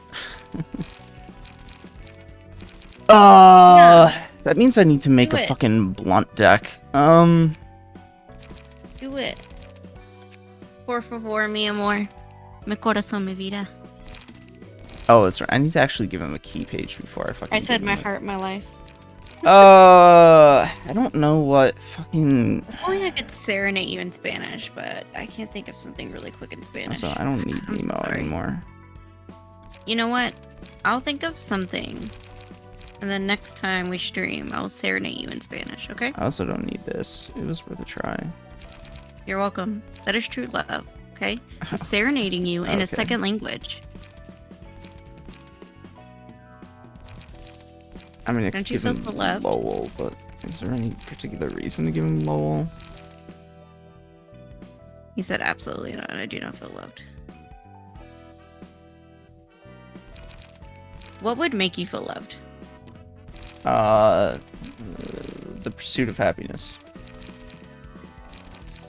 The Pursuit of Happiness. Like the movie? Sure. I don't know. Yeah, sure. I'll give him Lowell. Why not? Weirdo. I forget what was the other one that was usually equipped alongside, because it was Chun, Esther, Kalo, Bamboo Kim, and it was Yujin. That was the other one. Yeah.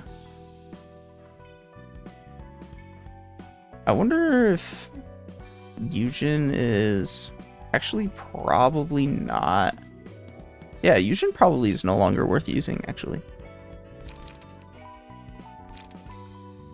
Deuces, motherfucker. Lowell I didn't like your ass probably anyways. better. So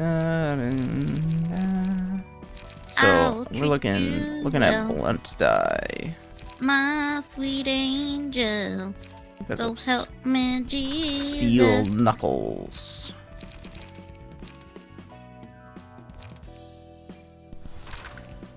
Do you wanna be my angel? Lemon.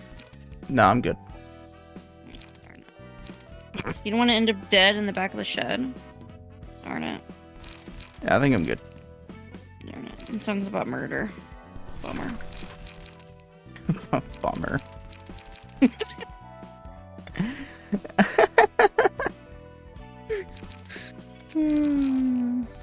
What kinds of blunts attacks do we have here? I mean, there's Creek. Yeah. I think Steel Knuckles is probably just objectively better. Well, maybe not objectively better, but I think it's better than Creek. Not a fan of that one. Oh, there is Smoke. I mean, I could make him a bit smoky. Although that was only inflict, and not gain. So Yeah, maybe he not. like the song's basically saying like he's gonna like bury her in the back of his boathouse and she'll like stay eternally young. It sounds kind of unpleasant. I don't know. And song, it's a song by the Toadies. I just randomly started singing yesterday. I was like, what fucking song is that? I was like, oh yeah, one of the songs since I was in high school. It's like a song from like 1994. Weird. Yeah, it's called Possum Kingdom, which is like an hour and a half. Possum Kingdom's like an hour and a half from where I live. Which is funny. He said he got the idea because like the band went vacationing to like Possum Kingdom. It's like a lake, like a big golf course, and like it's kind of fancy. So you got the idea of like burying a lover in the back of a boathouse. No, I don't know. In fact, Never wanted to It's- bury your lover in the back of a boathouse? no, I don't think I I've guess ever it's a had thing. that feeling. No. It's a good thing. I've never had the urge to do that either. I'm not like Destiny, Oh my god. Oh my god. I don't tell women, I don't choke women and like hit them, Oh Yeah, my I know. god. Well, the plus side with this deck is that you're never gonna fucking run out of cards. There's a lot of page drawing on this one. My lover, be my lover, yeah. Boo boo. Go night. Go night. Don't look at me like that. Go night. Go night. I didn't say come for cuddles. I said go night.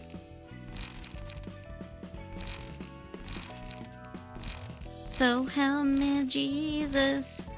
Boo boo.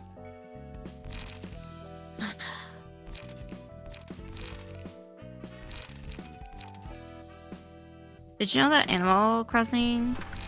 They have an Animal Crossing like Lego set. Congratulations, I guess.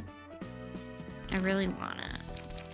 They have like Nook's Cranny. Oh, I thought you said you had it. I want to buy it. My nephew showed me. They have like Nook's Cranny and like the houses and Oh, island figures. You clone? Like, Oh no, you get clone afterwards, probably.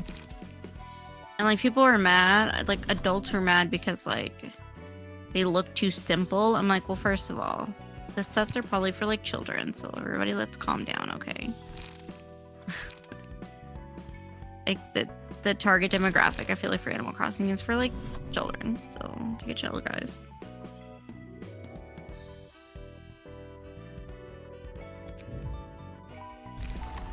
The annoying thing is that you cannot attribute to people cards that have attributions. So that's Oh.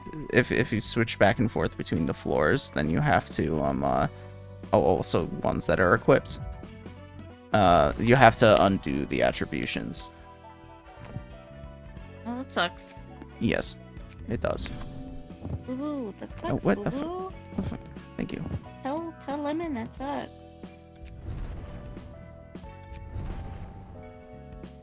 Boo boo, tell Lemon he's a stinky doodoo head. He said you're a stinky doodoo head. Ow. How could you do this to me? How could this happen to me? Actually, maybe I don't want to restrict myself to blunt die, because you actually don't have enough cost to be able to attribute anything beyond the strongest and Mios prowess. That's the other benefit of using Gabura, is that having to attribute both of these things takes up 8. You can at least mitigate 3 of it if you use Gabura. Which one's... that's Mind Hauler. This one's HP Hauler.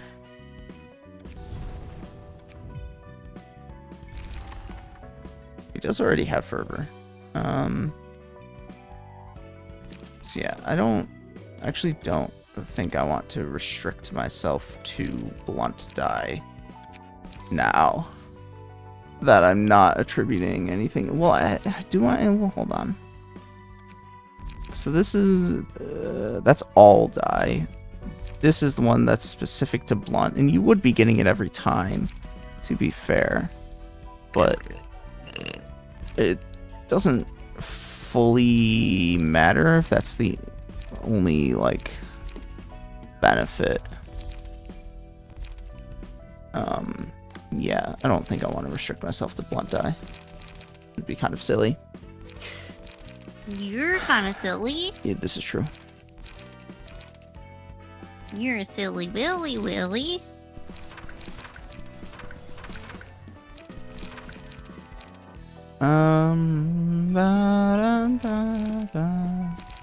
So what are the classics? Flow of the Sword is classic.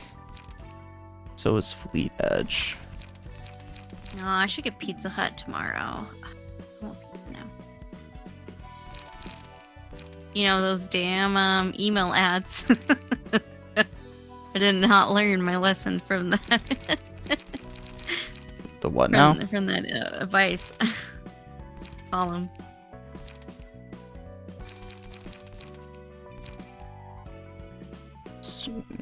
It made me unsubscribe from a lot of emails. Okay, so I can say I did learn something.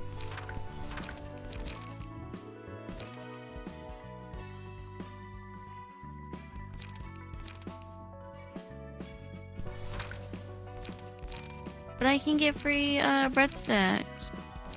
My pizza. Wow, crazy.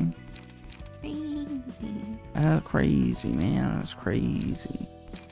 I have to go pick it up because I live too far out and they don't deliver to my house. So like I would have to like put on actual clothes tomorrow to go get it. That's the thing about like going places. Like you actually have to put on clothes. Like look like a human, you know?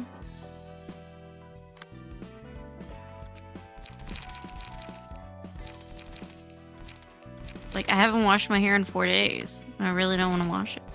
You know? Tough out here on these streets.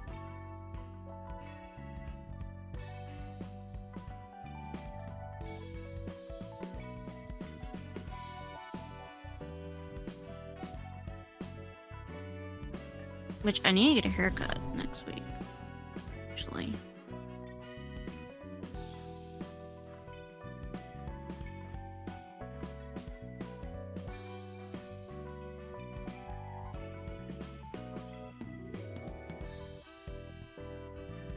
Which I think you should get a haircut.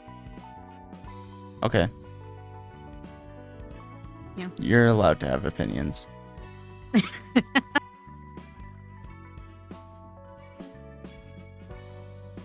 Just saying.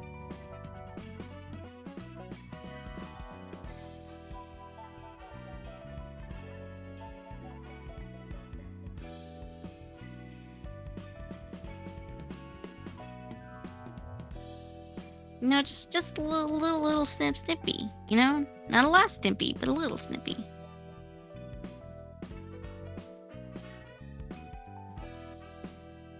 But you know, keep the facial hair, because the facial hair looks nice.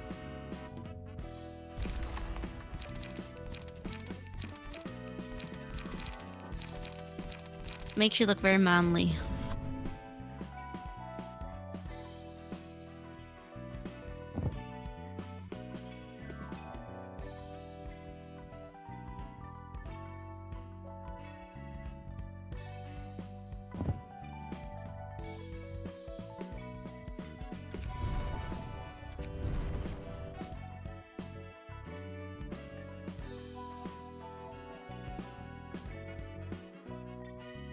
Oh, did you get health insurance with your job? Yes.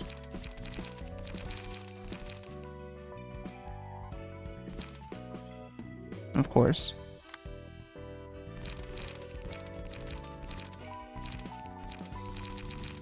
Maybe, did you get your vision checked? Go get an eye exam, sir.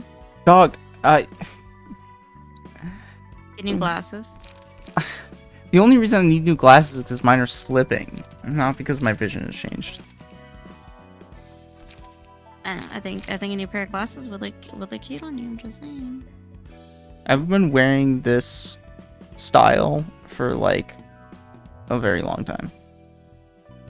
Yeah, I think a new style would look great on you. Just saying. Yeah. Just saying. You know. Trent, just a little tip from your friendly neighbor. Yeah, I'm fine with you not molding me into your perfect little person that you're attracted to or whatever. First of all, I think I've already. I don't want to go there. Never mind. I don't want to go there. But no, that's not what I'm doing. Okay, weirdo. I think that's a little weird, don't you think? Yes, That's not where I was going. Yes, that's not where I was going with it. Yes, I do think it's weird for you to try and mold my preferred style for your own interest. It wasn't. Why would it be for my own interest? When you live miles and miles away, and when I don't see you, I don't visually see you.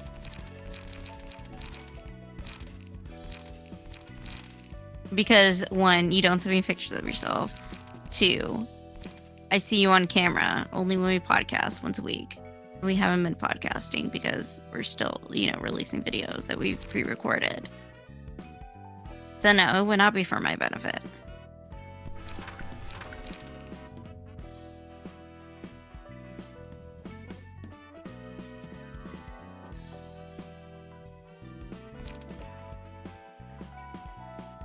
If anything, I don't want pictures of Ignatius. I don't want pictures of you. Damn. I've been boomed.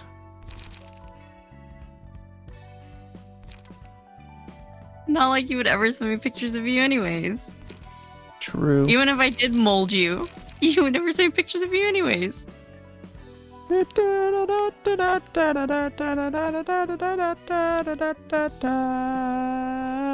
wouldn't be worth it.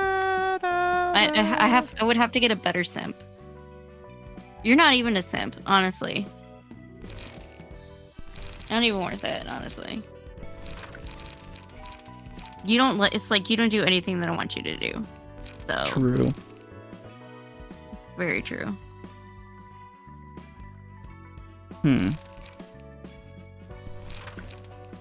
What do I want to replace this with, actually? Like when Hot Boy was like, he just sees a cute girl, and I was like, he's the least person, actually, to do that. He does not listen to me or do anything that I want him to do. Wait, what was he saying about me? I can't remember what it was, but he was like, oh, I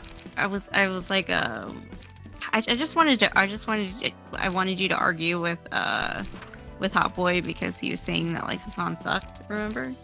Yeah. And I was like, ooh, come argue, like he's making fun of Daddy Hassan, come fight for your man or something like that. And he was like, oh my god, like he has to come run. He just sees a cute girl and has to do what she says or something like that. I was like, he's the least person to do that. Oh my god. Yeah, he never that does would not be anything the that I want him reason. to do. Yeah. They're good cards, but well, actually, Well, no, it's the same die. It's very, Mostly. Wait. very youngish child behavior. Very resistant.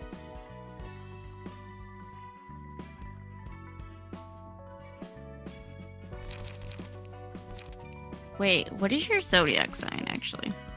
Libra. Let's Google it. Libra, let's Google it.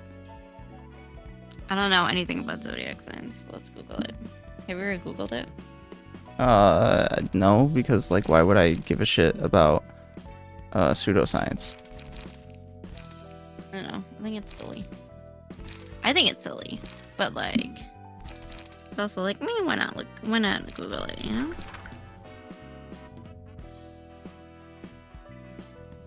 Libra is obsessed with symmetry and strives to create equilibrium in all areas of life.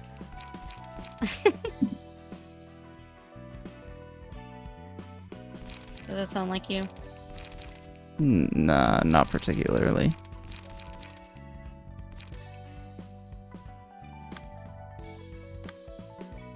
Libra's fixation on balance and harmony. Libra is obsessed with symmetry and strives to create equilibrium. We already read that.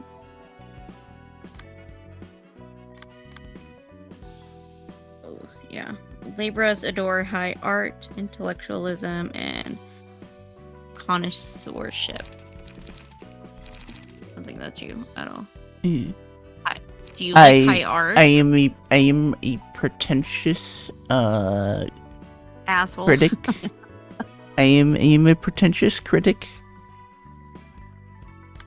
Suave Libras need to surround themselves with stunning objects. What, like your titty mouse? Like your Zoro titty mouse?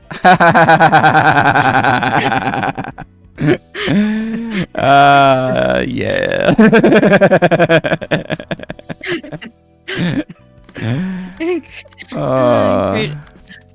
And create environments that reflect their exquisite taste. You know what? That's Zoro titty mouse bad. It is exquisite. It's so exquisite.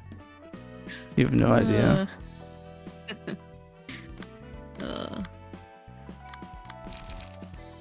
And they make excellent designers, decorators, art critics, and stylists. I have something to tell them. Yeah, this is fine. I don't know if I'd think you make an excellent designer. Just saying. Yeah, this is probably fine. This wouldn't be. No, this is not going to be the finale of Bina. Do you need a fashionable partner? Fashionable? I think I'm good. All right, next up.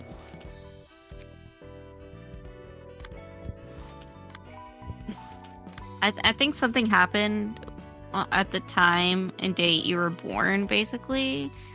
I think like the planets were like misaligned, you know, when you were born. That's what happened.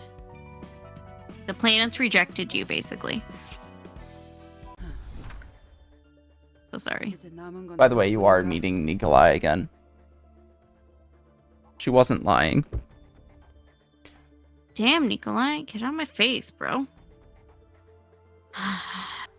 그렇습니다. 어떤 묘가 이길지 내기 한번 할래? 넌 질리지도 않는구나. 내가 저 지랄 맞은 토끼를 싫어하긴 하지만 이 광경만큼은 내키지 않아. 젠장, 나 또 되졌나 보네. 이 역 같은 걸 다시 반복해야 한다고? 한두 번 하는 것도 아니고 왜 그리 찡찡거려? 자, 빠르게 정해보자고. TT2 프로토콜 100배 출력으로 하루라니 에너지가 좀 많이 들겠는데요? 보통 일주일은 주지 않습니까?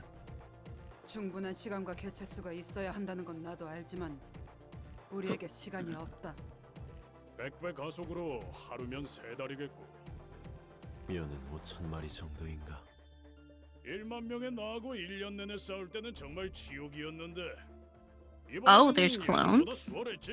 Yes.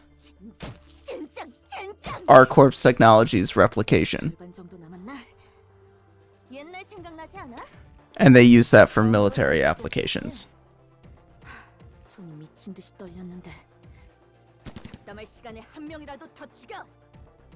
그럼 다시 한번 약관 설명하겠습니다.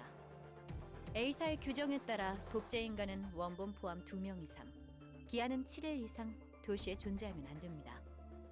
해당 사항을 어길 시 R사의 날개 자격을 박탈하며 B사에 의해 폐업 처리될 겁니다. 여기서 7일은 A사의 시간축을 기준으로 합니다. 죽어. Oh my god, she's rubbing it with her teeth. Oh my god, she's eating it. Eating herself. Jesus Christ, Mia.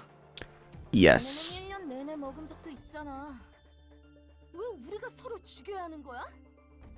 지금까지 죽여놓고 모르겠어? They use battle royale style combat against clones of themselves to accelerate their combat growth and choose the best out of the pool. 그래. 대부분 나는 이제 사람을 죽일 때 기분 째지는데 말이야.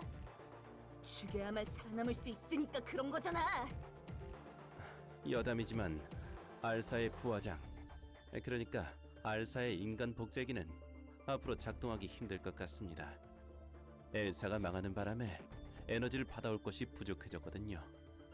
그런 이유로 W사도 비상이라고 하고요. 그렇겠지. 엘사만큼 후한 조건으로 거래한 곳이 없다고 총사령관에게 들었으니. 처음에 많이 울었는데 맞아. 내가 날 죽이라니. 그 짓을 지겹도록 반복하니 이제는 숨쉬듯 죽일 수 있지. 내가 날 죽이는데 남이라고는 못 죽일까? 그리고 결국 혼자 살아남은 것에 기뻐했지. 매번 죽다 살아남은 기억을 지닌 채 깨어나는 건 역 같았지만 그래도 이 지옥 같은 시간을 견딜 수 있었던 건 붉은 안개가 해준 말 덕분이지. 강한 놈이 살아남는 게 아니라 살아남는 놈이 강한 거라고. 뒷골목에서 멋지게 날카로운 붉은 안개가 남긴 그 말 쩔었지. 그럼 She is so chatty, even with herself. 다시 시작하자고. 제 4무리의 부하는 이번이 마지막 기회일 겁니다. 이번에도 실패하면 다음은 없다고 생각하세요. 안 그래도 그렇게 생각한다. 더 우리에게 쓸 에너지는 없겠지. 끈질기게 살아남았네. 우리 둘 다.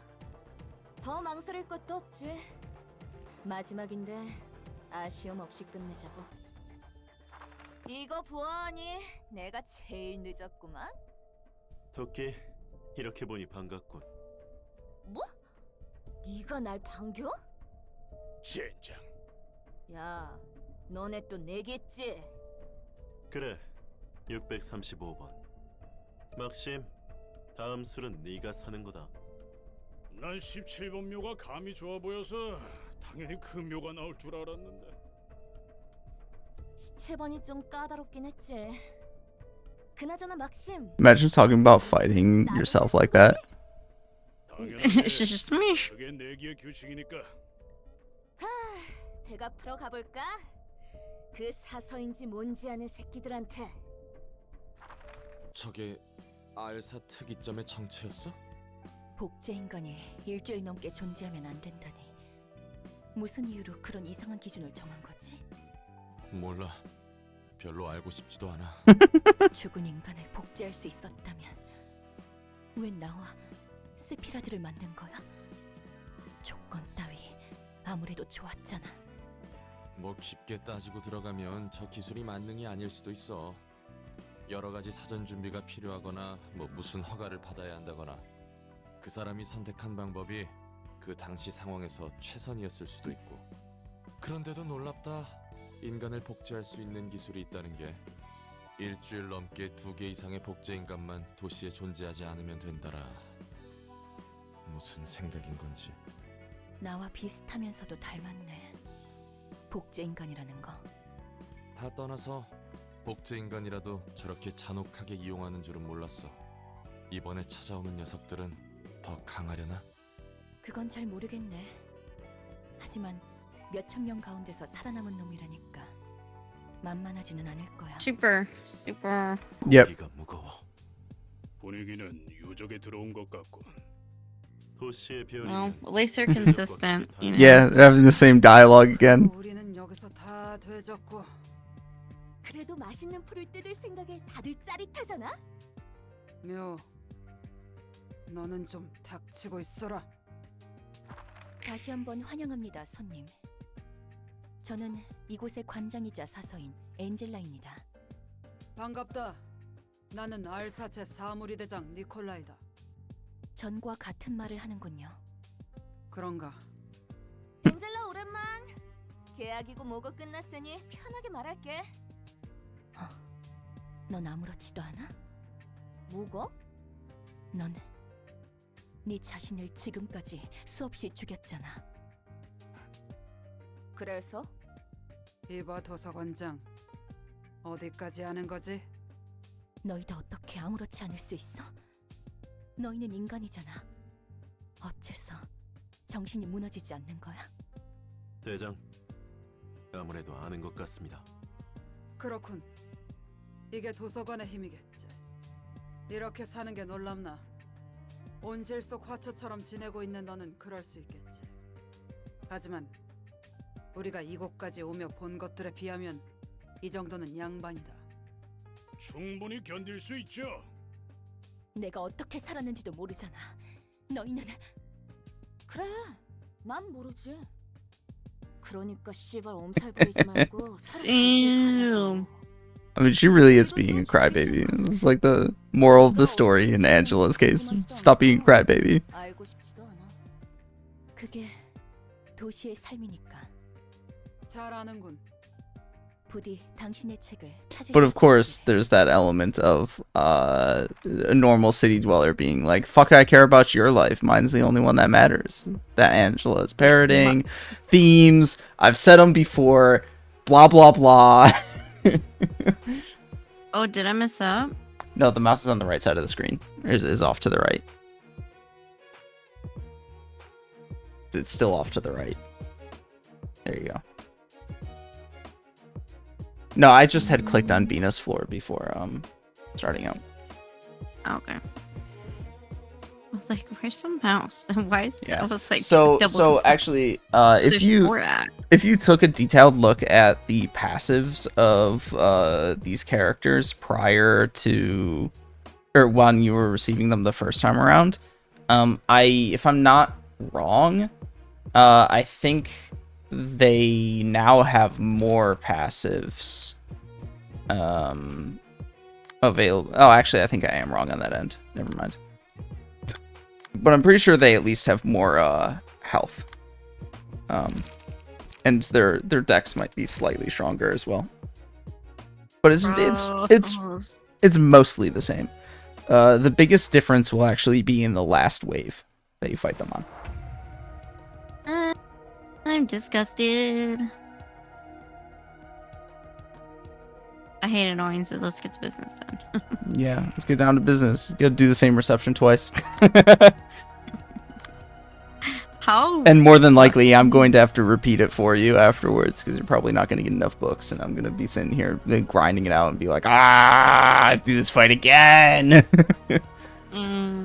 But at least since you're using Yasad's floor, you can take the abnormality page that increases the amount of books that you get when you have the person kill someone. True. Yeah. Wait, what was that last bit? What? The one of the abnormality pages increases the amount of books obtained from enemies right, on Yasad's floor. The crying. No, it's from Der Freischütz. Oh, yeah. Okay. I get those two mixed up because they're both blue. I'm sorry. What abnormality is crying? The fucking night. The night. Oh, the Night of Despair. Yeah, crying, she doesn't. despair. She doesn't. The Night of Despair. She doesn't do that. Yeah. No, crying, despair, same shit. Yeah, the singularity of ArcOrb was the technology of human cloning. That's how they were able to send in constant reinforcements during missions to fill in for fallen comrades. Of course, regulations exist to prevent the abuse of the technology, and with the fall of Lobotomy Corp, the major energy supplier, it can no longer be utilized indefinitely. To have the clones fight each other until only the strongest survives. While I doubt that other wings are any better, I nonetheless find it hard to hold such inefficient and barbaric scenes in high regard.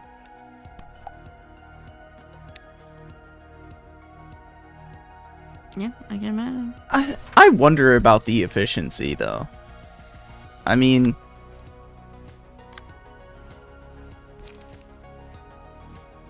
it is probably inefficient since you're... Yeah, there's a variety of problems with doing something like that, I would say. You're only getting combat experience against yourself, so you might get stale experience in that regard. And not diversified training. You're severely affecting the sanity of any person who's involved in it. You have to simultaneously replicate the person and also use the time scaling technology, which it would use significantly less energy if you only use the time scaling technology on a single person for training without having to replicate them.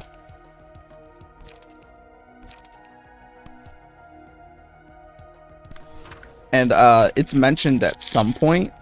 Oh yeah, I think we actually read in the credenza the key page that said, or the book that says this, that there was a time on the warp train in which either a grade 1 or a color fixer trained all of the passengers on the train, and then when they pulled into the station, they wrecked shit against the cleanup crew, and the R-Corp had to be called in.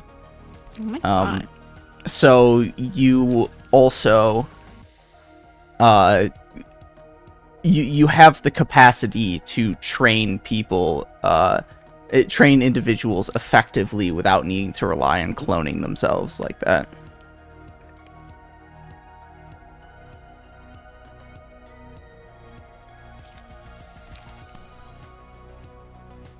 So yeah, it is probably pretty inefficient, all things considered. But it is also fairly grotesque. I'm gonna get hit twice with this. Okay.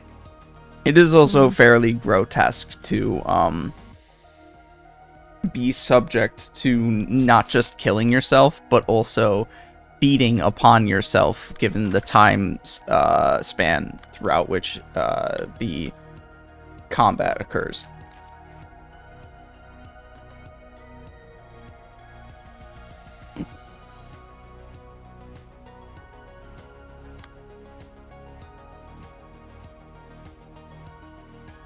It's a pure style too.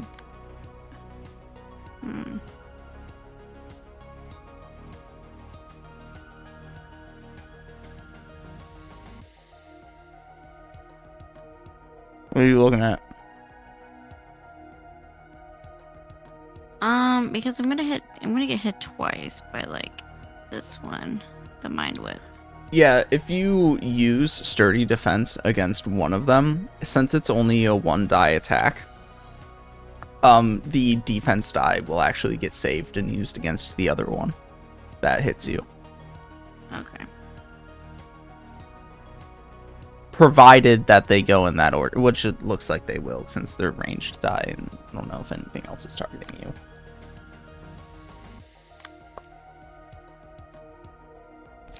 Oh, I got a tummy ache. Rude.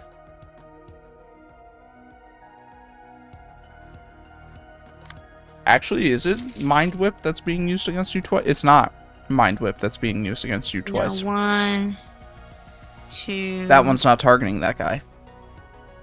Oh no, it's this one. Yeah. Oh, okay, hold on.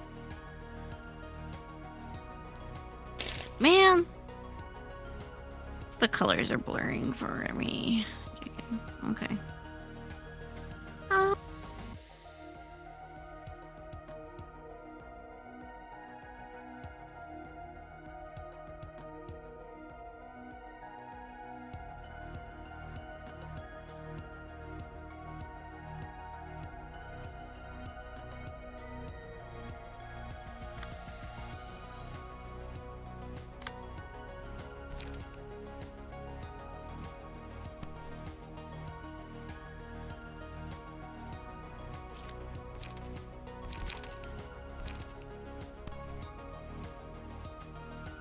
There hasn't been a new chapter of One Piece, right? Oda is still on break, I think.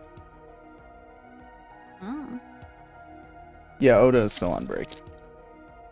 I think it's this upcoming week.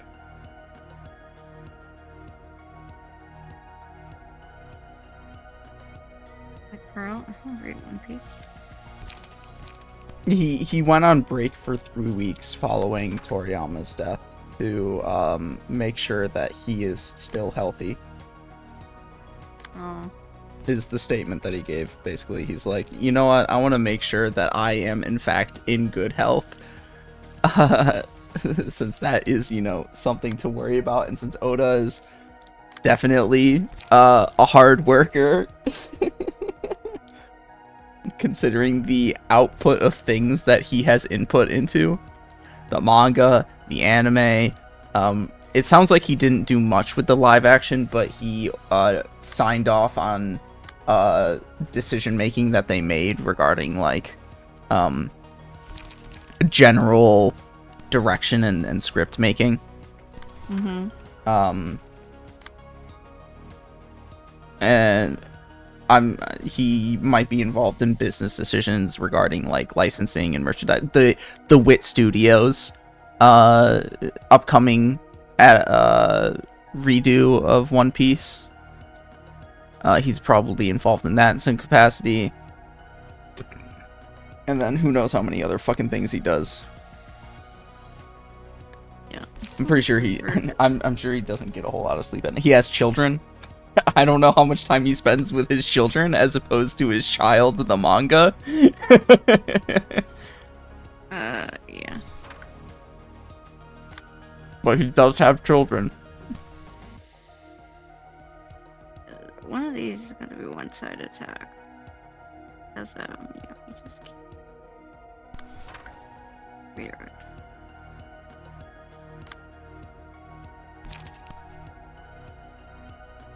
Busy guy.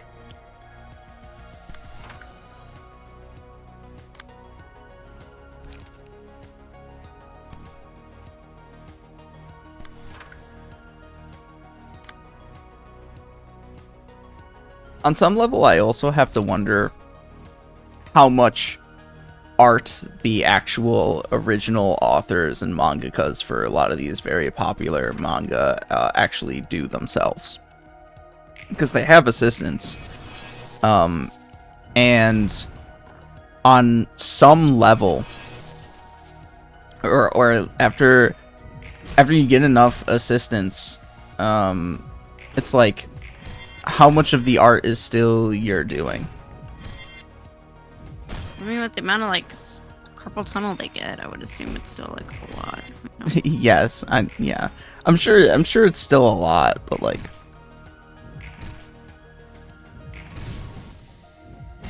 I mean, I guess it does come out weekly, so it's not as though he can't have any involvement, even if he has like 5 or more assistants. So request is the one that increases the amount of books that you get.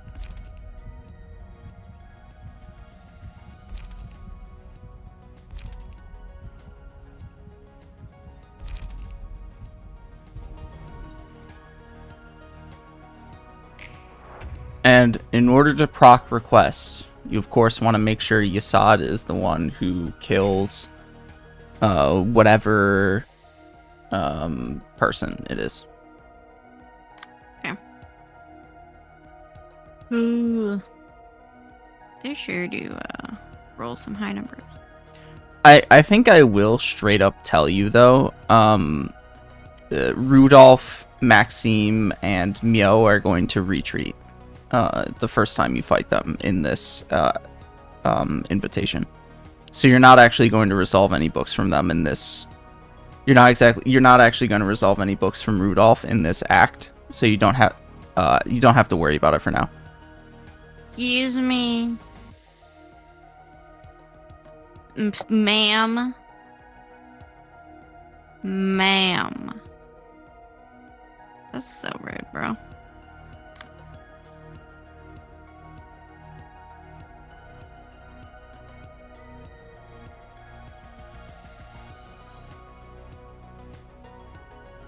Yeah, it just makes it more complicated.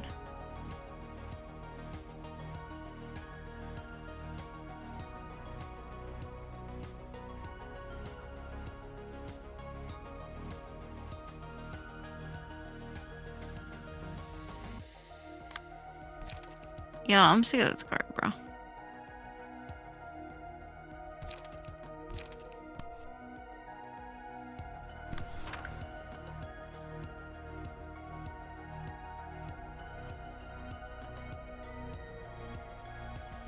Remember, he gets increased power against people slower than him by up to 5. Okay. Okay. So currently, whatever attack you play on that if infinity die, because he also has +1 strength and endurance right now, it's going to have +6 to its values. Okie dokie, alright, okay.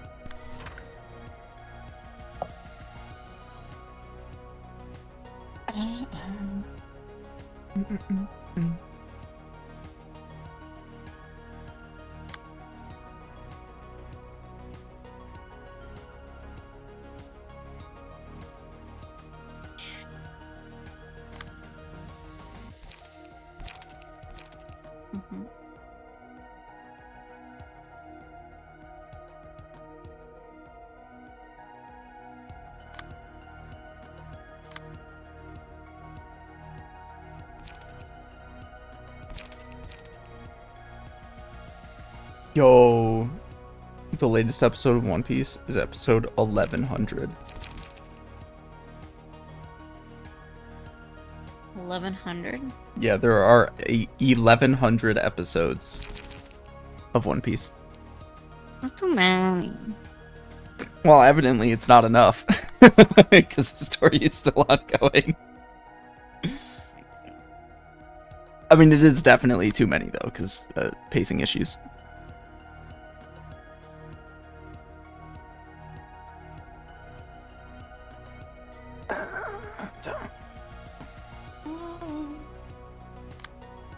What are they saying on the Olympus Company subreddit right now? They're still talking about Kanto 6 Part 2. We got some people distorting. My man Heathcliff, he distorted. Oh yeah, you were there for that. You were watching. Oh yeah. When I saw No, when I we didn't saw see that Heathcliff distort. I must have missed that part. I saw Henley. It was like the very last cutscene after I beat Mirror World. Heathcliff. Maybe you left by then, actually.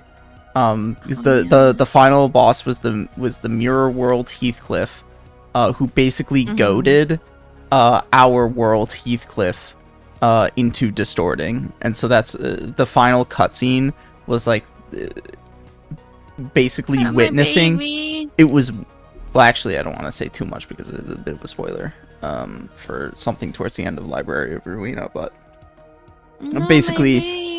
Yeah, basically Heathcliff was distorting, and so it's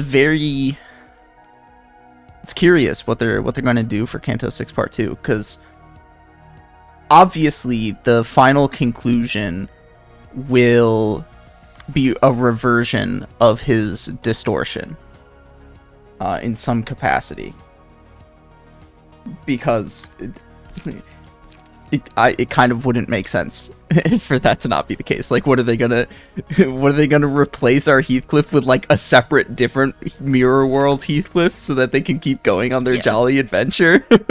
Yes, they are. No, they need to keep Heathcliff because he's, like, you know, an actual main character in a live service game who has, like, dude.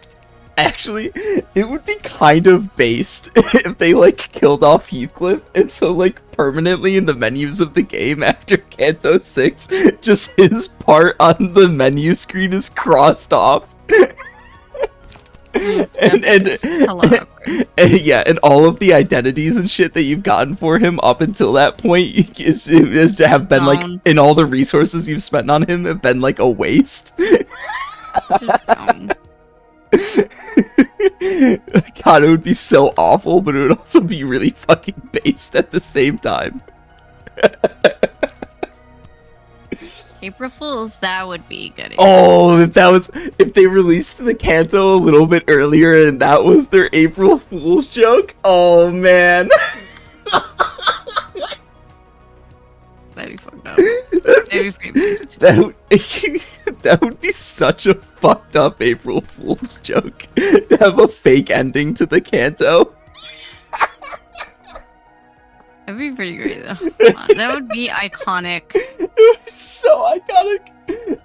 Now that one they would never be able to one up. Like the initial April Fools was funny because it was like obviously a joke and it was really silly. It was funnily written. And so it's like that's the kind of thing that you would normally expect from an April Fools, not something that would like legitimately piss off your audience. And cause people to like not just boycott you, but like actively send like letters and whatnot of anger. Oh yeah. I can already see the hate comments. Oh my god, yeah, it would be so bad. Especially since, like, it's because it's a live service game, too, that it would be so awful.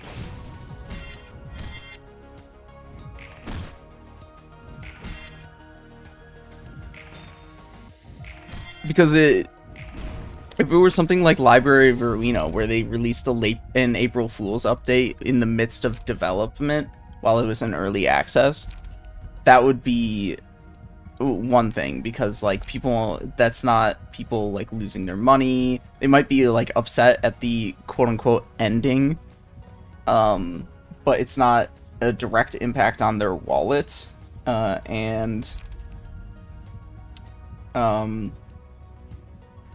it doesn't affect the overall game experience. Why do you choose that one? Oh.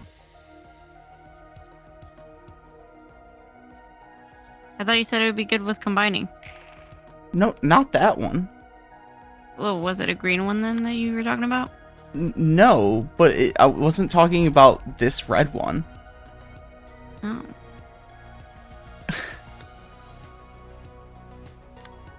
I mean, okay.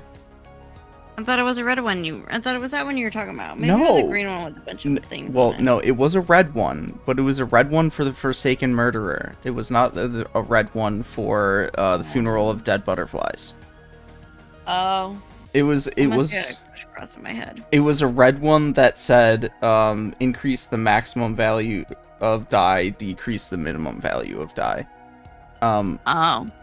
Additionally, I personally probably would have chosen the other blue ones because one of them was when winning clashes, restore light and gain haste, which is also really good. I don't remember reading that. That's because apparently you don't read. Oops. Now remember, Fervent Emotions, it currently has a +6 to its values. So that puts it at a 13 to 17. Jesus. Well, nothing I can do about that, but okay. I mentioned that because it's not like the worst odds ever against Mind Whip, but it's also understandable why you would choose. It's also understandable to choose to not clash against it anyways. Whoop. Scary along there.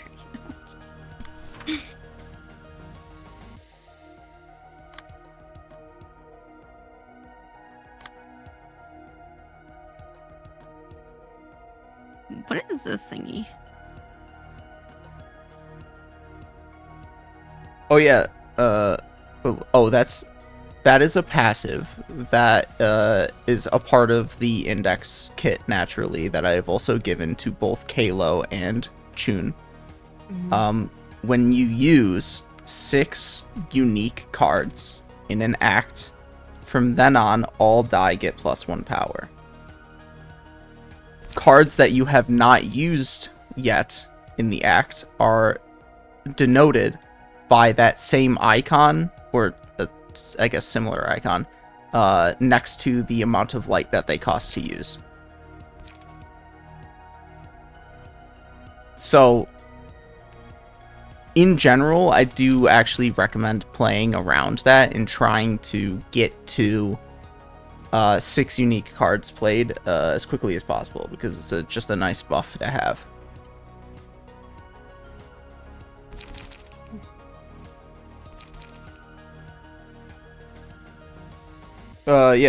Something else that Limbus Company established is that you actually cannot stop in progress distortions. Oh, yeah. Yeah, there's some kind of like intangible force field of sorts that prevents people from interacting with people who are in the process of distorting.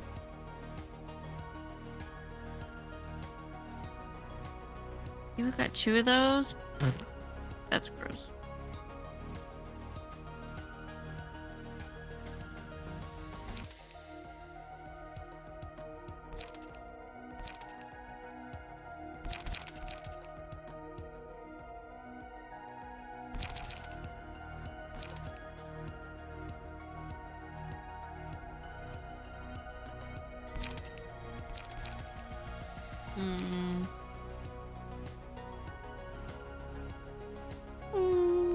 I don't fucking know.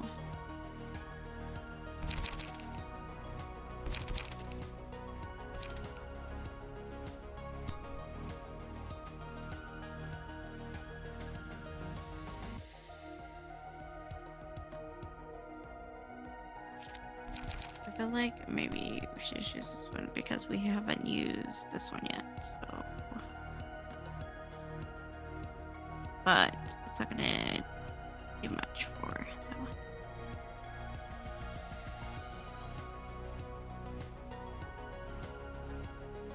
Oh.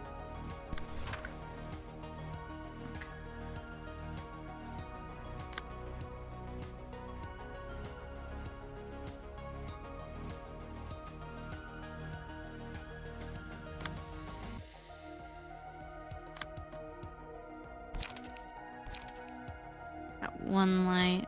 Okay. Oh.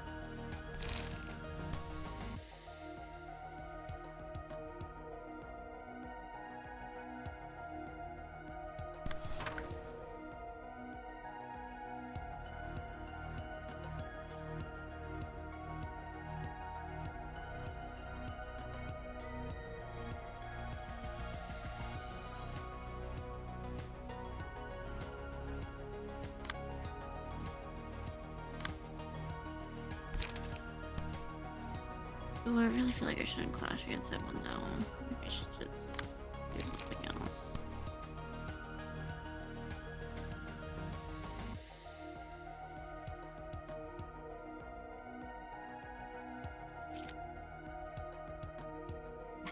Everybody feels like using Mind Whip this turn.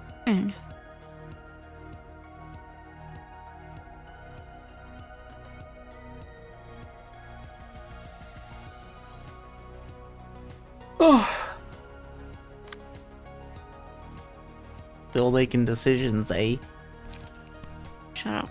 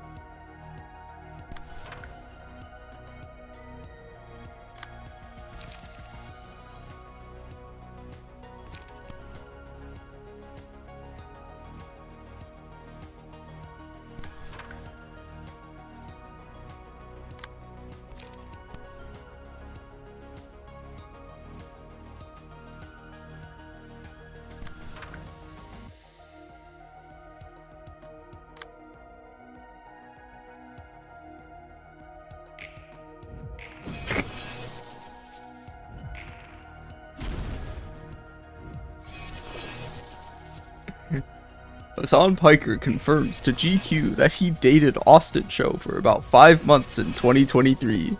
He says the two are friends now. He's family no matter what. Who? It's a meme account. His gay friend that shows up on the broadcast every once in a while that that is a co-host on Fear and. Yeah, like twinks. Yes, that likes swings. Yeah, it's a meme post. Hassan is the opposite of a twink. He's like a bear. Hassan's a bear. Yeah. Hassan is daddy. Yeah. Hassan is literally daddy. Okay. True. Since I'm looking at Twitter right now, I see a post. I've seen people put off or just surprised by how smoothly Girls Band Cry animates, and I think there's this idea anything so heavily stylized and shooting for an anime feel in 3D needs to limit its frame rate or replicate 2D timings to look good. And I have to say, I am glad that I've not seen anything like that because I don't use Twitter that much because they're just objectively wrong and stupid. When you using an anime frame rate for a CG show actively looks worse. As I said at the beginning.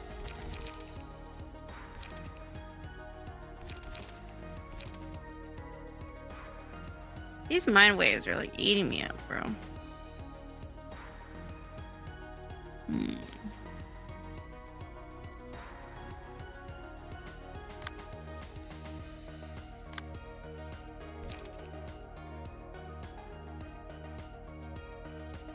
Dude, this person made like a fucking like 20 tweet thread about why it looks good. What the fuck? Oh.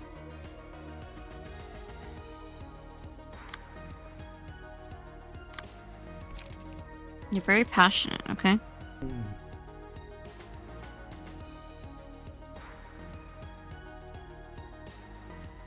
Yeah, this person is very passionate.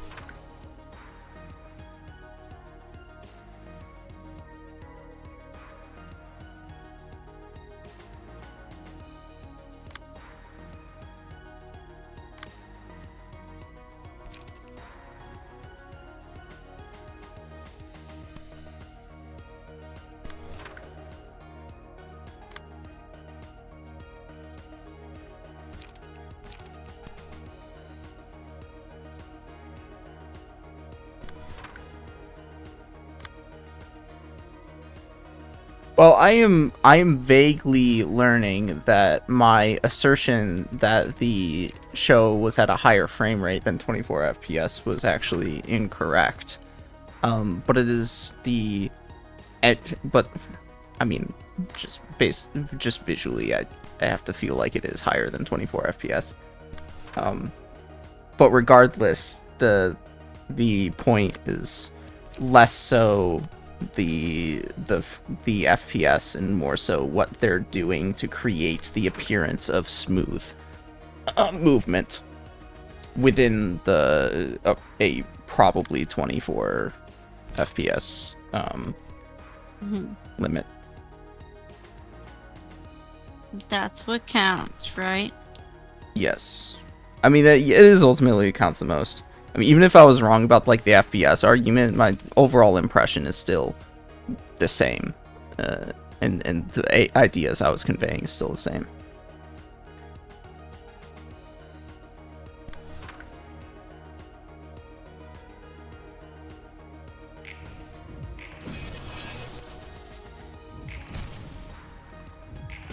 Somebody brought up a new game from the Hoyoverse people, the Genshin Impact people, called ZZZ, and how it has like really smooth, exaggerated animation. And I have to say, I'm not actually a big fan of, from what I've seen of like trailers and footage and whatnot, I'm not actually a big fan of the way that ZZZ is animated, because I think it's too obnoxious with movement. Like there's a fine balance between not enough movement, which realistically is often the case in traditional 2D animation, because you have to hand draw like every piece of movement, and that takes a lot of fucking time and effort, and it's awful. And what might be what might be tempting to do in CG, which is just to have all of the movement. But the interesting thing is that people in reality exist in a state in between those two things, right? When you're talking to somebody, it's not as though they aren't moving, but most of the time people aren't moving all that much when you're talking to them. They might incorporate body language and like hand movements and whatnot, but it's not all that significant or excessive. And so with something like ZZZ, when you look at the way that it's animated and the amount of movement that they're doing, it's so aggressive and excessive that it's like distracting. It's like people don't move this way, and and the amount of body movement that they're doing is after a certain point is not so much contributing. It's no longer contributing to characterization and tone so much as it is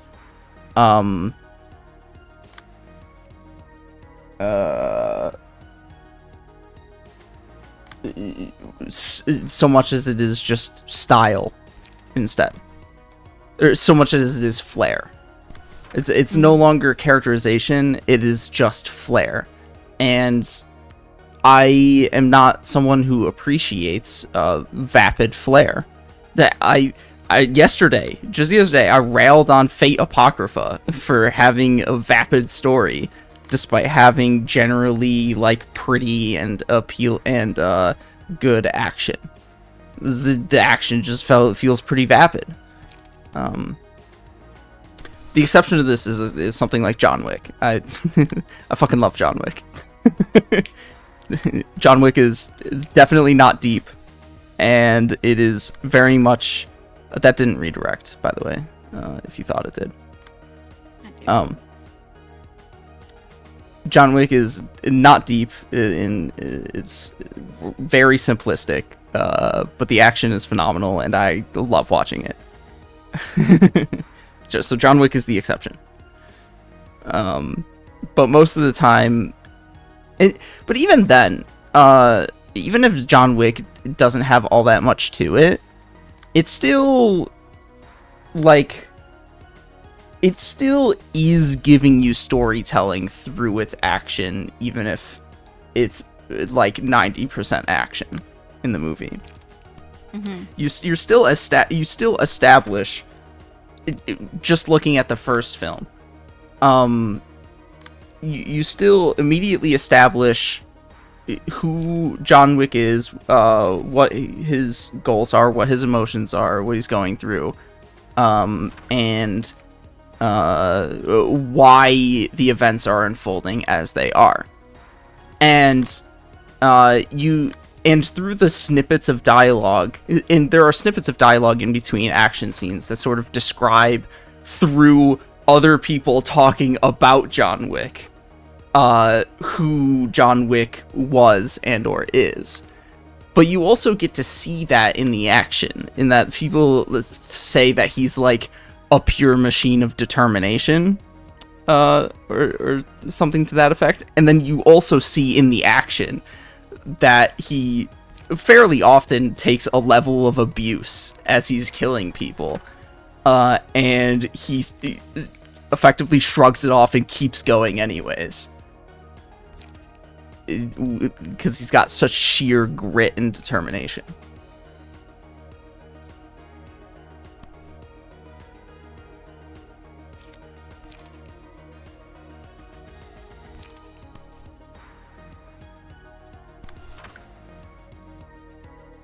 And what is that one called? John Wick? Oh, John Wick. Okay. Yeah. No, okay. Whereas something like Fate Apocrypha, it feels very much like flashy lights. Spectacle. And like Demon Slayer is very, spectacle. Yeah.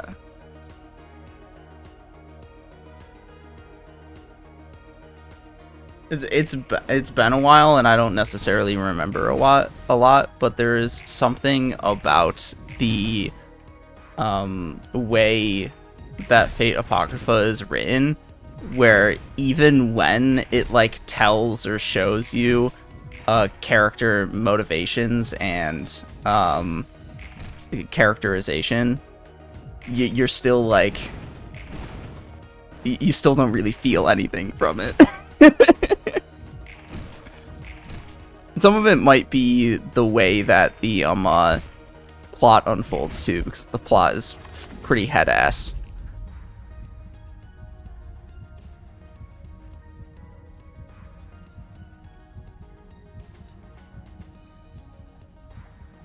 Okay, let's see.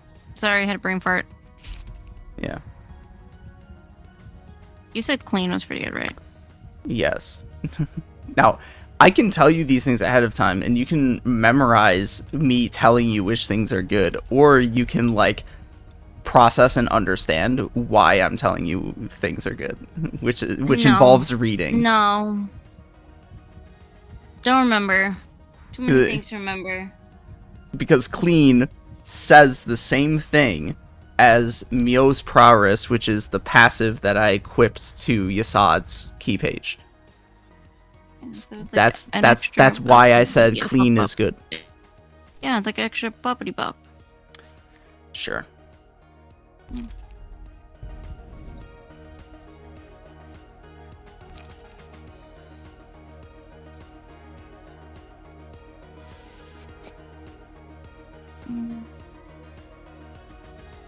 Anyways, I guess I'll go back to looking at Twitter. On each 6 will hit. A random ally takes 3 stagger damage against 1 strain next.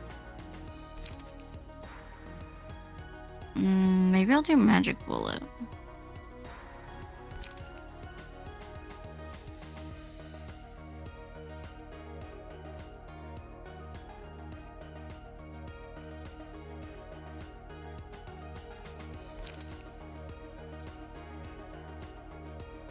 That stagger damage would be helpful.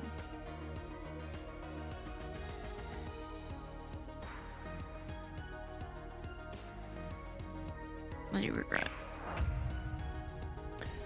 So, oh yeah, so you tried to instigate like a quote-unquote conflict between me and Hot Boy over Hassan. But Yeah. like And the thing he said was that his hatred for Hassan diminished after Hassan started self-destructing or whatever. And I did directly ask, how so? Like, how do you think Hassan Piker is self-destructing? And he never responded. And, now I can only speculate as to reasons he did not respond. Maybe he just didn't feel like engaging in the conversation. But I will also say that it is just emphatically incorrect. I don't know how he's self-destructing because like I said, Hassan was just being fussy. It's just Yes. like me saying that like, Well- my head hurts, I want to kill myself. Like, you know? Yes, he was being fussy. You, like you know how many, like, if somebody were to look at our Discord messages, like, I just want to like put in, I want to kill myself, and see how many times I've said that in our Discord messages. I don't think you've said it that much. I've said it probably a handful of times, and Yeah. like, it's literally not that serious, guys. It's not that serious. And Yeah. like, Destiny read it in such a serious voice, and I think even XQC, who is the dumbest person on the planet, was like, Well, why is Destiny SQC. reading it in such a serious voice? Well, He's like, it's not that serious. Well, XQC just drama farms. He doesn't actually have any like, I wouldn't think he has any malicious intent or or any He's like another, he's like a golden retriever kind of or dude. or actual stake in the matter. That's the word I was looking for. He also doesn't have any stake in the matter, especially since him and Hassan used to like actually hang out with each other. But XQC, I couldn't say for what reasons he is he engages in this, because I want to say it's for like money and big numbers and whatever, but I kind of doubt it. But irregardless, he does engage in drama farming. It doesn't give off the impression that there's any sort of like intent behind but him doing it. He was like kind of like on Destiny's, or not on Destiny. He's kind of like on Hassan's side. He was like, he was like, why? He's like, why is Destiny reading this in such a serious voice? Like, it's not that big of a deal. Like Hassan's just like, you know, like I said, like Hassan's just being fussy. Like Hassan's just complaining. Like, it's not that big of a deal, you know. That's basically what he was trying to say. I will also say I went to try and look up how many times you might have made a kill yourself joke in our DMs, but then I realized there's like a million different ways to say it. That's true. I want to die. Yeah. Like, kill me. And then those I know the one. emojis. I know the one that and then the noose emoji. Yeah, I know the one that I typically use is kiss myself. And apparently once 6 months ago, I said I'm gonna kiss myself for being cucked this hard. That's funny. So I don't think I'm gonna get any genuine results from trying to look that up in our DMs. Not gonna lie. Bummer. But so that's the thing though, is you have this thing that's like very obviously an exaggeration slash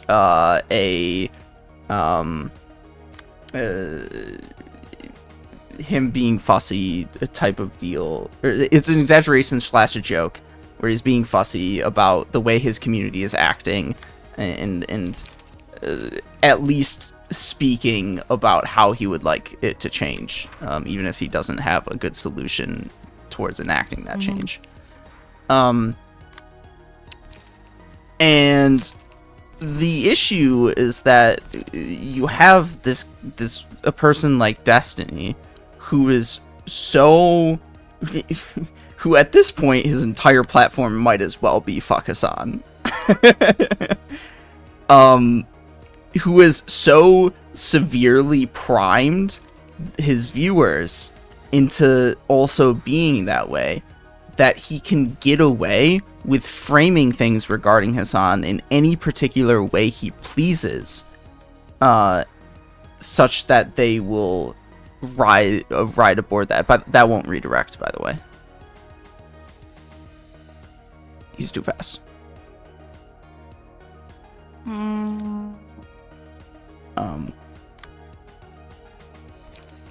it's so not only does it kind of sound silly to extrapolate that he's having some kind of suicidal ideation from him just saying he's gonna kill himself on Discord one time and then farming off of that, but if you even like minorly look into even either the details surrounding it or what he has said after the fact, or even just like the way he acts as a person and a streamer, it just doesn't make any sense on his face. So that is the self-harm aspect of the quote-unquote conversation about him self-destructing. The other aspect about it is people saying that he's fallen off. And, you know, his numbers have diminished to some extent. And there are several explanations to this. 2024 is a very sleeper election cycle for a lot of people because people have stopped caring about both Donald Trump and Joe Biden. They're both old. People hate Joe Biden. People hate Donald Trump. Neither of them are exciting. Nobody feels like there's any good options, and there's no reason to organize surrounding that or even like follow the politics. It's like reruns. You see in polls that young people don't really want to vote this time around because they don't care. Yada yada yada yada yada.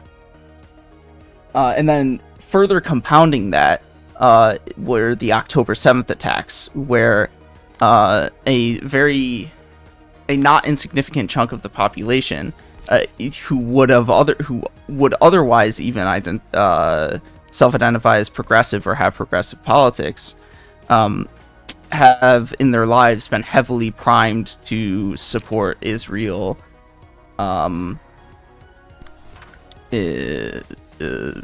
unconditionally. And consequently, following a massacre on that day conducted against Israel, when you have somebody like Hassan who is coming out against Israel immediately following that, and then also fundraising for Palestine immediately after that. You have a not insignificant chunk of people who were immediately turned off from him, calling him like a terrorist sympathizer, and all that kind of jazz. So that's another portion of his population that went away, or portion of his audience that went away in recent times. That's caused his numbers to diminish a little bit.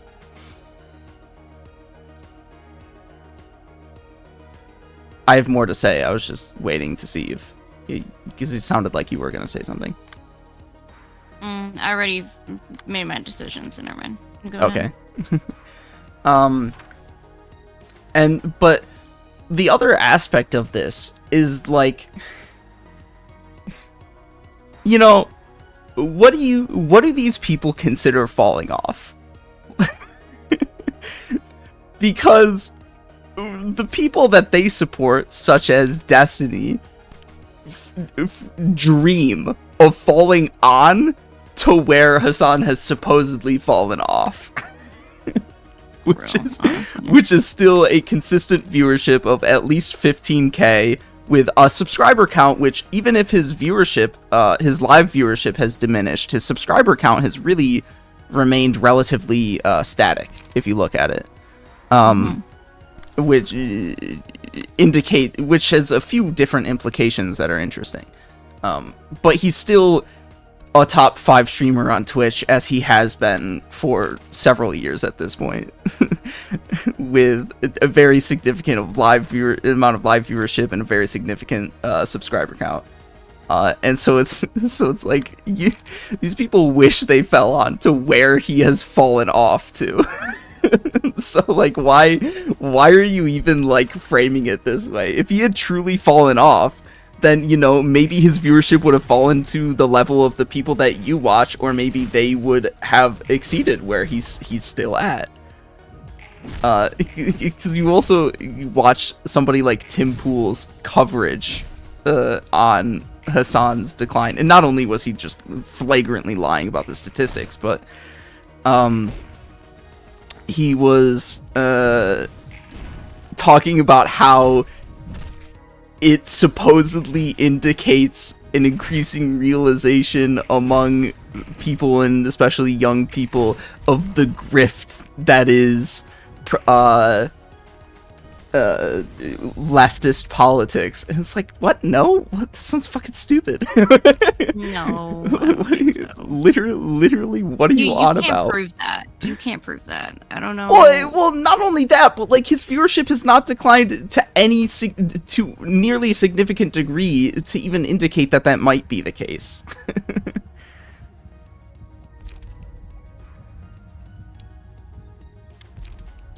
Chained Wrath. Chained Wrath is the particular one. Because now you'll see all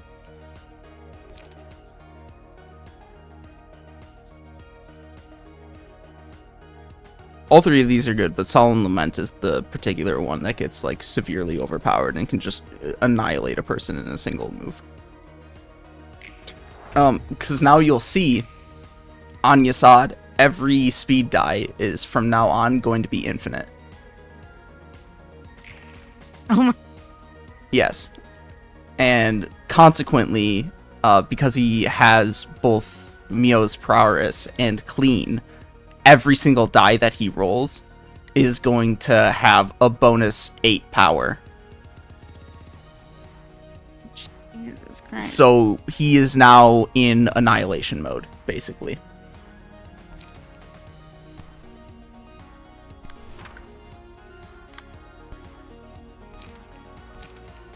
I would still recommend having the other characters like do stuff at least until they reach emotion level 5, such as killing the rhinos, so because killing enemies gives you more emotion coins than clashes do.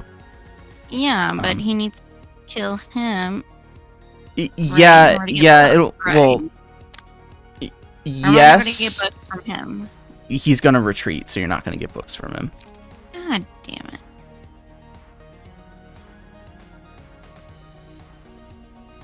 It's cool.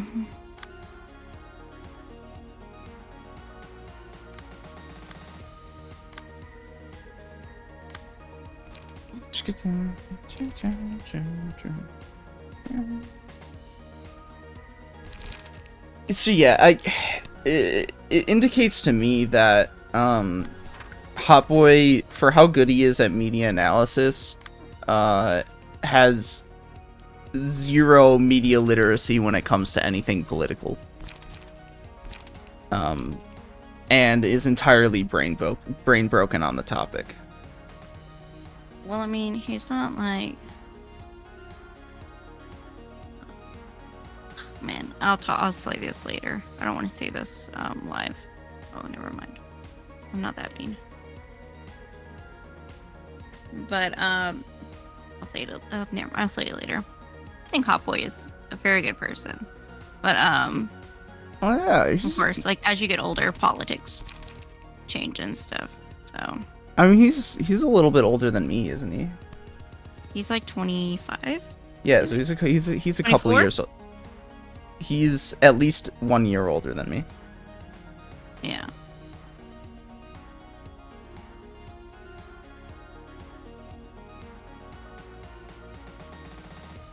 But he kind of has like the same energy as Destiny, so I get it, you know. Which I do kind of like. I do kind of like that energy, kind of like that hyped up, like kind of dumb energy, dumb boy energy. The thing I dislike about it though is that it's such a display of self. Oh, I can't redirect that. It's such a display of self-confident, arrogant head-assness in the face of overwhelming ignorance. No, it's more like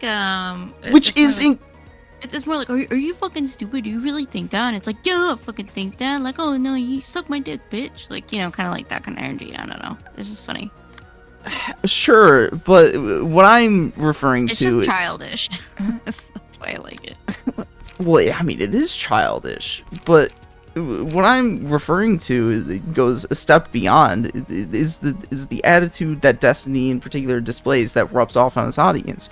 Is, like I said, self-confident, arrogant headassness in the face of ignorance, which is especially interesting coming from somebody like Hotboy, who, for in all other circumstances, appears to have a pretty high level of self-reflection and self-criticism and perhaps introspection.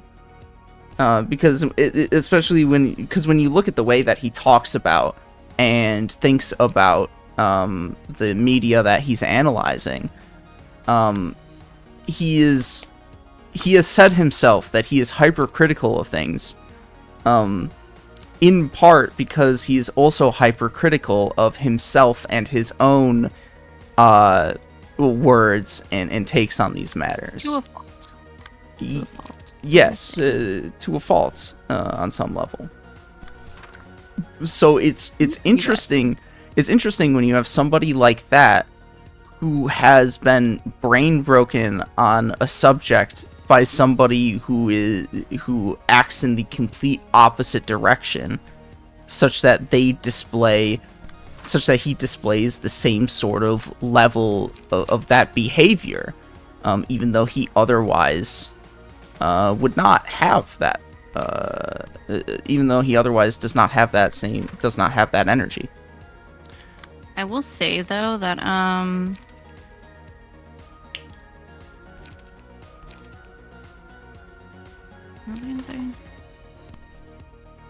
was I gonna say?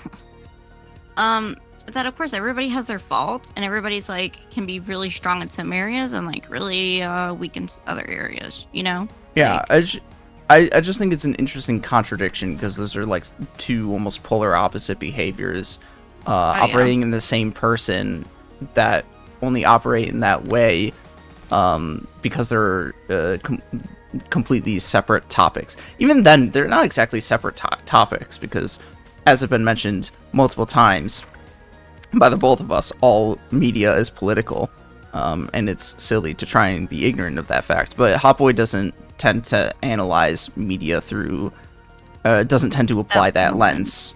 He doesn't tend to apply that lens when he's making his analysis videos. Mm-hmm.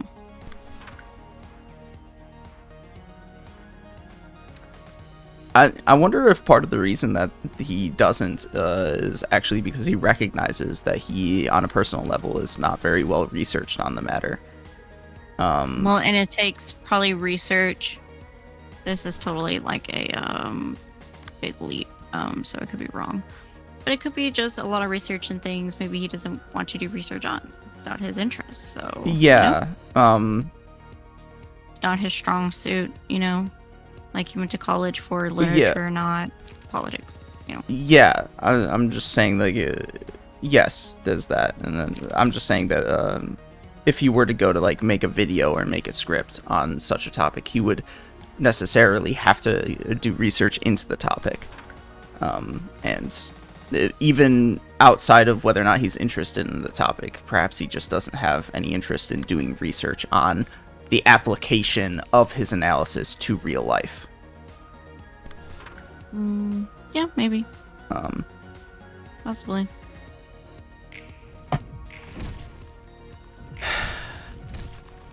Oh. Or alternatively, he just doesn't want to engage in potentially controversial topics. You know, there is always that, and that's fine. Yeah.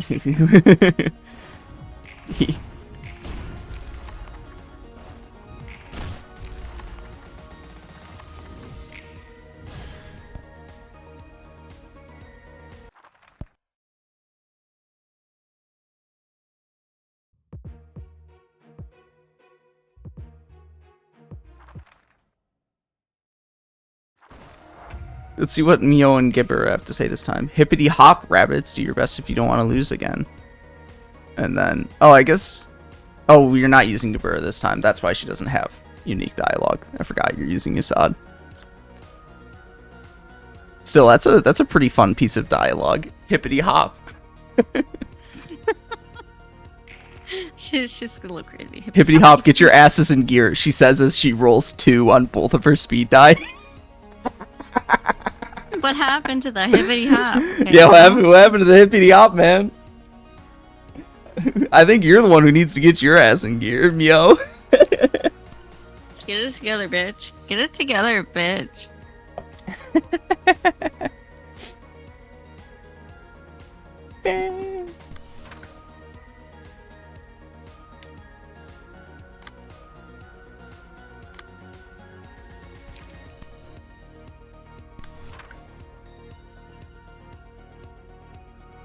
So too, like, I never really got into politics until like my mid-20s. So like, you know. Damn, you got into politics before me, and I mean before having met me. Sheesh. Yeah. Oh God. Yes, my life did start before you. I'm Yeah. so sorry. I can't believe it. I can't believe it wasn't Had a me. life before you. I can't believe it wasn't me obsessively talking about it that got you interested. I don't know. Wow. Imagine. Yeah. Like, I was reading, like, I was in a book club, okay, and we read, like, books about politics, okay? Like, books about mostly, and when it came to, like, minorities. So that's just kind of, like, what we did. So that was, fun. But then I, stopped, going to the book clubs, yeah. But then I stopped reading. I took a break from reading because I was reading way too many books and I got burnt out. So then that's why I started again with a novella that kind of sucked. Oh yeah, the ending of that space book. So they went on this planet, okay, and it was like rainy. Yeah, the planet that was all rainy and like stormy and shit. You know, kind of. Hold on, what was the Interstellar? Oh, Interstellar. I was gonna ask what was the series I compared it to. It was Interstellar, right? Yeah, Interstellar. Yeah. So they landed on that planet. And they were on there for months and months and months. They couldn't do any research because the conditions were so shitty, right? And like then they got all depressed because there were these little like sluggy monsters that were like making all kind of screechy noises and like yelling and screaming and stuff. And like as they were attaching themselves to the ship, and it was like really depressing and shit. And they were all depressed, and it was just like stupid to read. So the weather was finally okay enough for them to leave, and then they went on this other planet that was like okay. It was kind of like deserty conditions, but they were able to like do shit. And then they talked to these astronauts from like another location, and they were like, we looked on Earth and like ain't nobody there. Like ain't nobody at this. Like we can't contact anybody either, and like we looked and like the conditions on Earth like are shit. Okay, like it looks like there was it just like in Interstellar, like it has something to do with the sun. Like they had like a solar thingy. You know what I'm talking about? Perhaps a solar flare. Yeah, a solar flare. That's what it was. I don't actually remember why the conditions on Earth and Interstellar turned to shit. So I guess I'll take you at. I think I'll take you at your word if you say it was a solar flare or some kind of other solar event. Yeah, some type of solar something. Yeah. It's been a long time since I've seen Interstellar. Most I remember is time dilation, and the power of love fixes time dilation. There's no love is power the of fifth. Love in this one. Love is the fifth dimension. Was something to the effect of what happened at the end of Interstellar. Yes, this is not the case for this one. They went on a little different route. Okay. So the conditions on Earth were shit, and like they were like no people that they could see, and so they were like, we finished our research and stuff. The other crew were like, we finished our shit, and so we're gonna head back to Earth and see what's up. But the condition of our ship is not good. So if we head back to Earth, we could die. LOL. So we're gonna send you our research and stuff so you guys can have it and keep it safe too. So deuces, and we'll call you once we get to Earth. No call. So like they died. Okay. And so they're the only crew in space, and so they go to another planet that they've heard of that is potentially safe and that they can like build a colony on basically and like chill and like live out the rest of their life. But they don't have enough fuel to get back to Earth if they go on this planet and like live out their days on it, which is kind of what happens in Interstellar. Like it's like a plot point in Interstellar. Like they could stay on a planet and like chill there, whatever. And so that's what the crew ends up doing. They could either stay on this planet or go back to Earth. They don't go back to Earth. They stay on this planet and chill for the rest of their lives. And that's it. I'm like, wow, that was so amazing. I feel like I learned. What was this book supposed to tell me? Because I feel like it told me nothing. yeah, I was gonna say I feel like that sounds like a very dissatisfying conclusion. And It was very dissatisfying. and not in the same way that the ending of The Wall is like disquieting. The ending of The Wall is not really a conclusion, but it's disquieting because of where it left off. Whereas that just sounds like it just kind of ends, and you're like, really? Literally, it was just kind of just ta-da. I'm like, okay, bitch. And I just can't even remember what the ending was supposed to be. Like something about like I don't even remember what the ending was supposed to be. Like I just like All right. yeah. I'm gonna steal the mouse real quick to show you something funny that I just saw on Twitter. But yeah, I'm still reading the incest book. I mean, like I said, it's like a book from 2016, so that's great.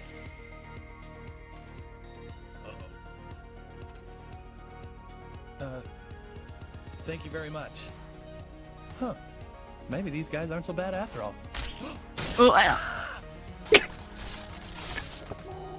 He ate my pencil.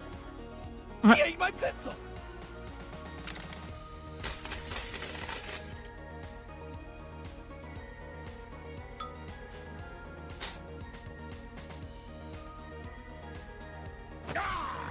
ew. That, The fuck? that can't be normal. He ate all of them. These guys are not your run-of-the-mill delinquents. That's so random. Fucking anime, man. Was that the one from this season or? Oh no, that's Cromartie High School.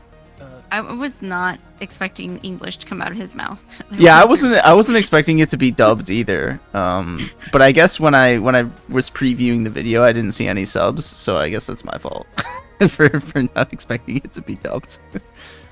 He ate my Well, pencil. I think my initial thought is that there just wasn't any dialogue in the scene because that scene could have definitely gotten away with no dialogue. It just drops pencil, guy eats it, and you're like, the fuck just happened? Dumps the rest of it. Like it could have so easily been a silent scene. Yeah, that was hella awkward, bro. Yeah. That's not normal. These are trying to melt away. No, bitch, they ain't. And so I have a bag because I got a Barnes & Noble's membership. Okay. Why? I don't know. They suckered me into it. I'm a sucker. Okay. And I like free shipping. And I like 10% discounts. And I like Starbucks. So yeah. So I got this. So they gave me Barnes & Noble's tote. Woohoo! Yay! So I put all the books in there that I'm gonna sell, and I just chunked the book in there. I'm like, I'm not keeping this fucking book. It's bullshit. So I was kind of disappointed. So I rated it 2 stars. It gets 2 stars from me. And that's me being generous, okay? Mainly because I copied Interstellar. So Yeah. it's being generous. You're welcome, miss. And apparently she wrote a series, and I'm not reading anything from her. I'm sorry. I'm like... I understand you're trying to introduce people to, I understand you're trying to introduce young people to, whatchamacallit, fucking, that's not gonna work. Oh, it did. Okay. To science fiction, but I don't know. Sucks. So whatever. Maybe we should just keep these. I think that's good.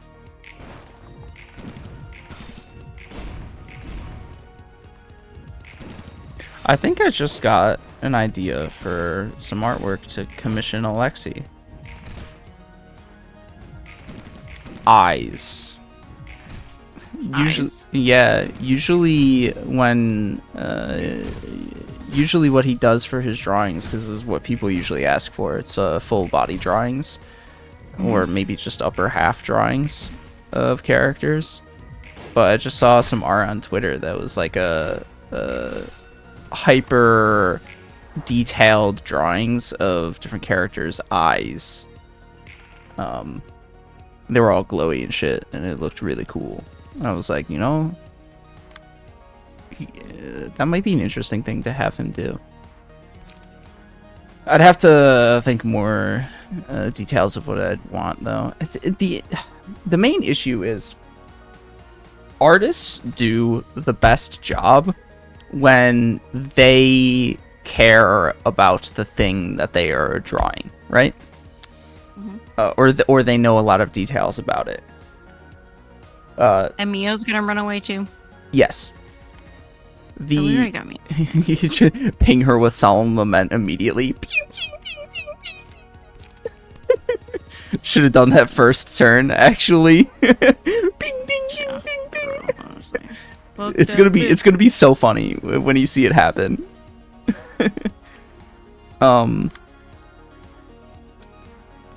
So Alexi does excellent drawings, especially if he has a good idea for them. But the issue is, you know, I care a lot about Project Moon and also Toho. That is your baby. He knows absolutely jack shit about Project Moon, just besides what I have told him for the sake of drawings I've commissioned him. And he also knows next to nothing about Toho as well. So if he cared about the things that I would like him to draw as much as I cared about them, he would do an even better job. If you cared about the things I like. Yeah. And he really is like really good.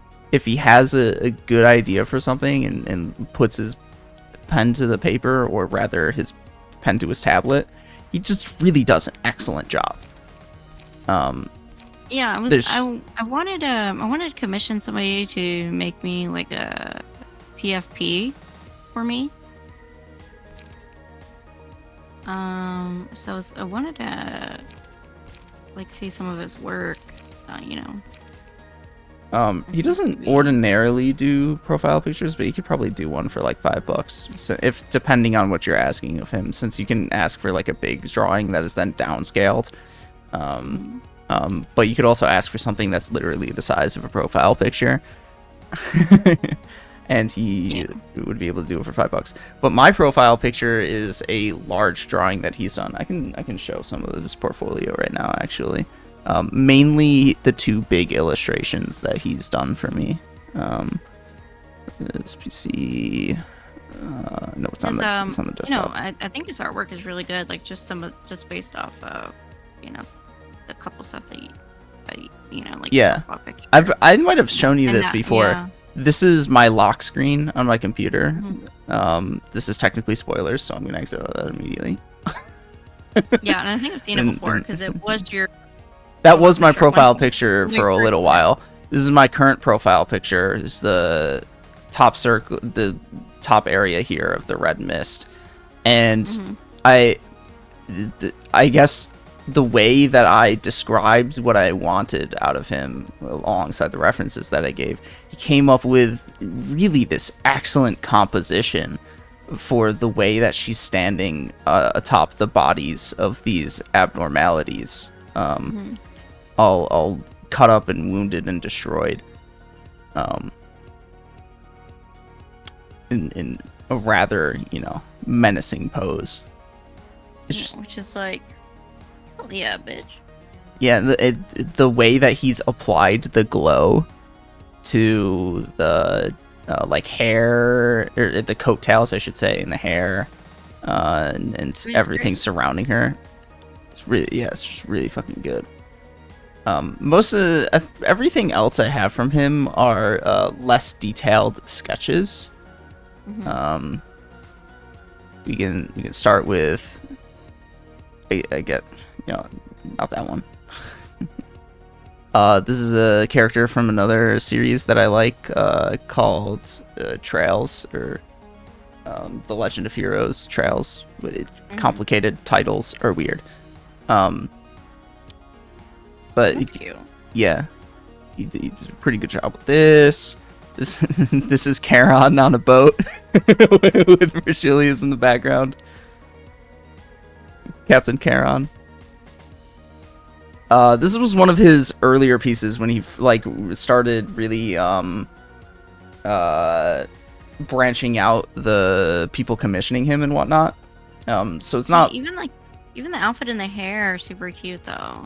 Yeah. Oh, I mean, yes, I've shown you Donna Clusia's design before and told you that I fucking love her design to begin with. Yeah, I remember now. Yeah. She's like super hot. Yeah. Then there's Eris from Shoko Tensei. This is Faust with Der Freischütz ego sort of thing equipped. But golden drawing. This is Yisang Funeral of Dead Butterflies. Ooh, that's pretty. Yeah. I have a good chunk of the Limbus Company characters as idols, where I gave him effectively the Heathcliff? Yes, I gave him effectively the aesthetic theming. I gave him the aesthetic theming and personalities of the characters, and he designed the outfits. That's so cute. And here's Ishmael. She's adorable. Oh my god, I really love that. Whale. Mare Salt. Oh my god, look at that outfit. It looks like Prince. That's perfect. He has a motif of chains tying him down, so that's where the chains came from. Oh, okay. Here's Otis. In her military, in her militarized idol outfit. Sinclair, between the worlds of light and darkness. What a king, my king. Yi Sang, who has a motif of mirrors. That is, oh my god. The more I look at it, the more beautiful it gets. Oh my god. Yeah. Oh my god. Oh, that's it for the. I really love that. This one's probably my favorite. That one's probably my favorite. I think I'm actually, this one probably is my favorite too. God, that's gorgeous. I'm looking at him. This is the last of the idols for now. I should probably get him to do the other 6 sometime. This is from Toho, Kasan Ibaraki. Her story, she's got like a dichotomy of like 2 selves, yada yada. So I had him do like a duo mirror image of them. Ew. Oh my god, that's so fun. Wow, that's so pretty. This is another Toho character, Mizuchi Miyadeguchi, Vengeful Spirit. That's cute. This is Mio for the Chinese Year of the Rabbit. I love that. Oh my god, Queen, yes. This is Utsuho Ryuji, also known as Oku. I like the thick black lines. I really like that style, yeah. Yeah, I mean, I don't know if I've ever noticed he does thick lines for like all of his drawings, but he does do them for But, yeah. sketches because he only does like a couple of layers without much revision. So he doesn't like narrow down the lines. This is another character from the Trial series, Rishia Mao. Ooh, look at them titties. She also has some massive honkers. Especially they only seem to get bigger as she is in more games. I will say. Anime characters. Here is Sinclair freaking out over the deaths of his family. Mm-hmm. That's really cool. And we got a few other ones. This is Charon drinking her golden apple juice as she drives the bus. That's cute. I really like that. That's so cool. Boom boom. Yeah. Here are the main playable characters of Toho going snowboarding together. That's adorable. That's so cute. Here is Samurai Yomu. I really like the green with the black. That's really cool. Yeah, like the mint green. Yeah, I like that. I like that color combo. It's really cool. This is Yugi Hoshiguma. You can really tell when something I think is interesting about the drawings that he's made for me is because I've gotten ones from like early on when he was doing commission work to up to closer to now. You can really see where he's improved. You can tell this is another one of his earlier ones. Yeah, I like he's really good with like movement too. Yeah. So Yeah, I mean, like the movement of he does aspire to be a mangaka after all, and went to like manga art school. Oh, cool. Okay.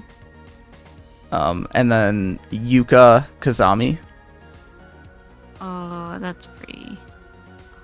That's really pretty. I like the flower petals. That's really pretty. And then here's a bigger composition that I don't think either of us necessarily had like really great ideas for.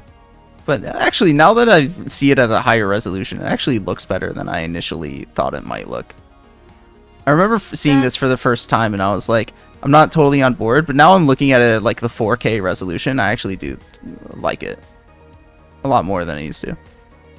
It's actually my banner on Twitter, I'm pretty sure, still. Oh, Lexi did that? Yes. Oh, wow. I thought that was like from the game. No, I had him draw this. Oh my god. Yeah, I thought maybe it's like from the art book or something. No. Wow, Alexi, get the fuck out of here, bro. That's so cute. I think it represents everybody really well too. It's so cute. Yeah. Yeah. Man, he's really good. Like, yeah, I think he does a really good job. So throw money at him. Yeah, I might. Yeah. Okay. I think I'll follow him on Twitter. Does he read his? I'm gonna have to send you a DM. I'm gonna have to. He does read his Twitter DMs. He also the main way that he gets commissions is through his coffee account. Okay. Is that I'm sure it's linked in his Twitter bio. Okay. I'm gonna have to slide in your DMs. Okay. Let's slide in those DMs. Okay. Oh, that's so cool. That just put a smile on my face. Oh my god, I'm so happy now. I love seeing people do what they love to do, you know? Yeah. It makes my heart happy. You know? I also appreciate that, like, the better of an idea that I have for him, the better he does. It's like It makes your heart happy. Yes, I can like really I can like really tell when I give him a good idea because his output is also good. You're like, oh wait. Oh, okay, that was a good idea. Pat on the back. Yeah, yeah. There's also an aspect of his art style that it's sort of difficult to articulate, but you can tell that there's a differentiation between when he is leaning into like the stylized cool aesthetic versus when he's drawing something a bit more like lighthearted tonally. Like if you look at the snowboarding Toho characters or that larger composition of the patron librarians, the way that those characters are drawn is very distinct from the way he drew like Zhao or the Red Mist or any of typically more so his single character drawings, but even just more serious drawings in general. And it's interesting that he goes between those two different styles tonally. Yeah, now that you mention it, yeah, you can tell. There's a level of it that makes me wonder how much of it is due to simplifying as more characters are added in, him simplifying the sort of like designs that he's utilizing, and how much of it is intentionally making that tonal shift. You did not target. You did not target the one that I think you thought you targeted. Which one was targeting me? Oh, this one. Yeah. God damn it.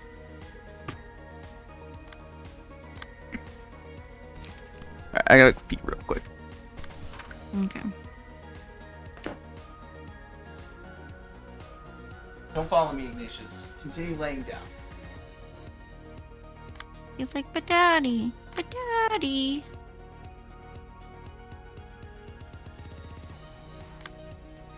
He said, but daddy, I must come with you.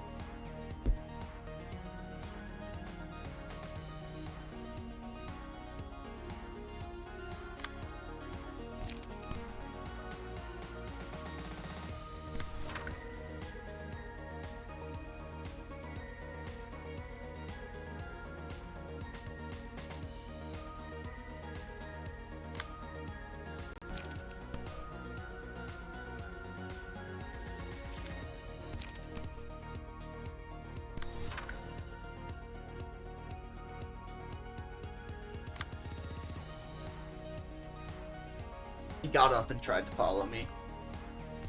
You know, I was saying, but daddy, I have to follow you. I have to come with you. I heard you. I don't exactly take my headphones off when I go to the bathroom. Oh. Oops. They're Bluetooth. I do. I connect mine directly to the microphone.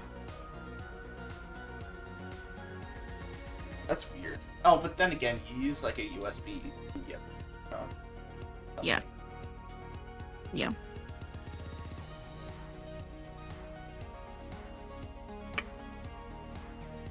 I can't really write this one. Well, no.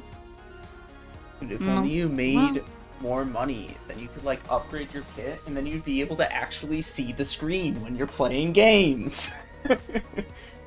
I mean, yeah, but like I'm trying to pay off.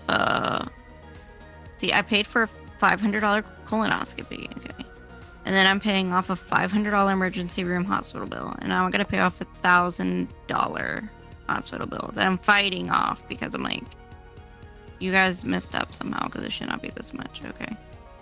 So yeah. What do you mean? Of course it should be that much. We have a privatized healthcare system. If anything, it should be $10,000. True. No, they messed up with my insurance because I was like, I'm like, I live in the emergency room. This is ridiculous. Like something y'all messed up somewhere. So I'm Check it out. apparently my insurance. Ping, ping, ping, Yeah. ping, So my ping. insurance is working it out with the company right now. It's so funny. The numbers you were rolling were like between 15 and 20, I'm pretty sure. You're just in there, ping, ping, ping, ping, ping. Just destroyed.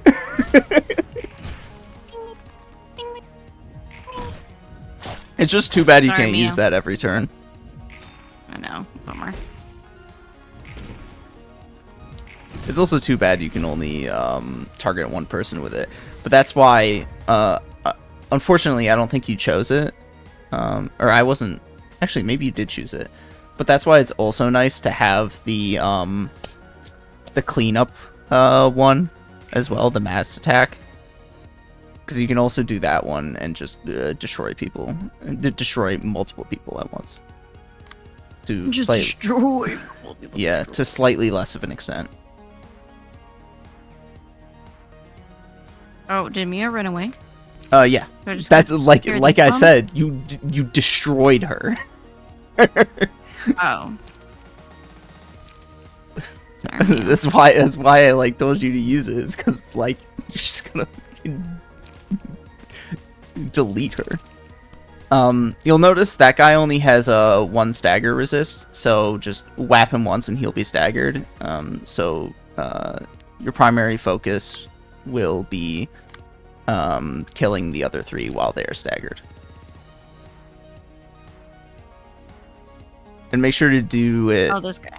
Yeah, and make sure to kill at least one of them, preferably 2 of them, with Chun. Okay. Since Chun is the only one that's not at emotion level 5. Who's Chun? Bottom left. Kinsley. Yes. That's Kinsley, okay. Her name is Kinsley. I'm sorry. If you're going to don the outfit of a character, you will become that character. No. Kinsley has her own identity. If you're going to cosplay as a character, I'm going to refer to you as that character, okay? You better be role-playing. No, okay.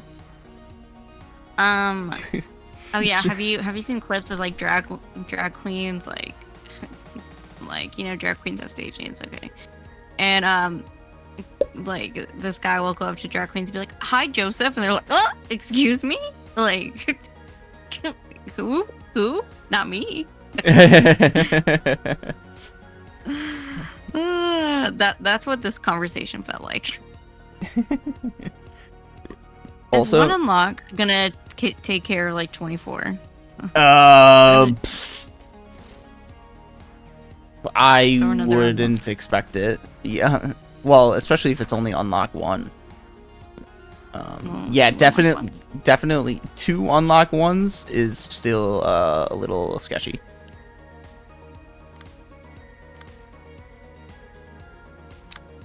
Good. So like the rough damage calculation is going to be the die roll that the roll that you get times 2 because they're weak to that type of damage since they're staggered. So the rough die roll you're going to get, we'll say it's like you have like +2 power on that. It's going to be like 4 to 8. So maybe it's a 6 times 2 is 12. And then you would need to do that for both of the unlock 1s. Like, you can. I wouldn't expect it. I wouldn't expect it to kill. Maybe have somebody attack it with an unlock 1. Yes. And then 1, 2 unlock. Yeah. Have that guy attack it with unlock first, which means you would have to use the 6-speed die, and then have Chun use both of his 5-speed die if you want to ensure that Chun gets the kill. Yeah, 3 unlock 1s will definitely kill him. Not 1, not 2, but 3. There we go. Okay. Now Chun's gonna get the kill. Mhm. Okay. Okay, there we go. And then you can use the other one to try and get him a second kill as well. Yeah, his other speed died. Try and get him a second kill. Flame Dragon Fist would probably kill at least the guy with 32 HP. And then this one... 49. At that point, it's just your choice since everybody else is at highest emotion level.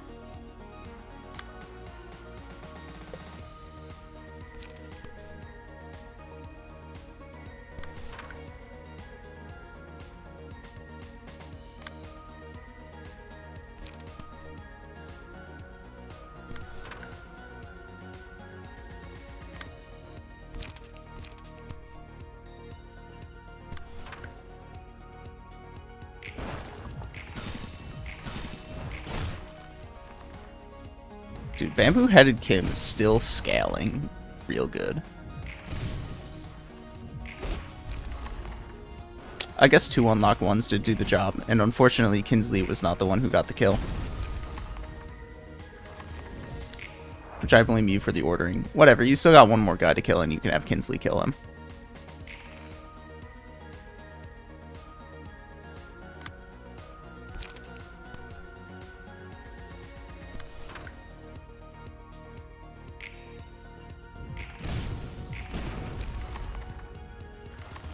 Maybe it's times 3 damage for stagger.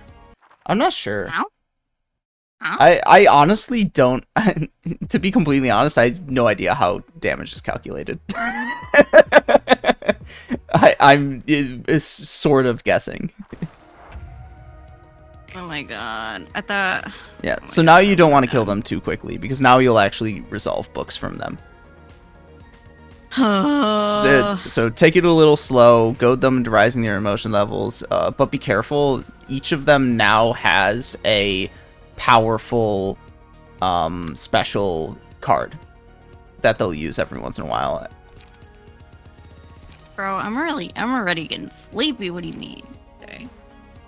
Yeah, as I mentioned before, that's kind of the issue with R-Corp, is that it's a cool fight.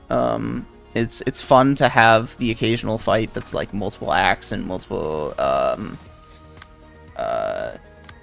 feel like I'm in a floor battle. and a lot of people to kill. It's nice to have an invitation. Just the issue is resolving books from them, because when you almost inevitably have to do the battle multiple times, it's like Are we done yet? Yeah, and you have to be like super careful about not killing them too quickly, and it's like, oh. I'm gonna go home.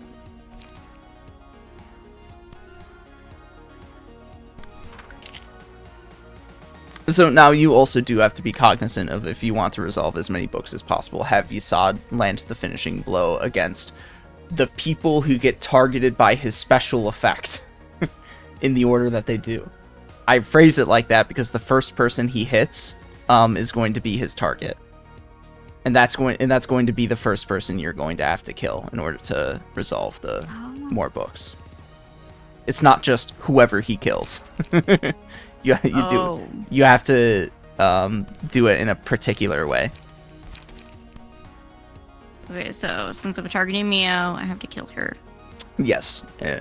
If you hit Mio first, Mio is also subsequently going to be the first one that you kill. And since Affinity goes first, right? Yes, Yeah. but if you have Yasad take another action, then he might hit somebody else first, because all of his die are infinity. Oh yeah, that's true. Okay. Then again, I'm not sure. Is she using a ranged page? Because if she's using a ranged page, then no, she's not using a ranged page. So yes, my point still stands. Okay, got it.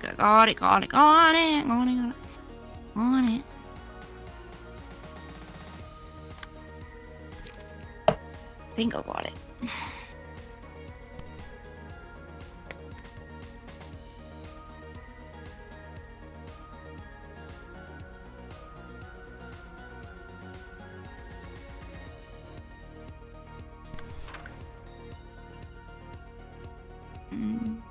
Can't redirect this one.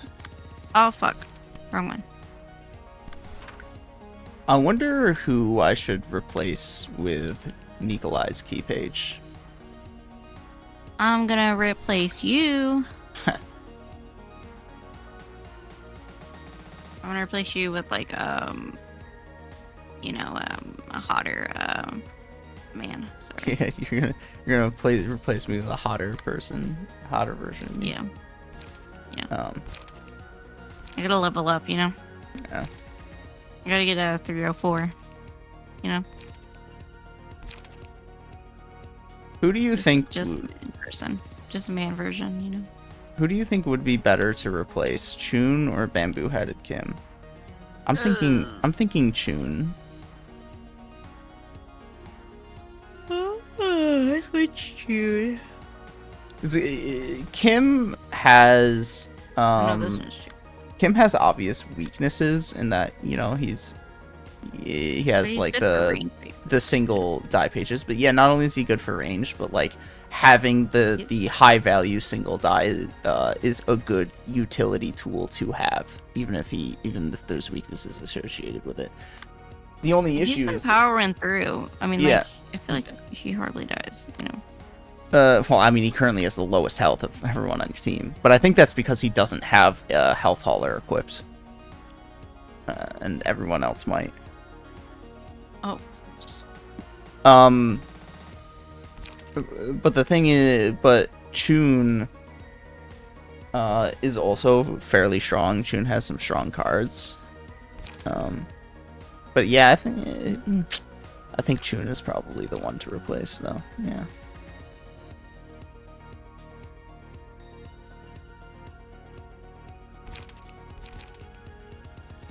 Alternatively, I could replace Lowell, who's currently equipped to Yasad, but probably not, just because he actually gets 4 speed die.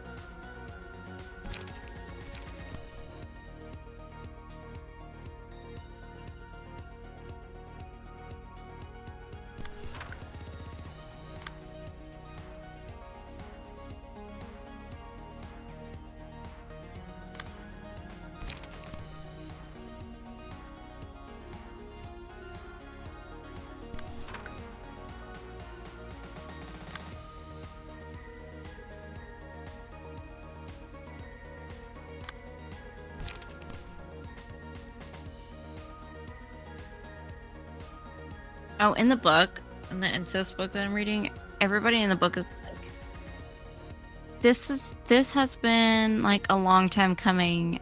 This is like, I knew you guys would end up together, and I'm like, what the fuck is wrong with y'all? I don't understand. What is happening? You know? I'm like, and like, yeah, and then like after they have sex, like, he's like, he tells her, something along the lines of, like, oh, I bet the boys at school, like, don't know this, or don't know how to do that, and she's like, oh, well, like, I'm like, I was a virgin. And he's like, well, I thought you did some stuff. And he like feels really guilty. Like, I would have taken things really slow. And I'm like, what? He didn't really particularly do anything weird. I'm like, does this make me like a pervert? Like, I don't know. Like, I feel like he didn't do anything weird. Like, what? who's reading this and thinking, oh my god, he defiled her? Just, I mean, like, he's her uncle, but like, like the sex wasn't that weird. Okay, let's all take a chill pill. Real Kino incest has the sister come on to the brother. Well, yeah, and then he's like, I don't want to feel like he's like I forced you into it, blah, blah, blah, you know. And she's like, no, I you know, I came onto you basically. You were like 17, but okay. But they had sex when she turned 18, so it's fine. You know, I suppose the nice thing about, oh yeah, you have one more to choose. You can make it so that everyone dies really easily. But power up Yasad even more. Or you can make it so that everyone dies very easily and you recover HP. All characters do. Or you can choose Coffin. Coffin. On hit against enemy who's Speed, or whose HP is 50% or lower, seal of speed, die this scene and next scene, which would be like effectively useless for you because like you're so much stronger than them right now, anyways. Federation exception dude. It's just the choices are funny because two of them are just everybody dies easier.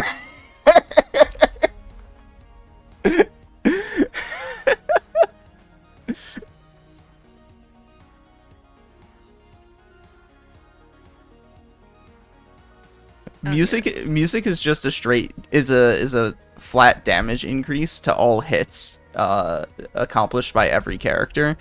Dark Flame is a gargantuan increase in the amount of damage that everybody takes when they receive a hit. In addition to giving that to Yasad makes him even stronger. I think I'd just rather... Jesus Christ. I don't want to get myself stagger damage. Well, it's dude, it's literally fine. It's going to affect them way more than it'll affect you in both cases. I guess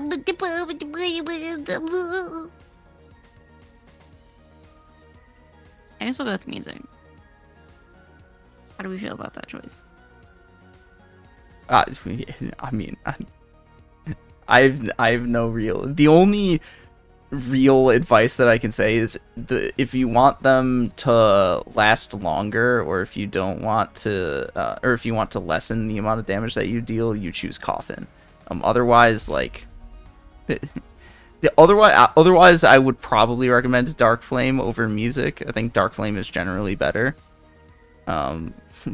But it really, Dark Flame really is like a fuck you button when you giving it to Yasad. Yeah, because I want to farm books though. So yeah, exactly. Fuck. I forgot who Yasad hit first.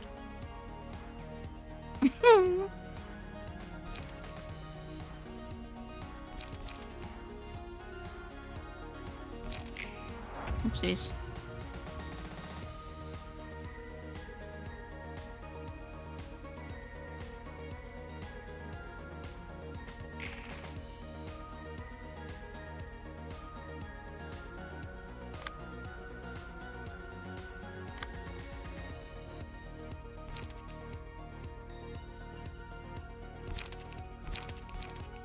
Browsing Twitter can be entertaining because you have somebody.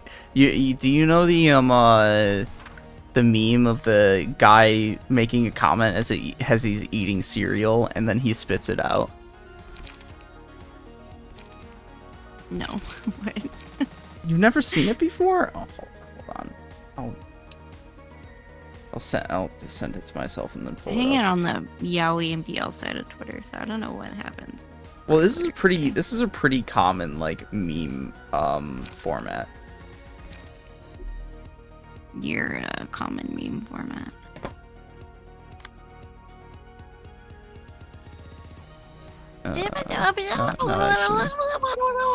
Actually, I do want to pull up the page. Oh yeah. I know. Yeah. So I was just this Limbus Company meme where like they started out with the first 3 cantos, and this one was like really fucking good, and you're like, oh, can't get better. Next one's even fucking better. Next one's even fucking better. I'm currently of the. This was stressful. Okay. Yeah. I'm currently of the opinion that 5 is better than 6, but 6 is not over yet. So, but we'll see. We'll see. Fucking stressful, bro. Okay. I'm just like observing, and I'm like, I'm fucking just out wrong. Observing these Limbus Company memes. Everybody hates Henley. Fuck Handley, man. Dude is Fuck so Handley. pathetic. Fucking titty baby. Wait, is that what I wanted to do? No. Oh, I was attacking. Was I attacking the wrong one? What am I doing? What is life? What is happening? What? Oh, why was I doing that? Oh, because I clicked the wrong one. I was like, I don't understand. Right.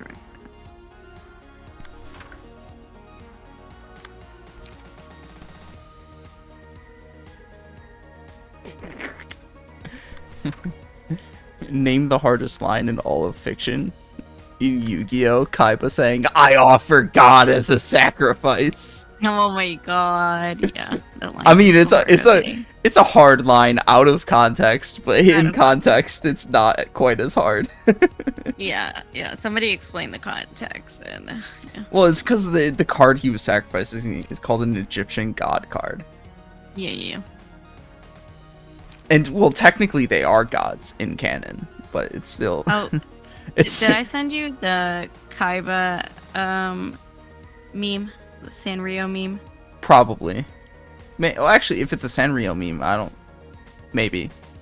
I remember you... the only Yu-Gi-Oh! Meme I remember you sending me is the Pegasus edit, where he's being really fruity. Oh no. Wait. Oh, gosh. no! I mean, hey, that dub actor went hard, okay? Good for him. Yeah.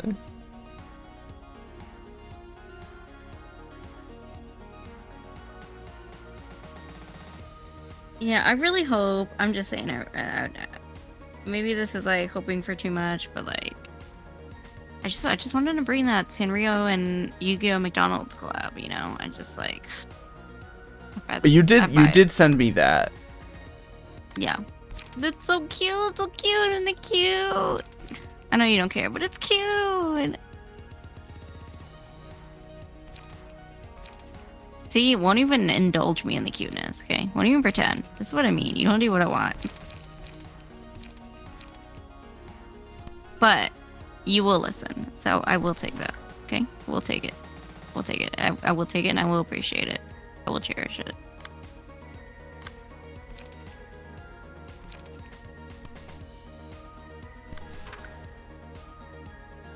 I need it. I need it. I don't need it, but I want it, you know?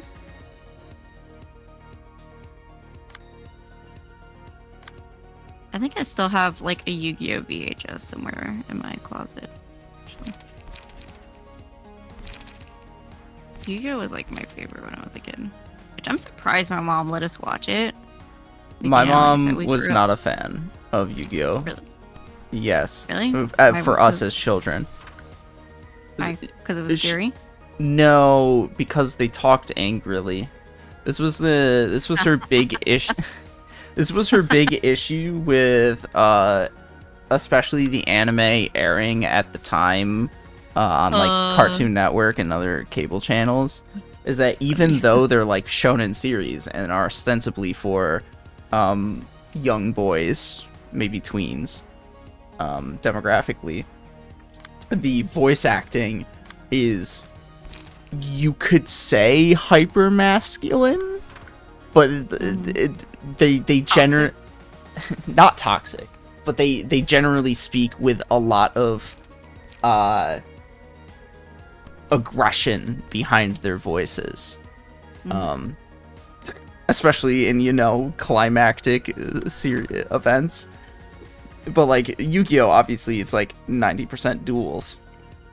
So, and whenever Yugi is having a duel with someone, because Yami Yugi's voice is deep, they have a deeply voiced voice actor voicing him, and so because he speaks with such seriousness in that deep voice, in such intensity in that deep voice, it oh, and actually, by the way, Rudolph was the first person you hit, so you're actually killing Rudolph first with the Assad.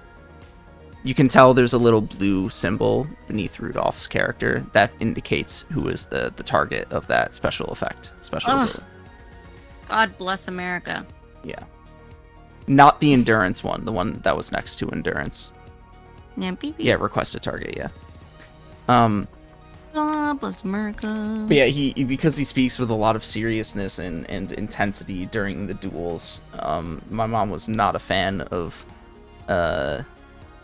she likes lighthearted things, let's just say. That's so funny. That's so cute. I love her. I love her for that. She also Great. wasn't a fan of us watching One Piece because One Piece also featured a fair amount of more angry, as she calls it, voice acting, but also action. And certainly not Dragon Ball, obviously. Oh yeah. Oh, Dragon Ball? No. That I can imagine that's a big no-no. Yeah, my mom didn't like. The only thing we weren't allowed to watch was like, which is funny. Like we were allowed to watch anime. Like we were allowed to watch Yu-Gi-Oh, which is like paranormal, but we weren't allowed to watch like Ghost paranormal. Like Yu-Gi-Oh is paranormal adjacent, but if you're talking about from like a religious perspective, I see what you mean. Yeah. So like because Yu-Gi-Oh would be because Yu-Gi-Oh would be the same kind of energy as religious people being like that you can't watch Harry Potter because it's got the wizards and the witches. Yeah, but we were allowed to watch Harry Potter too. And I think because like my mom, like I said, my mom was really strict with my oldest siblings. So then like when it came around to like my middle sibling and me, my mom was kind of like a little bit more like lax. Yeah, stuff like that. I was gonna say that it is starting to sound like she had some strange boundaries. She was like weird about some things. I mean, but I got to watch Yu-Gi-Oh, so it's fine, you know. I got to watch Yu-Gi-Oh. And I got to watch Pokemon. Oh, well, like Pokemon, like I remember, like she said one of the ladies at church was like, "Oh, you let your kids watch Pokemon?" And I was like, "Yeah." Like, and like my mom's like, "What about Digimon?" Digimon too, yes. I was gonna say, imagine if that's the line of questioning, not like, I can't believe you let your kids watch Pokemon, but like, but what about Digimon? Did you let them watch Digimon? Because they should have been watching Digimon. Yep. No, we love Digimon, man.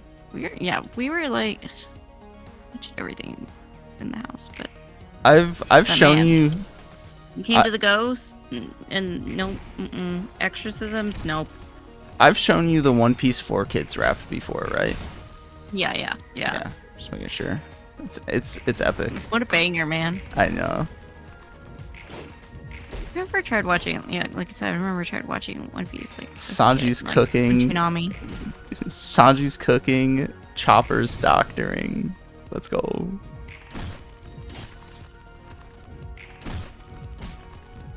Iconic, bro. So iconic.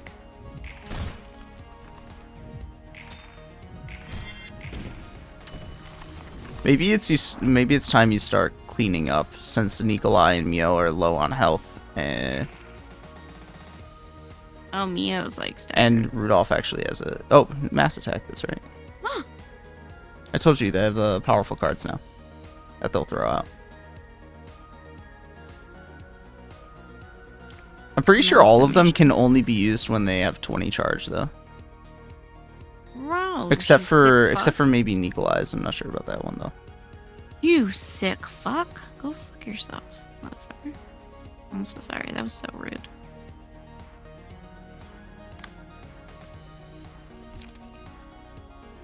What do I knew? You used up all of your light. That's funny. Oh no. Okay, well, sorry, Kinsley. This is why. This is, by the way, why you make sure to use unlocks even from the start of a given act. You've only. I'm sorry. You've only used one unlock. Don't look at it. Don't look at it. Don't look at it. Don't look at it.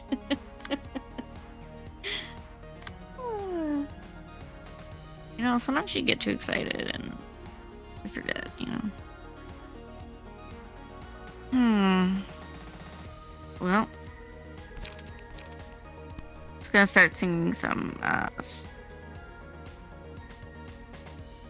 it's not. Yeah, I was It's gonna not start like. singing a song, but then I remembered I forgot the lyrics, so never mind. Well, it's not like you're gonna die from it, except for maybe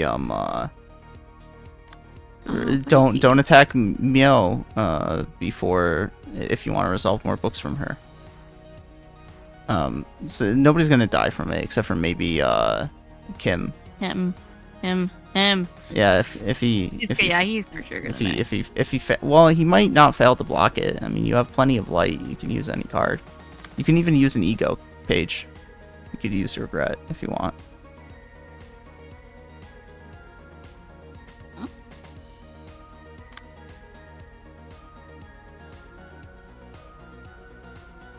Ego pages can defend against mass attacks too if they aren't themselves mass attacks.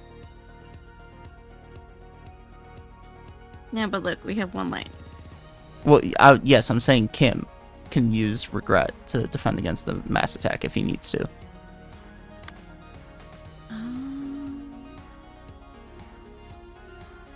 He might not need to though, because he might have something in his hands that works out. Anyways. I thought only Eugen could use it. No, your entire squad can use ego pages. It's just the abnormality pages that sometimes are applied, that are usually applied to a single character. Sometimes they apply to everybody. Oh, I didn't know that.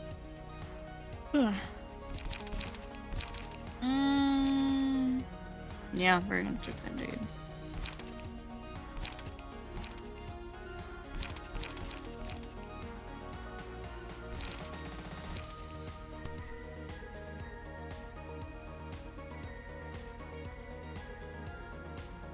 Anybody else attacking this one?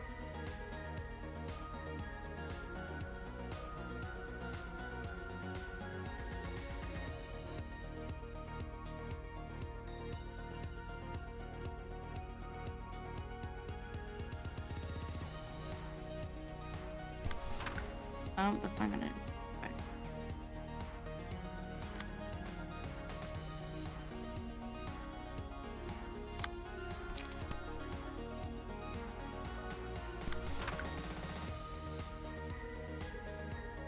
Okay.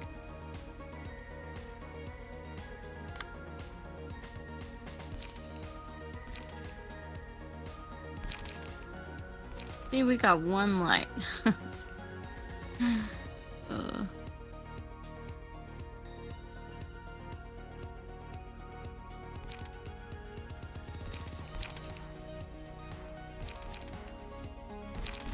Yeah, we're just gonna do slowly.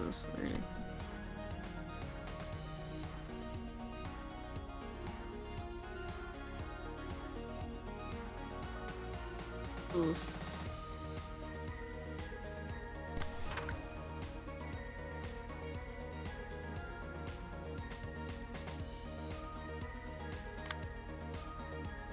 So apparently at somebody's school, they at somebody's university, they put up a notice Masturbation notice. It has come to our attention that students have been vigorously masturbating in the school washrooms. Masturbating on school property is illegal and against school district policy. The bathroom pipes are not designed to handle human discharge other than your regular bathroom duties. The excessive amount of discharge buildup has caused a blockage in the pipes. A pipe on the first floor E7 washroom has burst because of the excessive semen buildup. This will cost thousands of dollars coming from our funds to repair the damage. Please masturbate in your own homes. If any discharge is discovered in the bathroom, it will be collected and analyzed to determine who it belongs to. Which, I don't know, man. Which... How many times are they masturbating? I don't know, man, but I'm with the students on this one. I don't think the university should be collecting semen to I don't think so either. DNA That's analyze an invasion it. of privacy. Not just that, but to expect people to not masturbate in the bathroom is a little silly. Oh, come on. No, you should not be masturbating in the bathroom in the university. Come on. That's no. You shouldn't be doing that. Dog. Masturbate in your bedroom. Okay, I was gonna say the two most common places for people to masturbate are in the bathroom or in the bedroom. In both cases, most of the students who this is going to apply to are people who live on campus. They do not have a home to go to masturbate because they live on campus.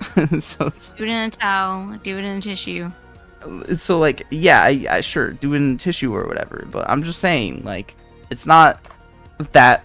I don't think it's that reasonable of an expectation to have of your students, because the bathroom is a very common place for people to masturbate, understandably, because it has running water.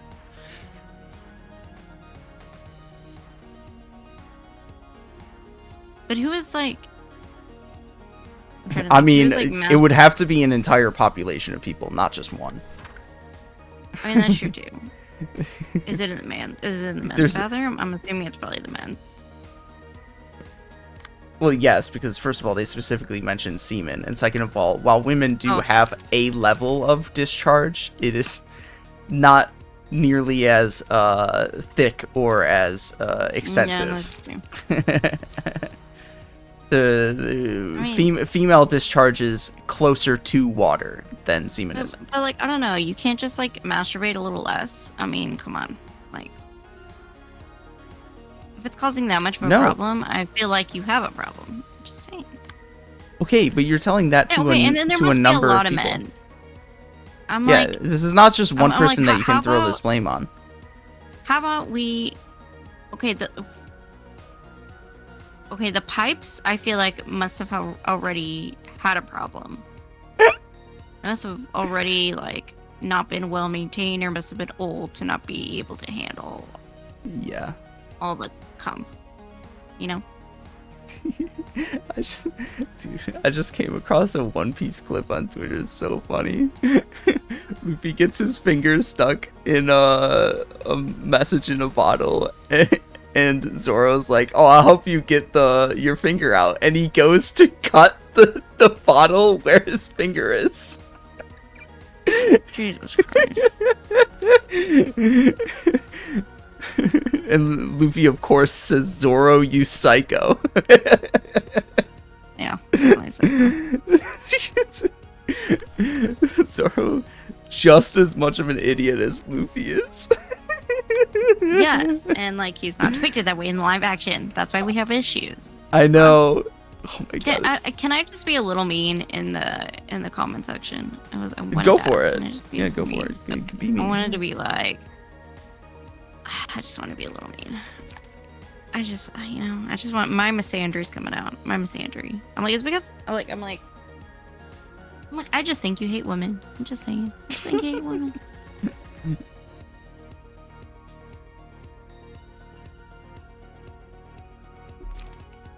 Oh, I only have 2 light.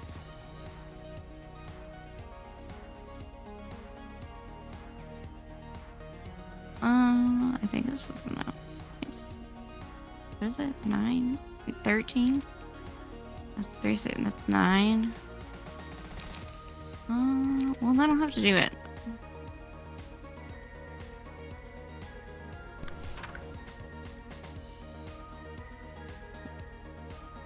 Oh,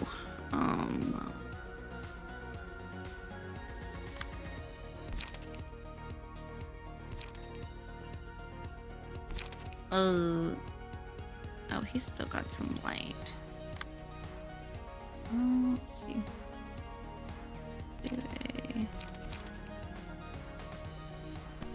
What are we doing? What are you doing? What are we doing? Blam. Blammo.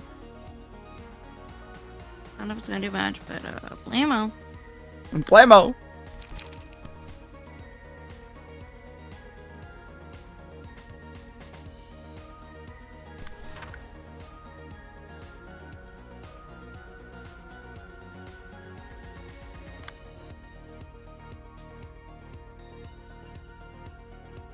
No, wait.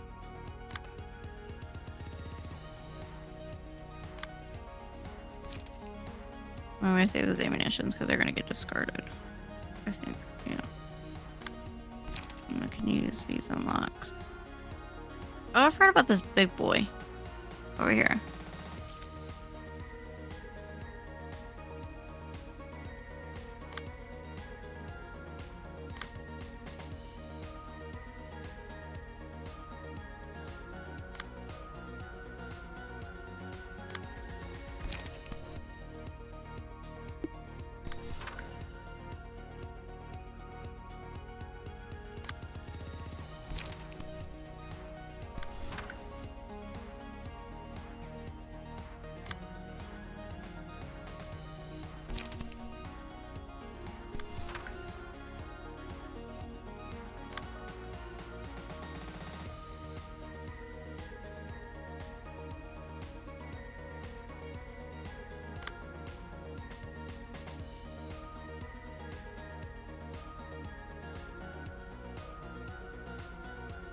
Do I have any unlocks over here? Yeah, I got like a gazillion. I guess I can just blammo.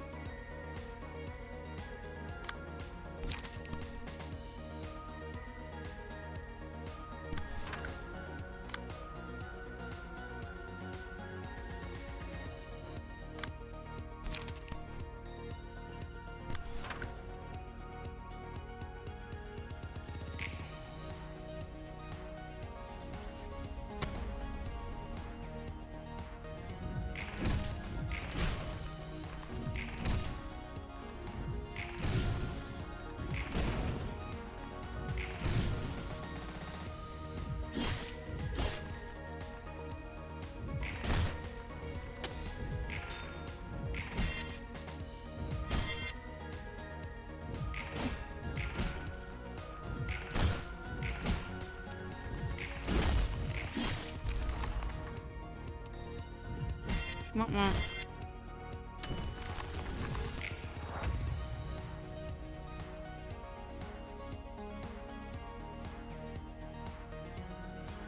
Oh my god! That mass attack, you know, fucked a bitch up. I only got one light. No! Yeah, you're getting mass attacked again by the looks of things. Fuck me, bro.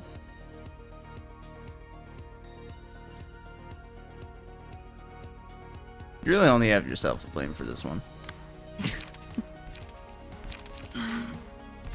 Yeah. Attack indicators? What do you mean by attack indicators? Like the one of the these? I mean, she can turn them on if she wants, but I typically keep them off. I find them to be cluttered and unnecessary. Yeah, I use them sometimes, but not all the time. But right now it's like not really needed because I only have one light. Yeah, you're I'm gonna fuck. not the first time that somebody has said that they find it easier to read. Oh, you're getting double mass attacked. Yeah, you might as well just take the L. Yeah.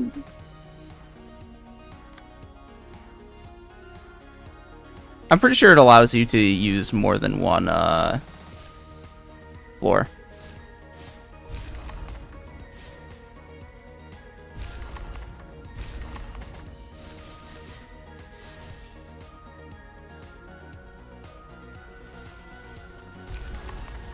Damn. They tore my ass up. Gives you more awareness since you can see who's doing a mass attack or targeting a notably weak librarian. Yeah, I've fucking figured it out without them. Taking out the Bina pill. You're getting Bina pilled.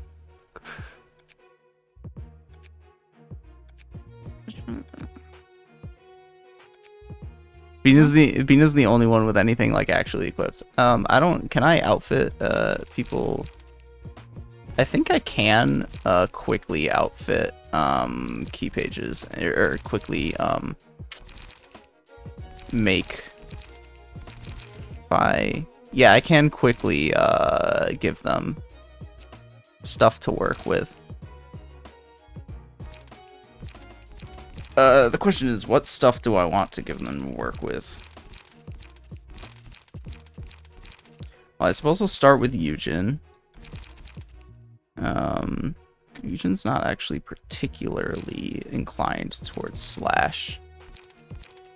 You should build floors before battle. Yeah, why do you think there was one built? You know, usually you don't use the second floor because usually you're actually smart enough at the game. First of all, second of all, the first floor usually doesn't die. Third of all, when you go to use a second floor on any given battle, it's usually a bad idea because you start at emotional level 0. It's stupid. Why would you ever use more than one floor? Building multiple floors is a waste of resources and a waste of time most of the time. No, you don't have to have a backup floor. A bunch of battles only let you use one floor anyways. It's just fucking silly. You don't need to use more than one floor. You just also not need to be a dumbass. Okay, thanks a lot, dumbass. Suck my lady dick, bitch. Not the commenter. I'm talking about Limit over here. Okay. I will endlessly make fun of you for losing that because you were in a very winnable position. It was completely avoidable if you just you mindlessly spend all of your light in the first 2 turns, just uselessly. I'm gonna show you useless here in a minute, okay? Return your brain into useless matter, okay? It was entirely your Wait a fault. second. Your mom, okay? Well,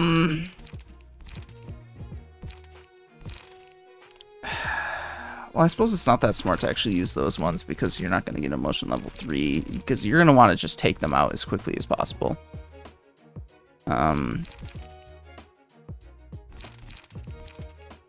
Look, I didn't know they were gonna have mass attack cards. You just said they were gonna have special card. You said they were gonna be mass attack cards. I didn't remember there were mass attacks, but you know what? You also spent all of your light for no reason.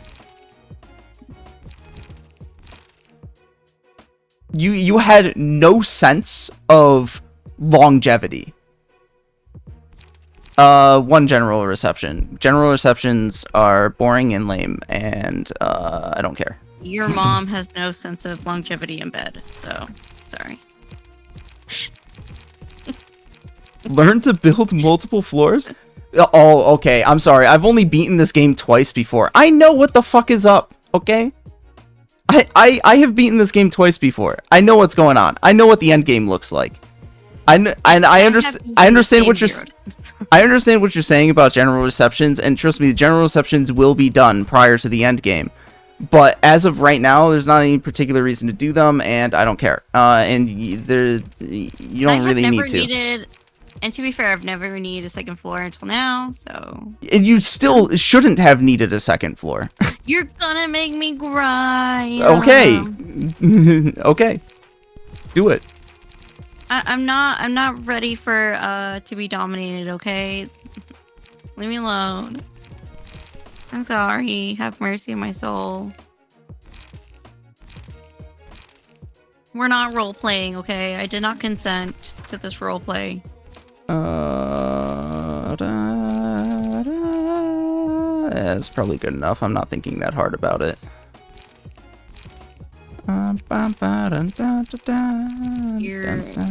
Besides, it's not that hard to build multiple decks. It's just fucking time consuming as all hell. Because he builds my decks. Because I suck at it, you know. Because I'm new to video games. I don't play video games. Okay.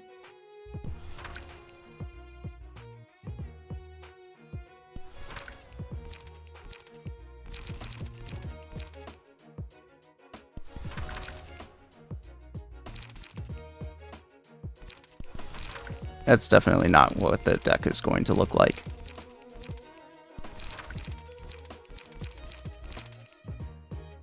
Gain 6 charge versus...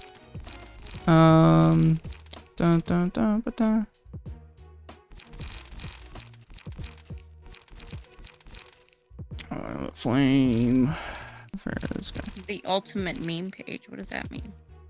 Ujat truly do. I don't even remember what the Ujat do. I don't think I've ever actually really used them extensively.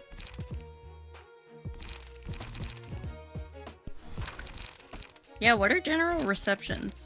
Bamboo-headed Kim. Oh. Not a story reception, but one that gives you extra cards and stuff.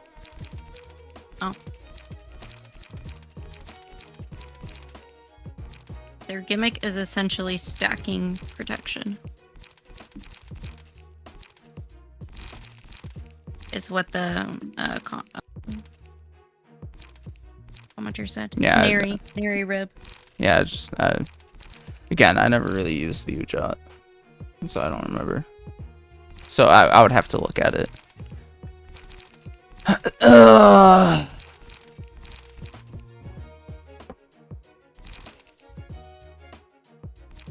If you stack them with your shield plus liquefied flesh passive, say roll stupid high on any defensive dice, meaning minimal damage per turn plus Venus Fairy, and you can have any enemy roll themselves to death. Or you could put that on Hulkma. Blockma. Always a good time to play some Blockma.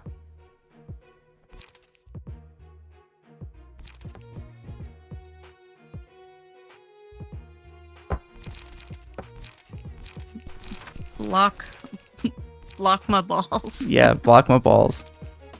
It's common phrasing.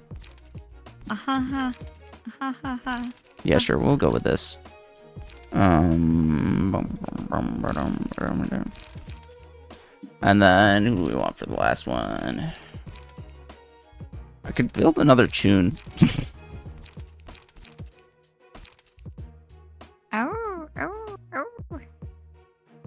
Yeah, you know what? Let's put another tune down. Three tunes. Make them all tune. Oh, that's right. You only have one flaming dragon fist.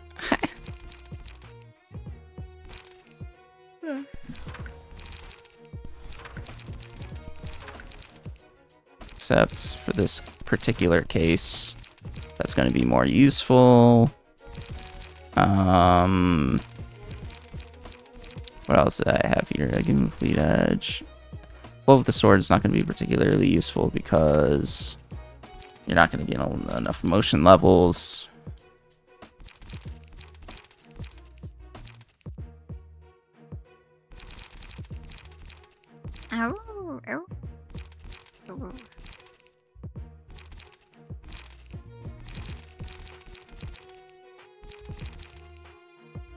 Rushdown is probably a good one. Yeah, that's good.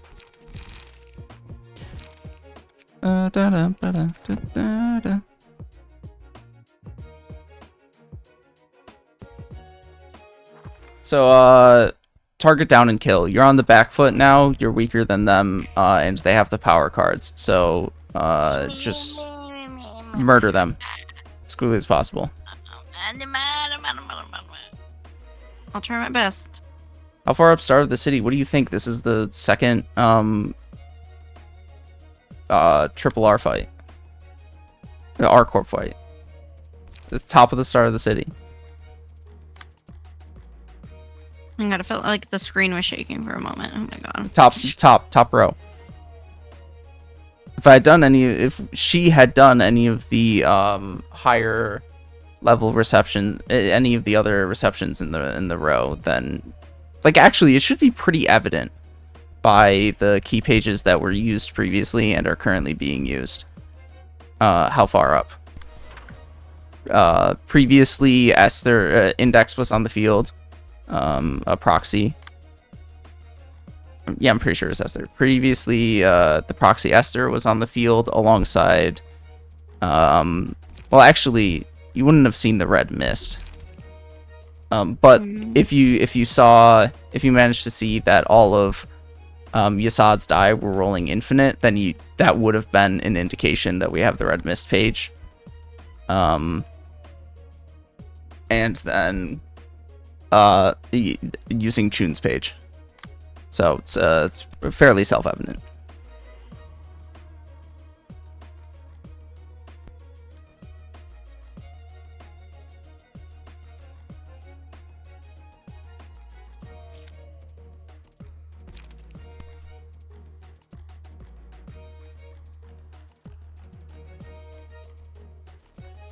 Personally feel that Lowell Myongas is a little weird. Would keep it on Geb or stick on Bino, but I guess it works. I mean, I told her you have two options here.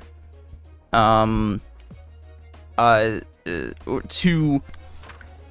two strongest options are to use Gabura's floor or to use Yasad's floor. And she chose Yasad's floor, so I made it work on Yasad's floor. I thought about giving it to one of the other key pages, them being Esther, Chun, Bamboo-Headed Kim, and who was the fourth one? Kalo. But with the loadouts that they had, I decided it would fit better to create one with Lowell to put on Yasad. Until PT was PT. That one is... Oh, purple. Oh. Yeah, I would have got there eventually. I mean, it makes a lot of sense to put it on Purple Tear as well. I mean, Lowell probably would have been the first one to replace. Lowell would have been the first one to replace after Chun. Maybe actually, no, I might have replaced Bamboo-Headed Kim. Either way, Purple Tear probably would have been the recipient of it after Purple Tear got unlocked. But obviously, it's not the case yet.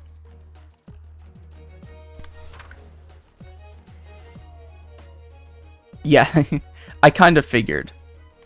Because then you can actually make a blunt deck that is silly in how strong it is. Like, aggressively silly in how strong it is. The Lowell deck I made was not of a specific type of offensive die in particular. It was just general use. Or it used all of them. And so because the main buffs in that case, because the main buffs are coming from Myongest and the abnormality page clean, which will give you just a flat +8 on all of your die rolls when you combine them with the low speed thing. The other buff of the low speed one only applies to blunt, and it's only a range of 1 to 3. So it's not as significant of a buff, but it is still one. And frankly, there weren't the cards available to make a blunt specific deck work in a good way. So I was just kind of like, nah, never mind.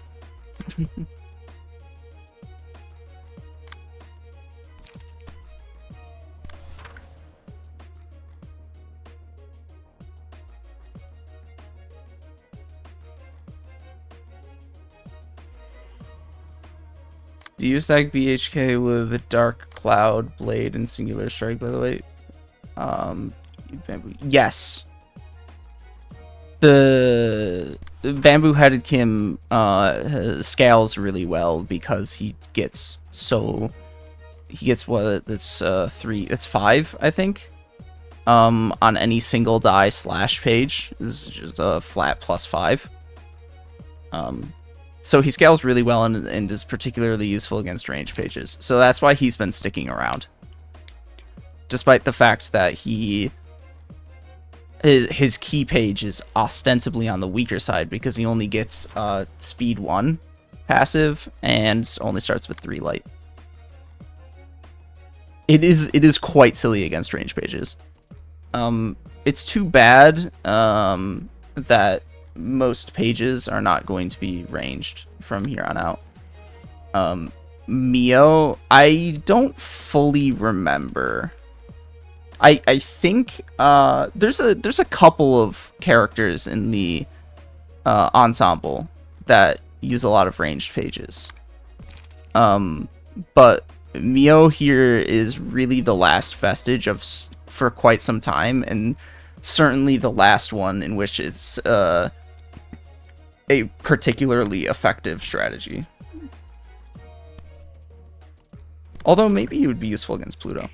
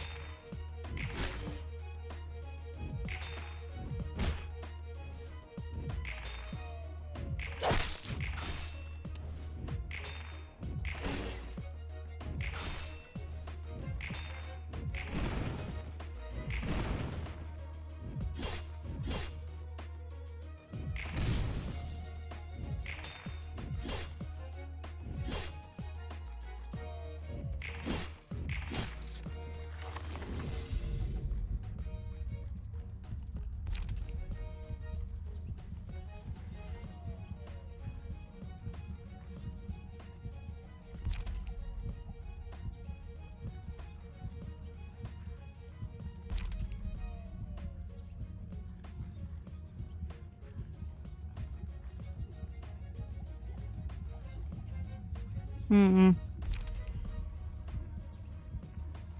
don't think we really have much evade die though.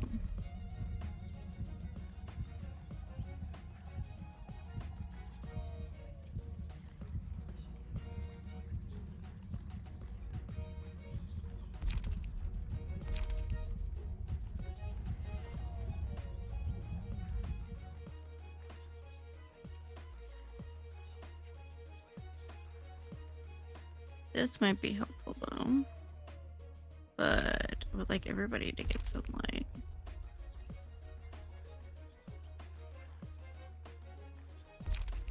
Arguably, Lit Lamp is probably the best choice. I don't disagree with you.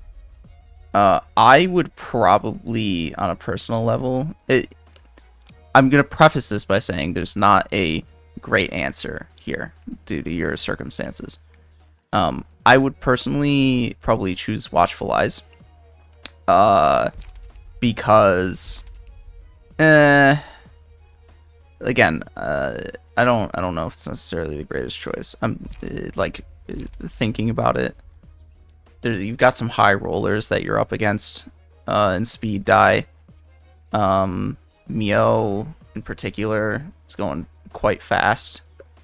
So yeah, probably Lit Lamp is the best choice. The reason I was thinking about Watchful Eyes is because Bina has her mass attack page. And if you draw that page, you're going to want to use it straight up. And then additionally, because you're at low emotion level, you're going to gain your raise your emotion level easily for the most part. which effectively negates the loss of light generation on one random character. But at the same time, it also negates the purpose of restoring an extra light, since you cannot necessarily predict if any particular character is not going to gain an emotion level on a particular round. So Lit Lamp is, I don't even think arguably, it's almost certainly the best choice. Yeah. Okay. And then, of course, Chatter Canary Rib here effectively made the same argument that I talked myself into making as I was making it. Oh my gosh. Yeah. Great minds think alike.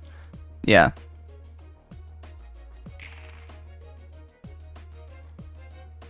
Jesus Christ.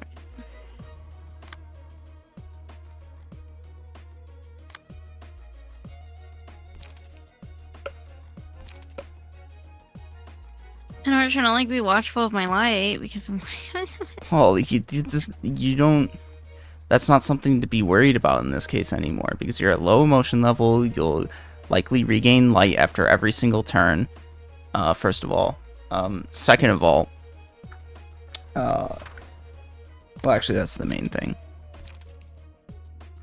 I just big pages being used. That's a lot of light usage. I mean, yeah. It is a lot of light usage on their part. And it is harder for them to gain emotion levels since they're so high. So it's possible that they face a far more stagnant turn next turn. But also, if Bina drew her mass attack page, she did not draw her mass attack page. Get fucked, nerd.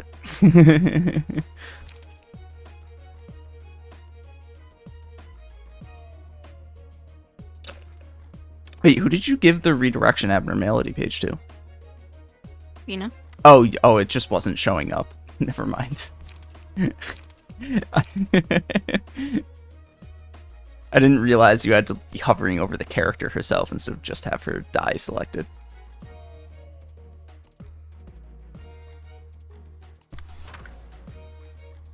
I will reiterate a recommendation that I made prior to starting with this floor. Well, actually, Maxime is one of the ones with low health, but I don't know if you made the choice consciously. Focus on the ones with low health and kill them immediately. It'll make your life a million times easier. I remember that.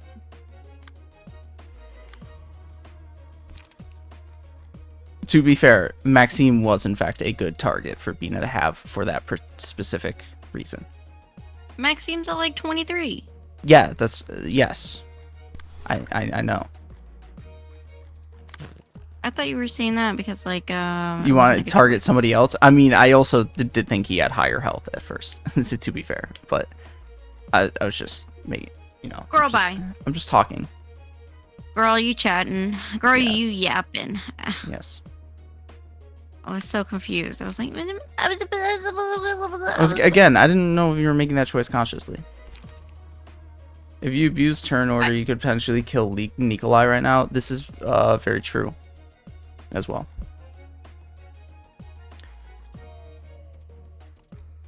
Like something you can do with Bina and her ranged pages to try and kill off either Nikolai or Maxime, preferably Nikolai, is make it so that she uses Degraded Pillar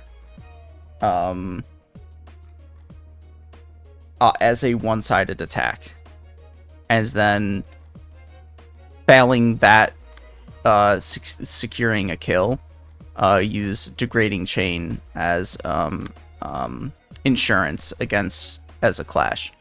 So like the way to do this would be slightly complicated because she's going to redirect even when people are faster.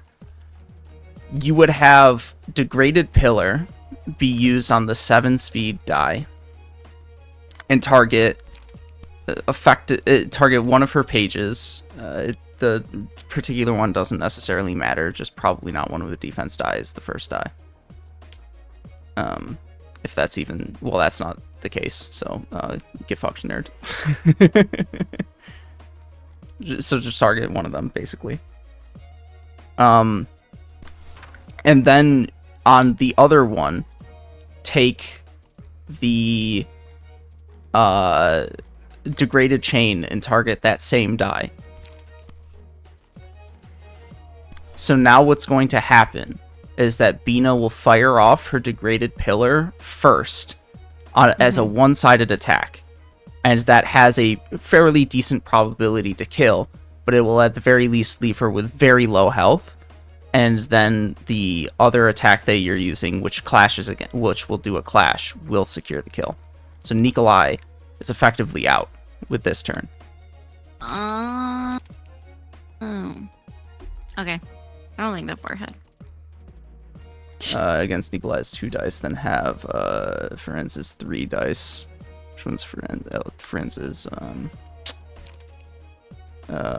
clash with Nikolai's 2. The cheat page and will play both pieces. No clash to Nikolai. I mean, yes, you could also do. If you wanted to, you could also involve your other characters to make it so that both of Bina's attacks are one-sided. But I think that's actually unnecessary and a bit of a waste of resources. I'm pretty sure you'll be able to finish her off with the way that I described.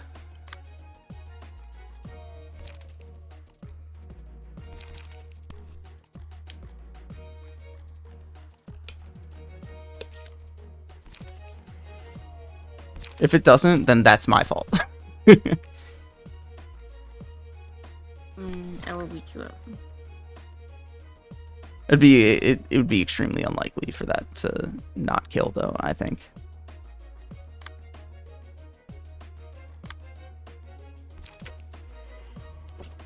Once again, you do not have to worry about Nikolai's other attacks, because she's going to die immediately, since Bina's pages are ranged. Play a page against both Bina and Maxine with that strategy. Depending on the pages used, it'll inflict fairy on both of them, leading to an almost guaranteed death within the act. That is also true.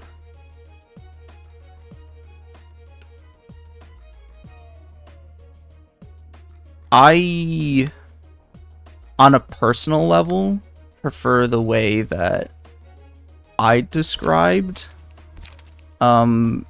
Because it'll be more...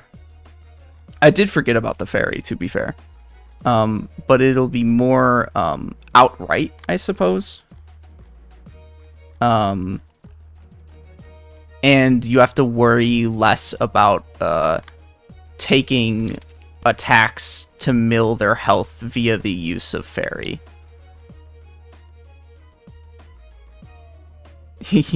The ad happened while I described.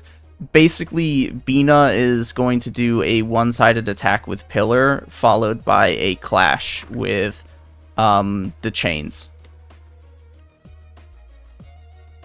The Pillar probably securing the kill, if not the chains securing the kill, and the fairy will... And against all odds, she survives both through some miracle. The fairy will mill her health.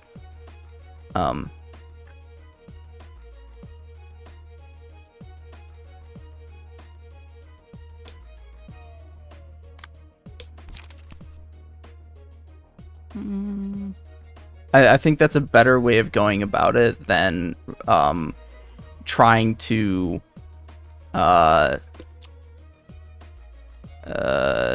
tank attacks from two of them unnecessarily to try and mill their health through fairy. 2 overkill? I mean, sure. It is overkill. In part because I did forget about fairy.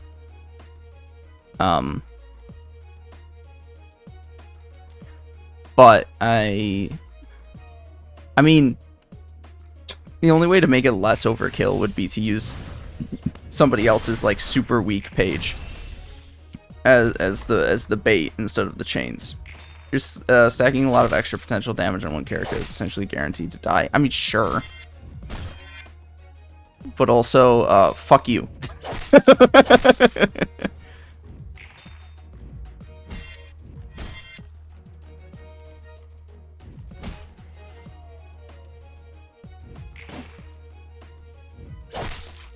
Damn, I couldn't cover enough people.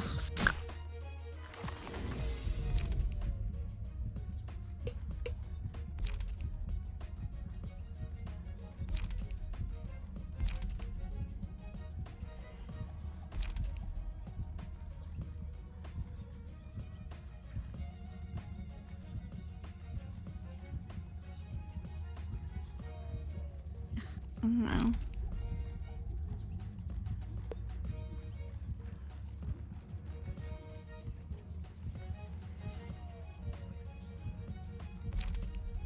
I'll just do this one.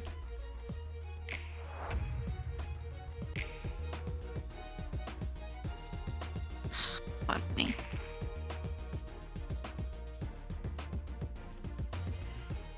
Lack of Ujat upsets me greatly. Well, congratulations, you have a hard-on for Ujat. Damn it! Oh, we got a mass attack. But do you have a mass attack? You do have a mass attack. Now, it still won't kill Mio. But, it... Whoosh. It actually might not kill Maxime because he resists blunt damage, which is, would be unfortunate.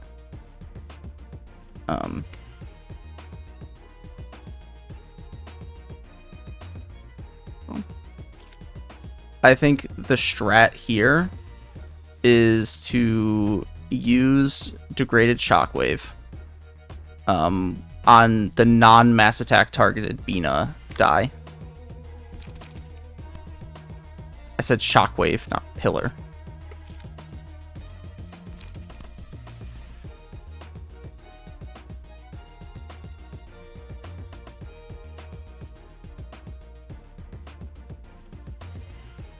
This is a lost fight. I mean, sure, but we can still farm books out of it.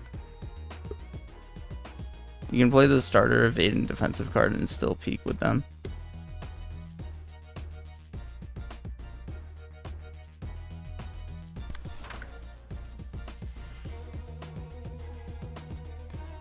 I'm not sure why you would target that one on Maxime. I'm pretty sure you chose the stronger card that he's using. I would recommend the weaker card because he'll outclash at least the second die. You want to outclash both of them. Or outroll, I should say, not clash. And then if you use the degraded fairy on the mass attack page, which I would like to look at the mass attack page real quick. You don't have a good odd of outrolling her attack die there, but you do have an odd, and that could potentially protect you from being whipped out. And then I would actually use that attack on Mio. Probably one-sided.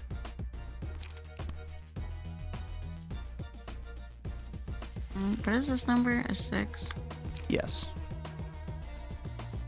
To make it one-sided, you would attack her mass attack. Cool. And then there, it would be concentration, and I would probably target Maxime just to extra make sure that he dies this scene.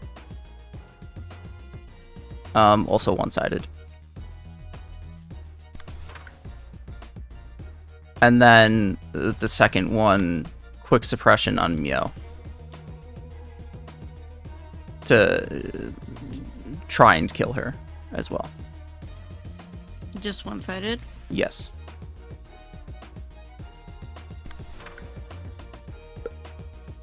And then we'll see what happens.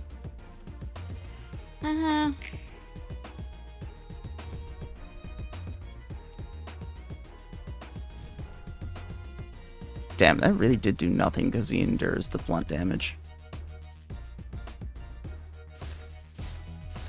I didn't, she rolled high numbers. She probably gets a lot of buffs that I wasn't paying attention to. Well, you tried. Or rather, I tried to give you an out after you did something stupid. Oops. Doesn't matter.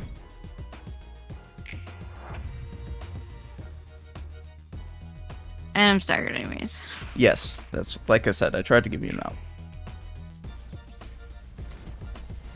Oh, Mio's prowess. I did forget about that. You know, that makes a lot of sense.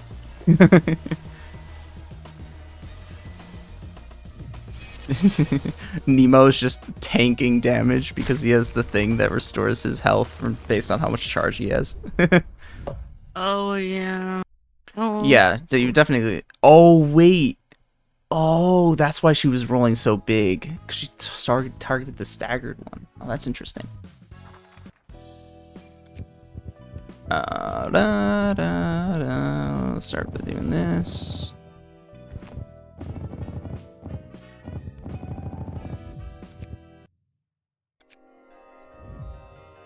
She gets a full +5.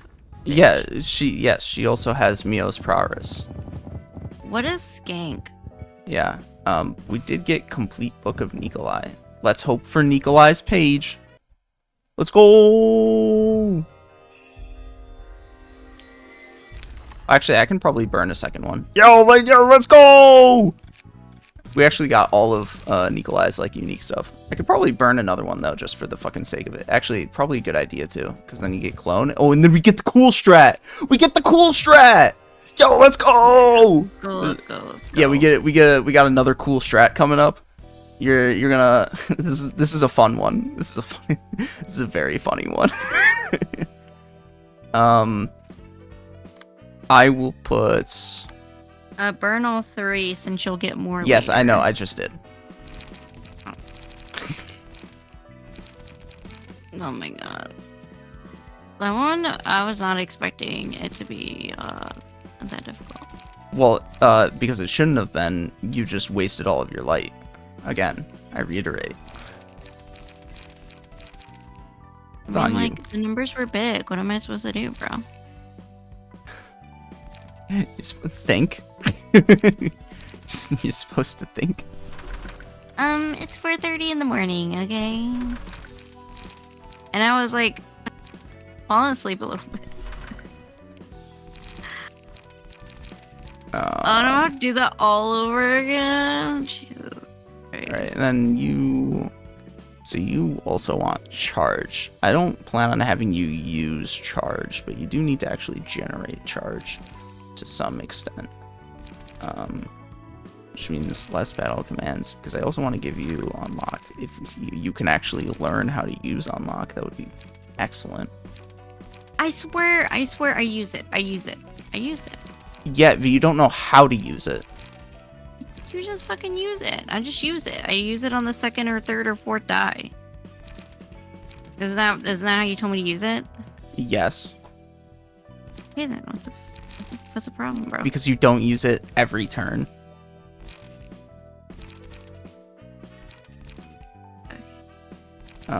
What was the one I wanted to put here? Was it this one? Or was it this one? I feel like probably this one. And then...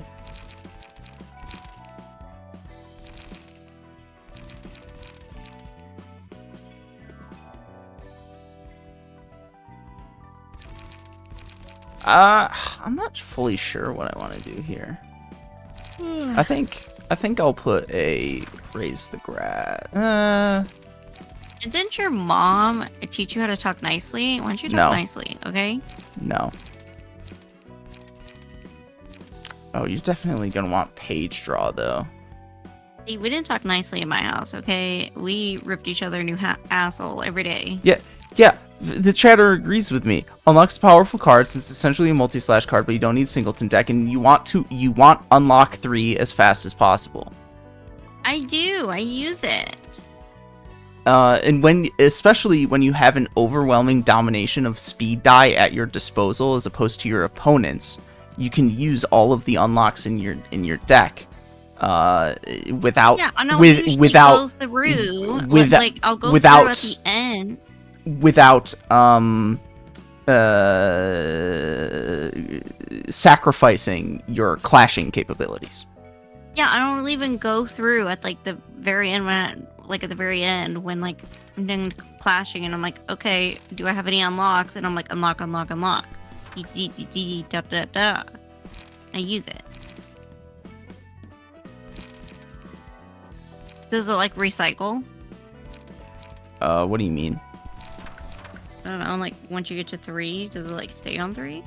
Yes, it stays on 3.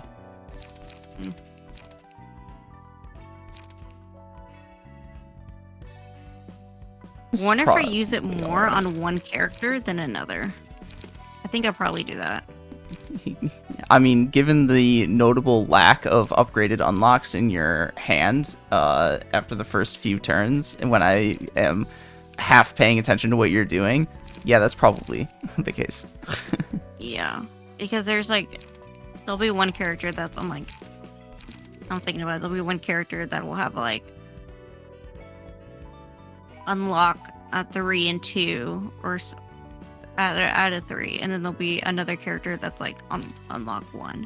But then that's what it is. I favor one character over the other when it comes to unlocks. Rip battle command. Too much shit to remember. I'm trying my best out here. It's tough out here in these streets. Okay. Rip battle command. I would have loved to put a battle command in the deck, but this is probably a better choice. Oh, excuse me. Gain charge plus endurance and spend charge. Spend charge. Gain charge. Spend charge. What does Nemo do again? Oh, Nemo's equipped to somebody, so I can't fucking tell.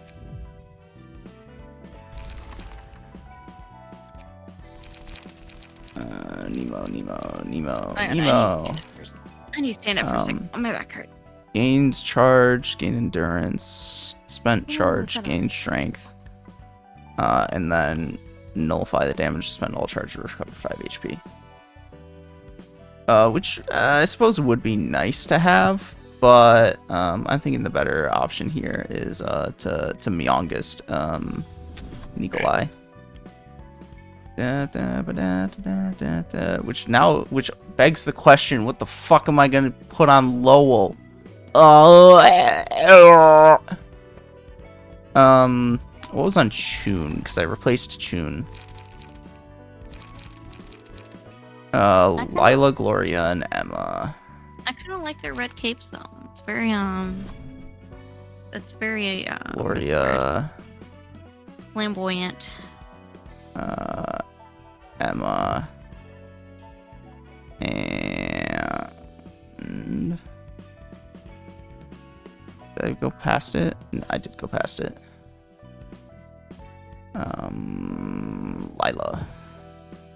I believe I did this. How many cost 3 or higher pages do you have? You actually have a fair number, so that's actually a useful thing to put on you. And then on you... Oh, not what I wanted. Myong. Nope. Oh, actually, yes. Myongest plus Lila.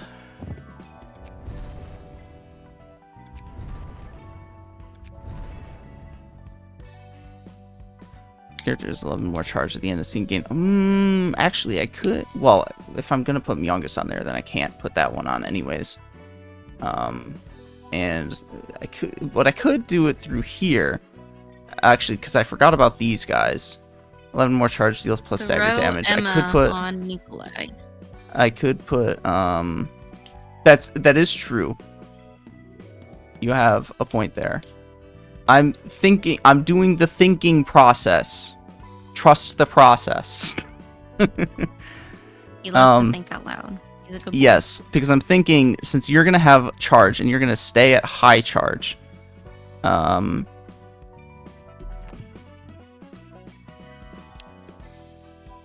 going to actually make it so that you do this, and then I have 4, and I can put Emma on her.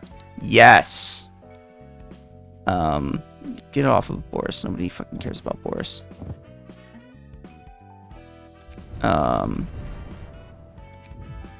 So now we got this going. But the question is, do I instead want to have Lowell again be the... I think I'm going to have Lowell... Well, but then... Yeah, but I don't actually want to do Emma, because I'm going to actually have Lowell be the clone guy while also being Myongest. So I'm not going to do that strategy, unfortunately. But I do need to actually take a look at what other pages I want to put on you if I'm not going to do the clone strategy on you. There's some battle commands on there because lit.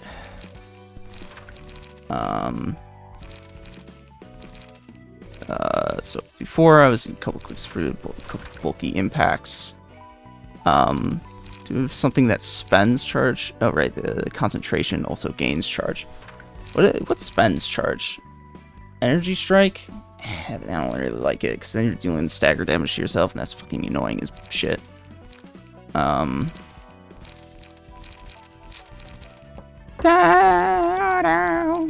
Spend charge to give protection to all allies. Wouldn't be terrible, considering this is a build for, like, distributing the wealth, so to speak. And it doesn't exactly roll lower. It really doesn't roll lower than quick suppression, actually. So maybe we do a little bit of this.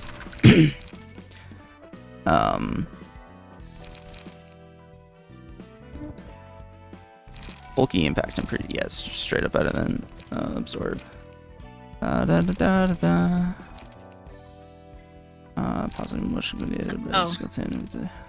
I know they're saying stuff, but I'm thinking, so I'm not reading it. No, I'm saying stuff. Oh, I thought you were just gonna say what they were saying. Wow. Okay, so you know the solar eclipse, yada yada. Okay. Blah blah blah.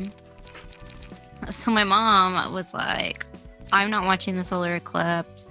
It's too scary. What if we're all gonna like go blind and turn into zombies?" Like, the fuck, Mom? That's a bit of a stretch.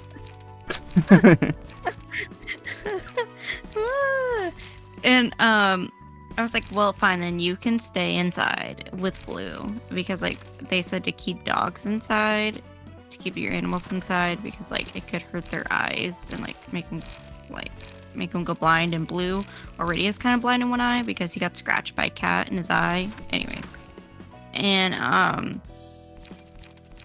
was like, and me and Dad will like go watch the solar eclipse without you, like deuces. And she was like, okay, but remember, I'm not letting you guys back in because y'all are gonna turn into zombies. I'm like, okay, then I guess Blue is gonna protect you during the zombie apocalypse. All right, so now I know what she's got, and she is actually going to spend a charge. So I am actually going to want to attach a card. Have you considered base Myongest?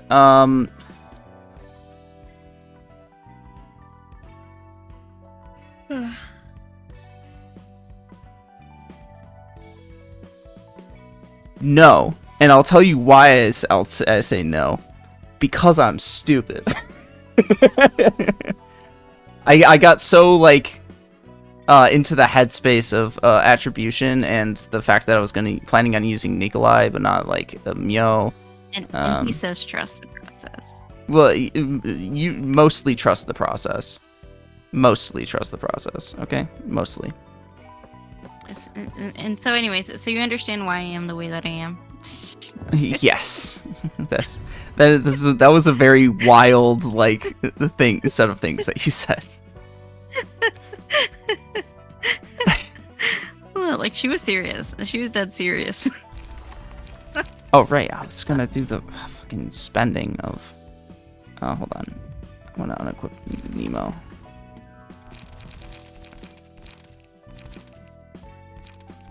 And like from like midnight to midnight of the solar eclipse, you cannot like travel with like, you cannot have weighted travel. So you can't like pull a trailer. because of like traffic and shit, is what they're saying. Traffic's gonna be really bad during the solar eclipse. And I guess they're assuming there's gonna be like wrecks and shit. So like they don't want anybody traveling with like travel trailers and shit.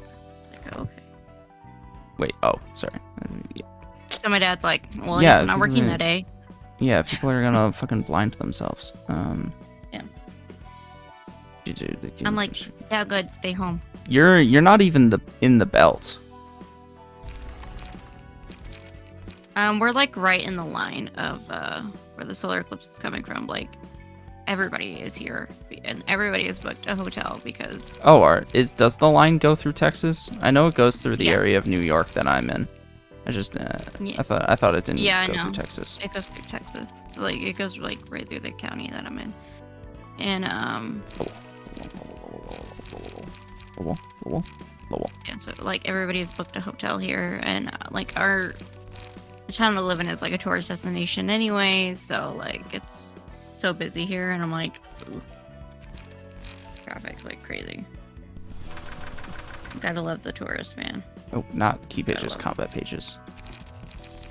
We did a double clone, the triple rapid gashes.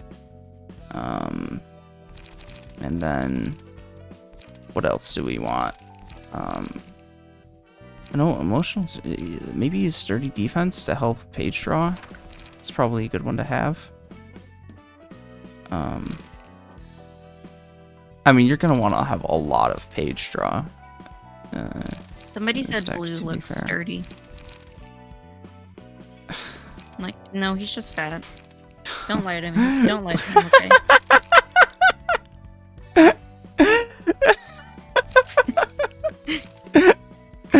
Oh my god. Well, actually, maybe I want to double steel knuckles since you're going to be having the blunt thing. And then the double steel knuckles is good for page draw. High kick is also good for page draw, and they'll even out so the page costs, sort of. But then again, the idea is you have 4 at the end, and you probably double rapid gash, double unlock, double rapid gash, double unlock, double rapid gash, double unlock. So maybe the page draw doesn't matter all that much. But you want to be able to ramp up. And to help with the ramping up process, you need lower cost things. And then this high kick might be useful since it's a single die. You know, I texted my nephew yesterday and he did not text me back. That little sucker, man. Right now the youngest is built to be Lowell, but I am taking into consideration the thought of putting in, and part of the reason I'm making it Lowell, actually, here's a justification for it. When you building a deck with Mio, is going to incentivize putting in charge generation related things on it. And charge generation related things is extra pages in the deck, but realistically, the deck is going to be already 7 cards of the deck are effectively predetermined. So there's only 2 cards left, and you need it's like the charge generation. Although to be fair with Mio, her charge generation isn't her charge generation effect is gain haste, which is not particularly exciting. So like maybe not. And I guess I would put her over Lowell. But Lowell gets fervor and a fighter that never retreats. He currently has locked potential equipped. Alright, but I would get rid of those from youngest. So he would need an extra 5. That would mean getting rid of at least 2 of the, or you would need 8 rather, to get rid of both of these. If I use Mio, that's 3, puts it at 7. 7 can be built up by a 4 and a 3. I can put another charge related thing on her. I can put the Rhino team one on her, give her endurance, or not endurance, protection. Protection. plus maybe Emma, or yeah, probably Emma because it's the high cost thing.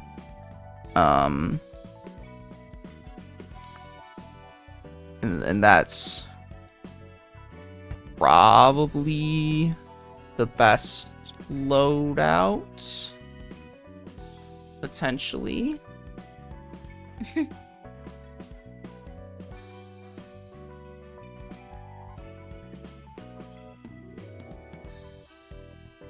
I mean, sure, let's go with that. Let's see how it looks. Oh.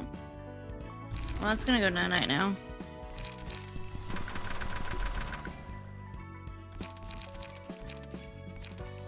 We put on a Mio, give her a red mist. Put on her what did I say? It was Rhino. Plus Emma. I passed it. Plus Emma.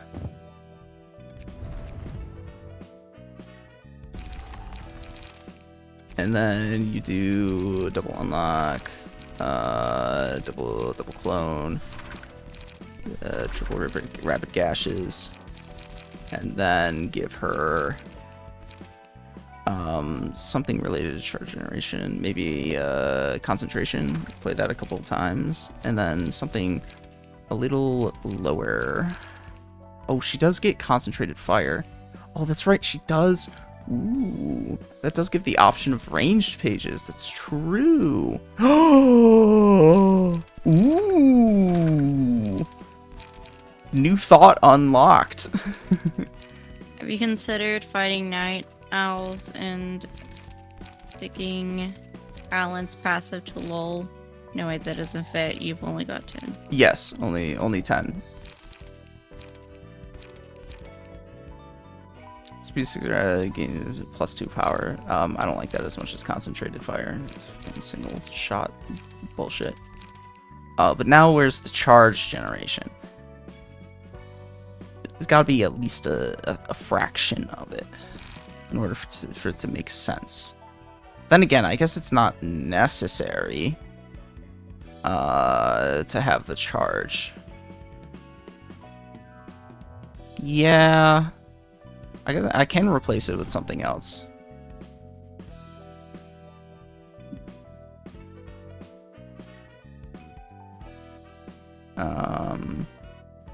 Maybe something else with 3.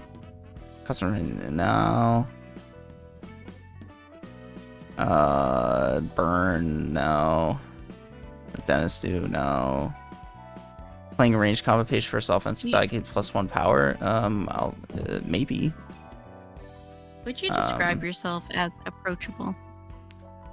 No.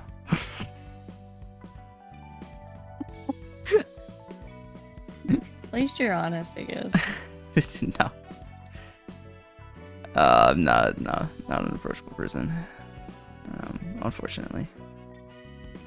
I will say, on our first conversation, I had asked Ood a question about, like, oh, what is, like, high fantasy? And you were like, I can't believe you don't know that. Like, are you dumb? I was like, this motherfucker, I don't like this bitch. I mean, it was pretty dumb. I don't remember that specific conversation, but that does sound pretty dumb. Well, I'm sorry, I don't know everything in the fucking world, okay? Eat my dick, bitch. Easygoing breather. That has something to do with card drawing, right? Oh, right. Yeah, like maybe? I don't know about ball hard. What do you mean by 1 light off? 1, 2, 3, 4, 5. Oh my god, I had... Oh, right, there's Sayo's page that lets you start with more pages. Potentially a free card for... It doesn't Rapid go all the way down to 0? Oh, wait, no, it doesn't. You're right. It's the number of other ones, so it's 4. 5 minus 4 is 1. I didn't need to say that out loud.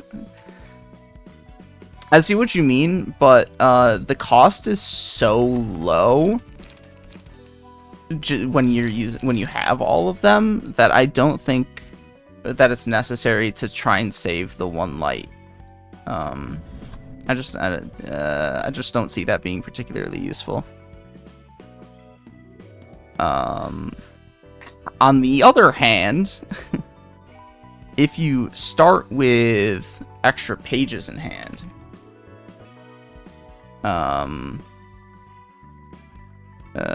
discard a page. Restraint. Yeah, that's not gonna happen. No.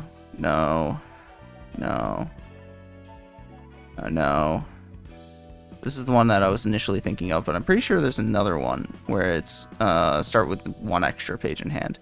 Oh, draw one more page at the start of the act. That's skim prescript. That might be useful. And you could start with 3 extra pages in hand between these two. Alternatively, and this is probably just the general better idea, start with 1 extra page in hand and get some health regeneration.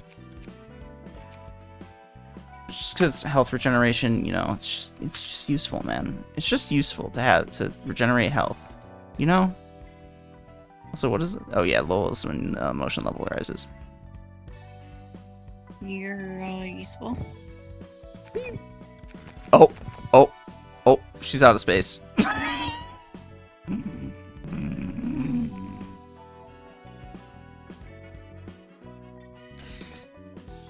Okay.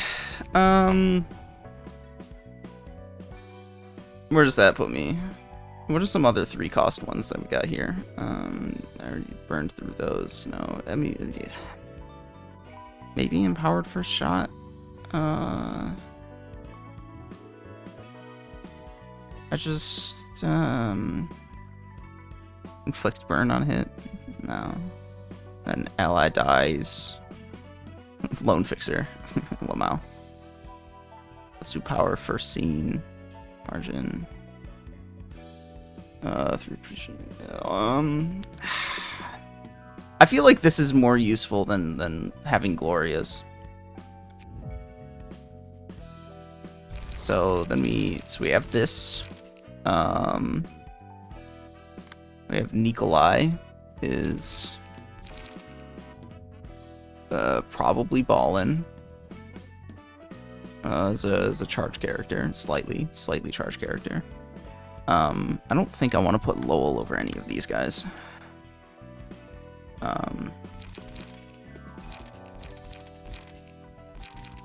I just realized if I don't think I can make it so that he can use range pages, though. I think you have to have the key page equipped. I don't think you can equip range to any fucking key page you want.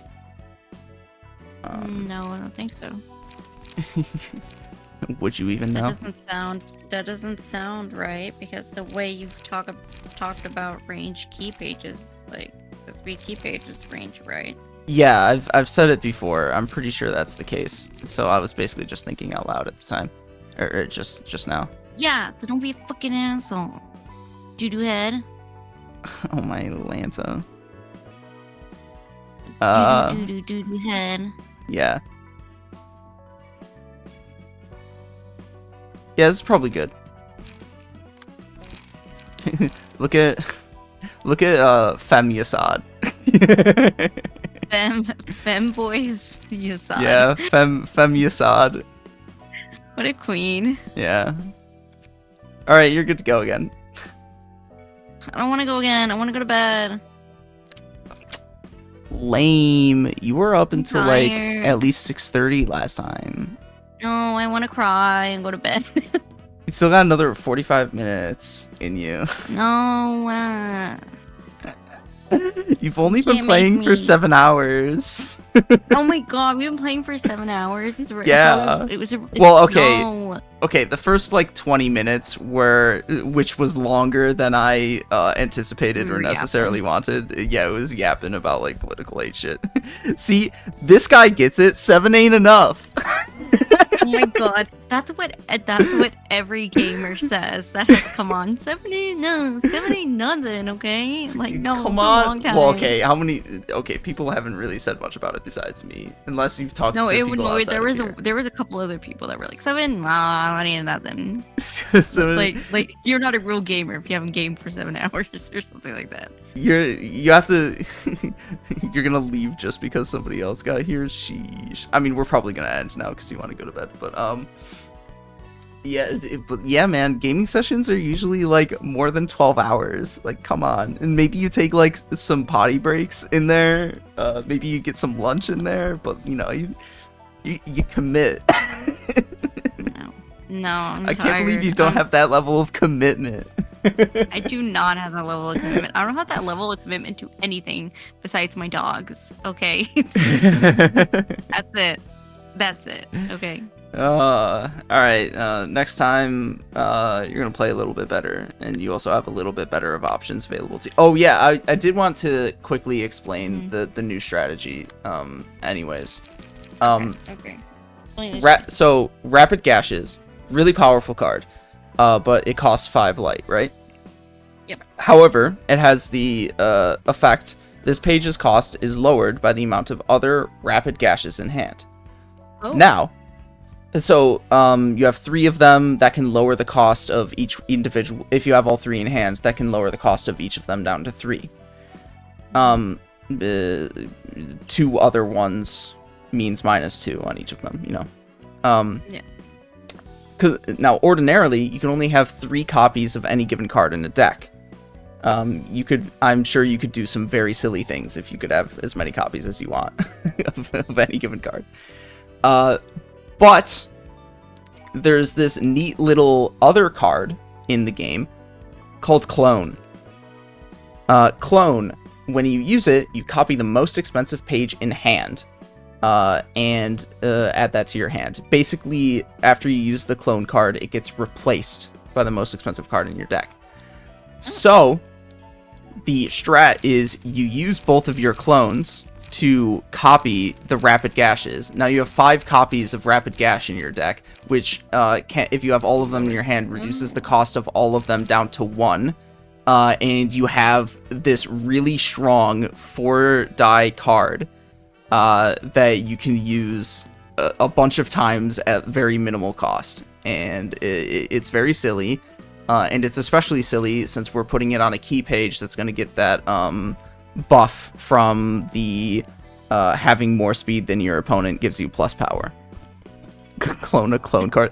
Your deck would have to be so shit to clone a clone card since it copies the most expensive card in your deck. your entire deck would have to be made up of fucking 0 cost cards, or you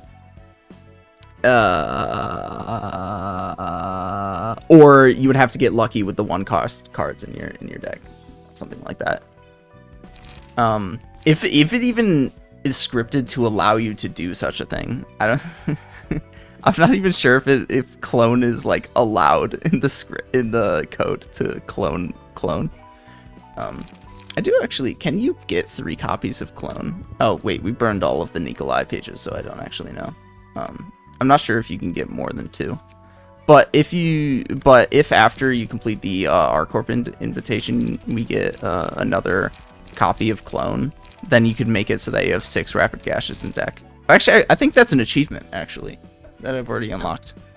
6 Rapid Gashes in deck, all of them cost 0. Just unload onto a person and have fun with that, I suppose. Okay. I got it. I would also like to point out, I am giving you in this playthrough much better decks and strategies that I had on both my first and my second playthrough, because I was not participating in like the community or looking into guides or people to any significant extent, so I didn't like think about or recognize these strategies, which is why I actually had a fairly hard time with this game. It's why most people have a fairly hard time with this game, because usually they don't go looking for strategy guides. And also most people are stupid. Let's be honest. I include myself. I include myself to a slightly lesser extent in that description.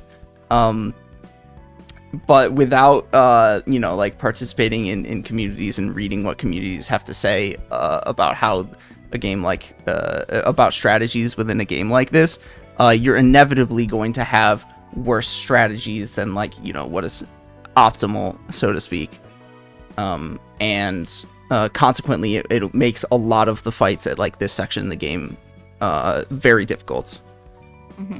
So you're it's nice to have good strategies. Yay.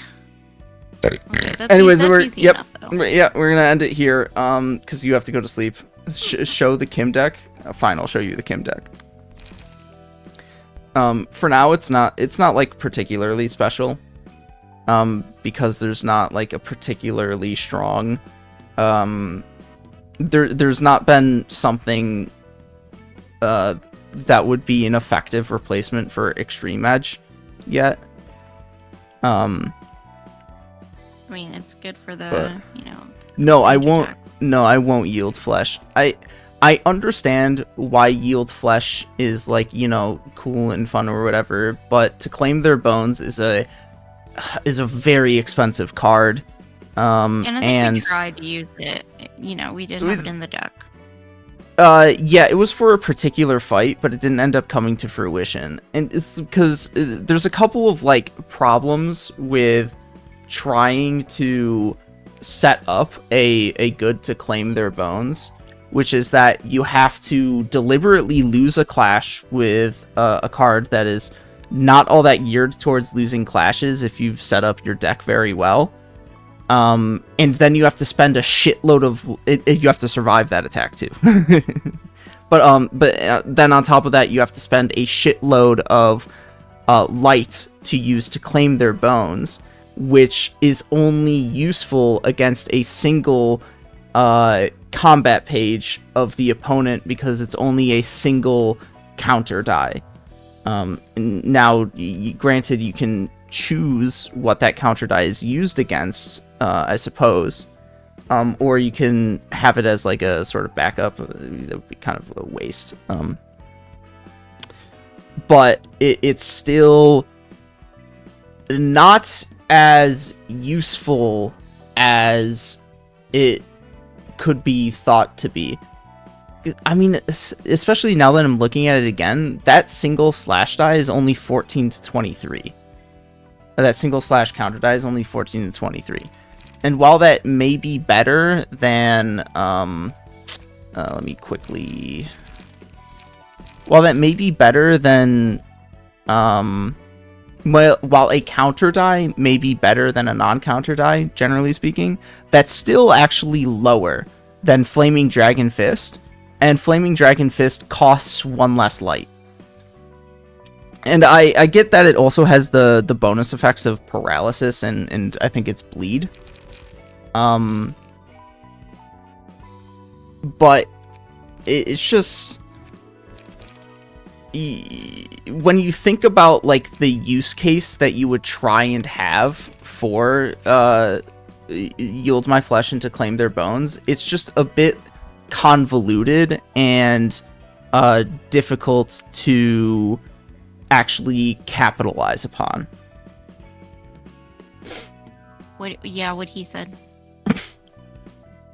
I mean, to be fair, 5 paralysis is a lot of paralysis.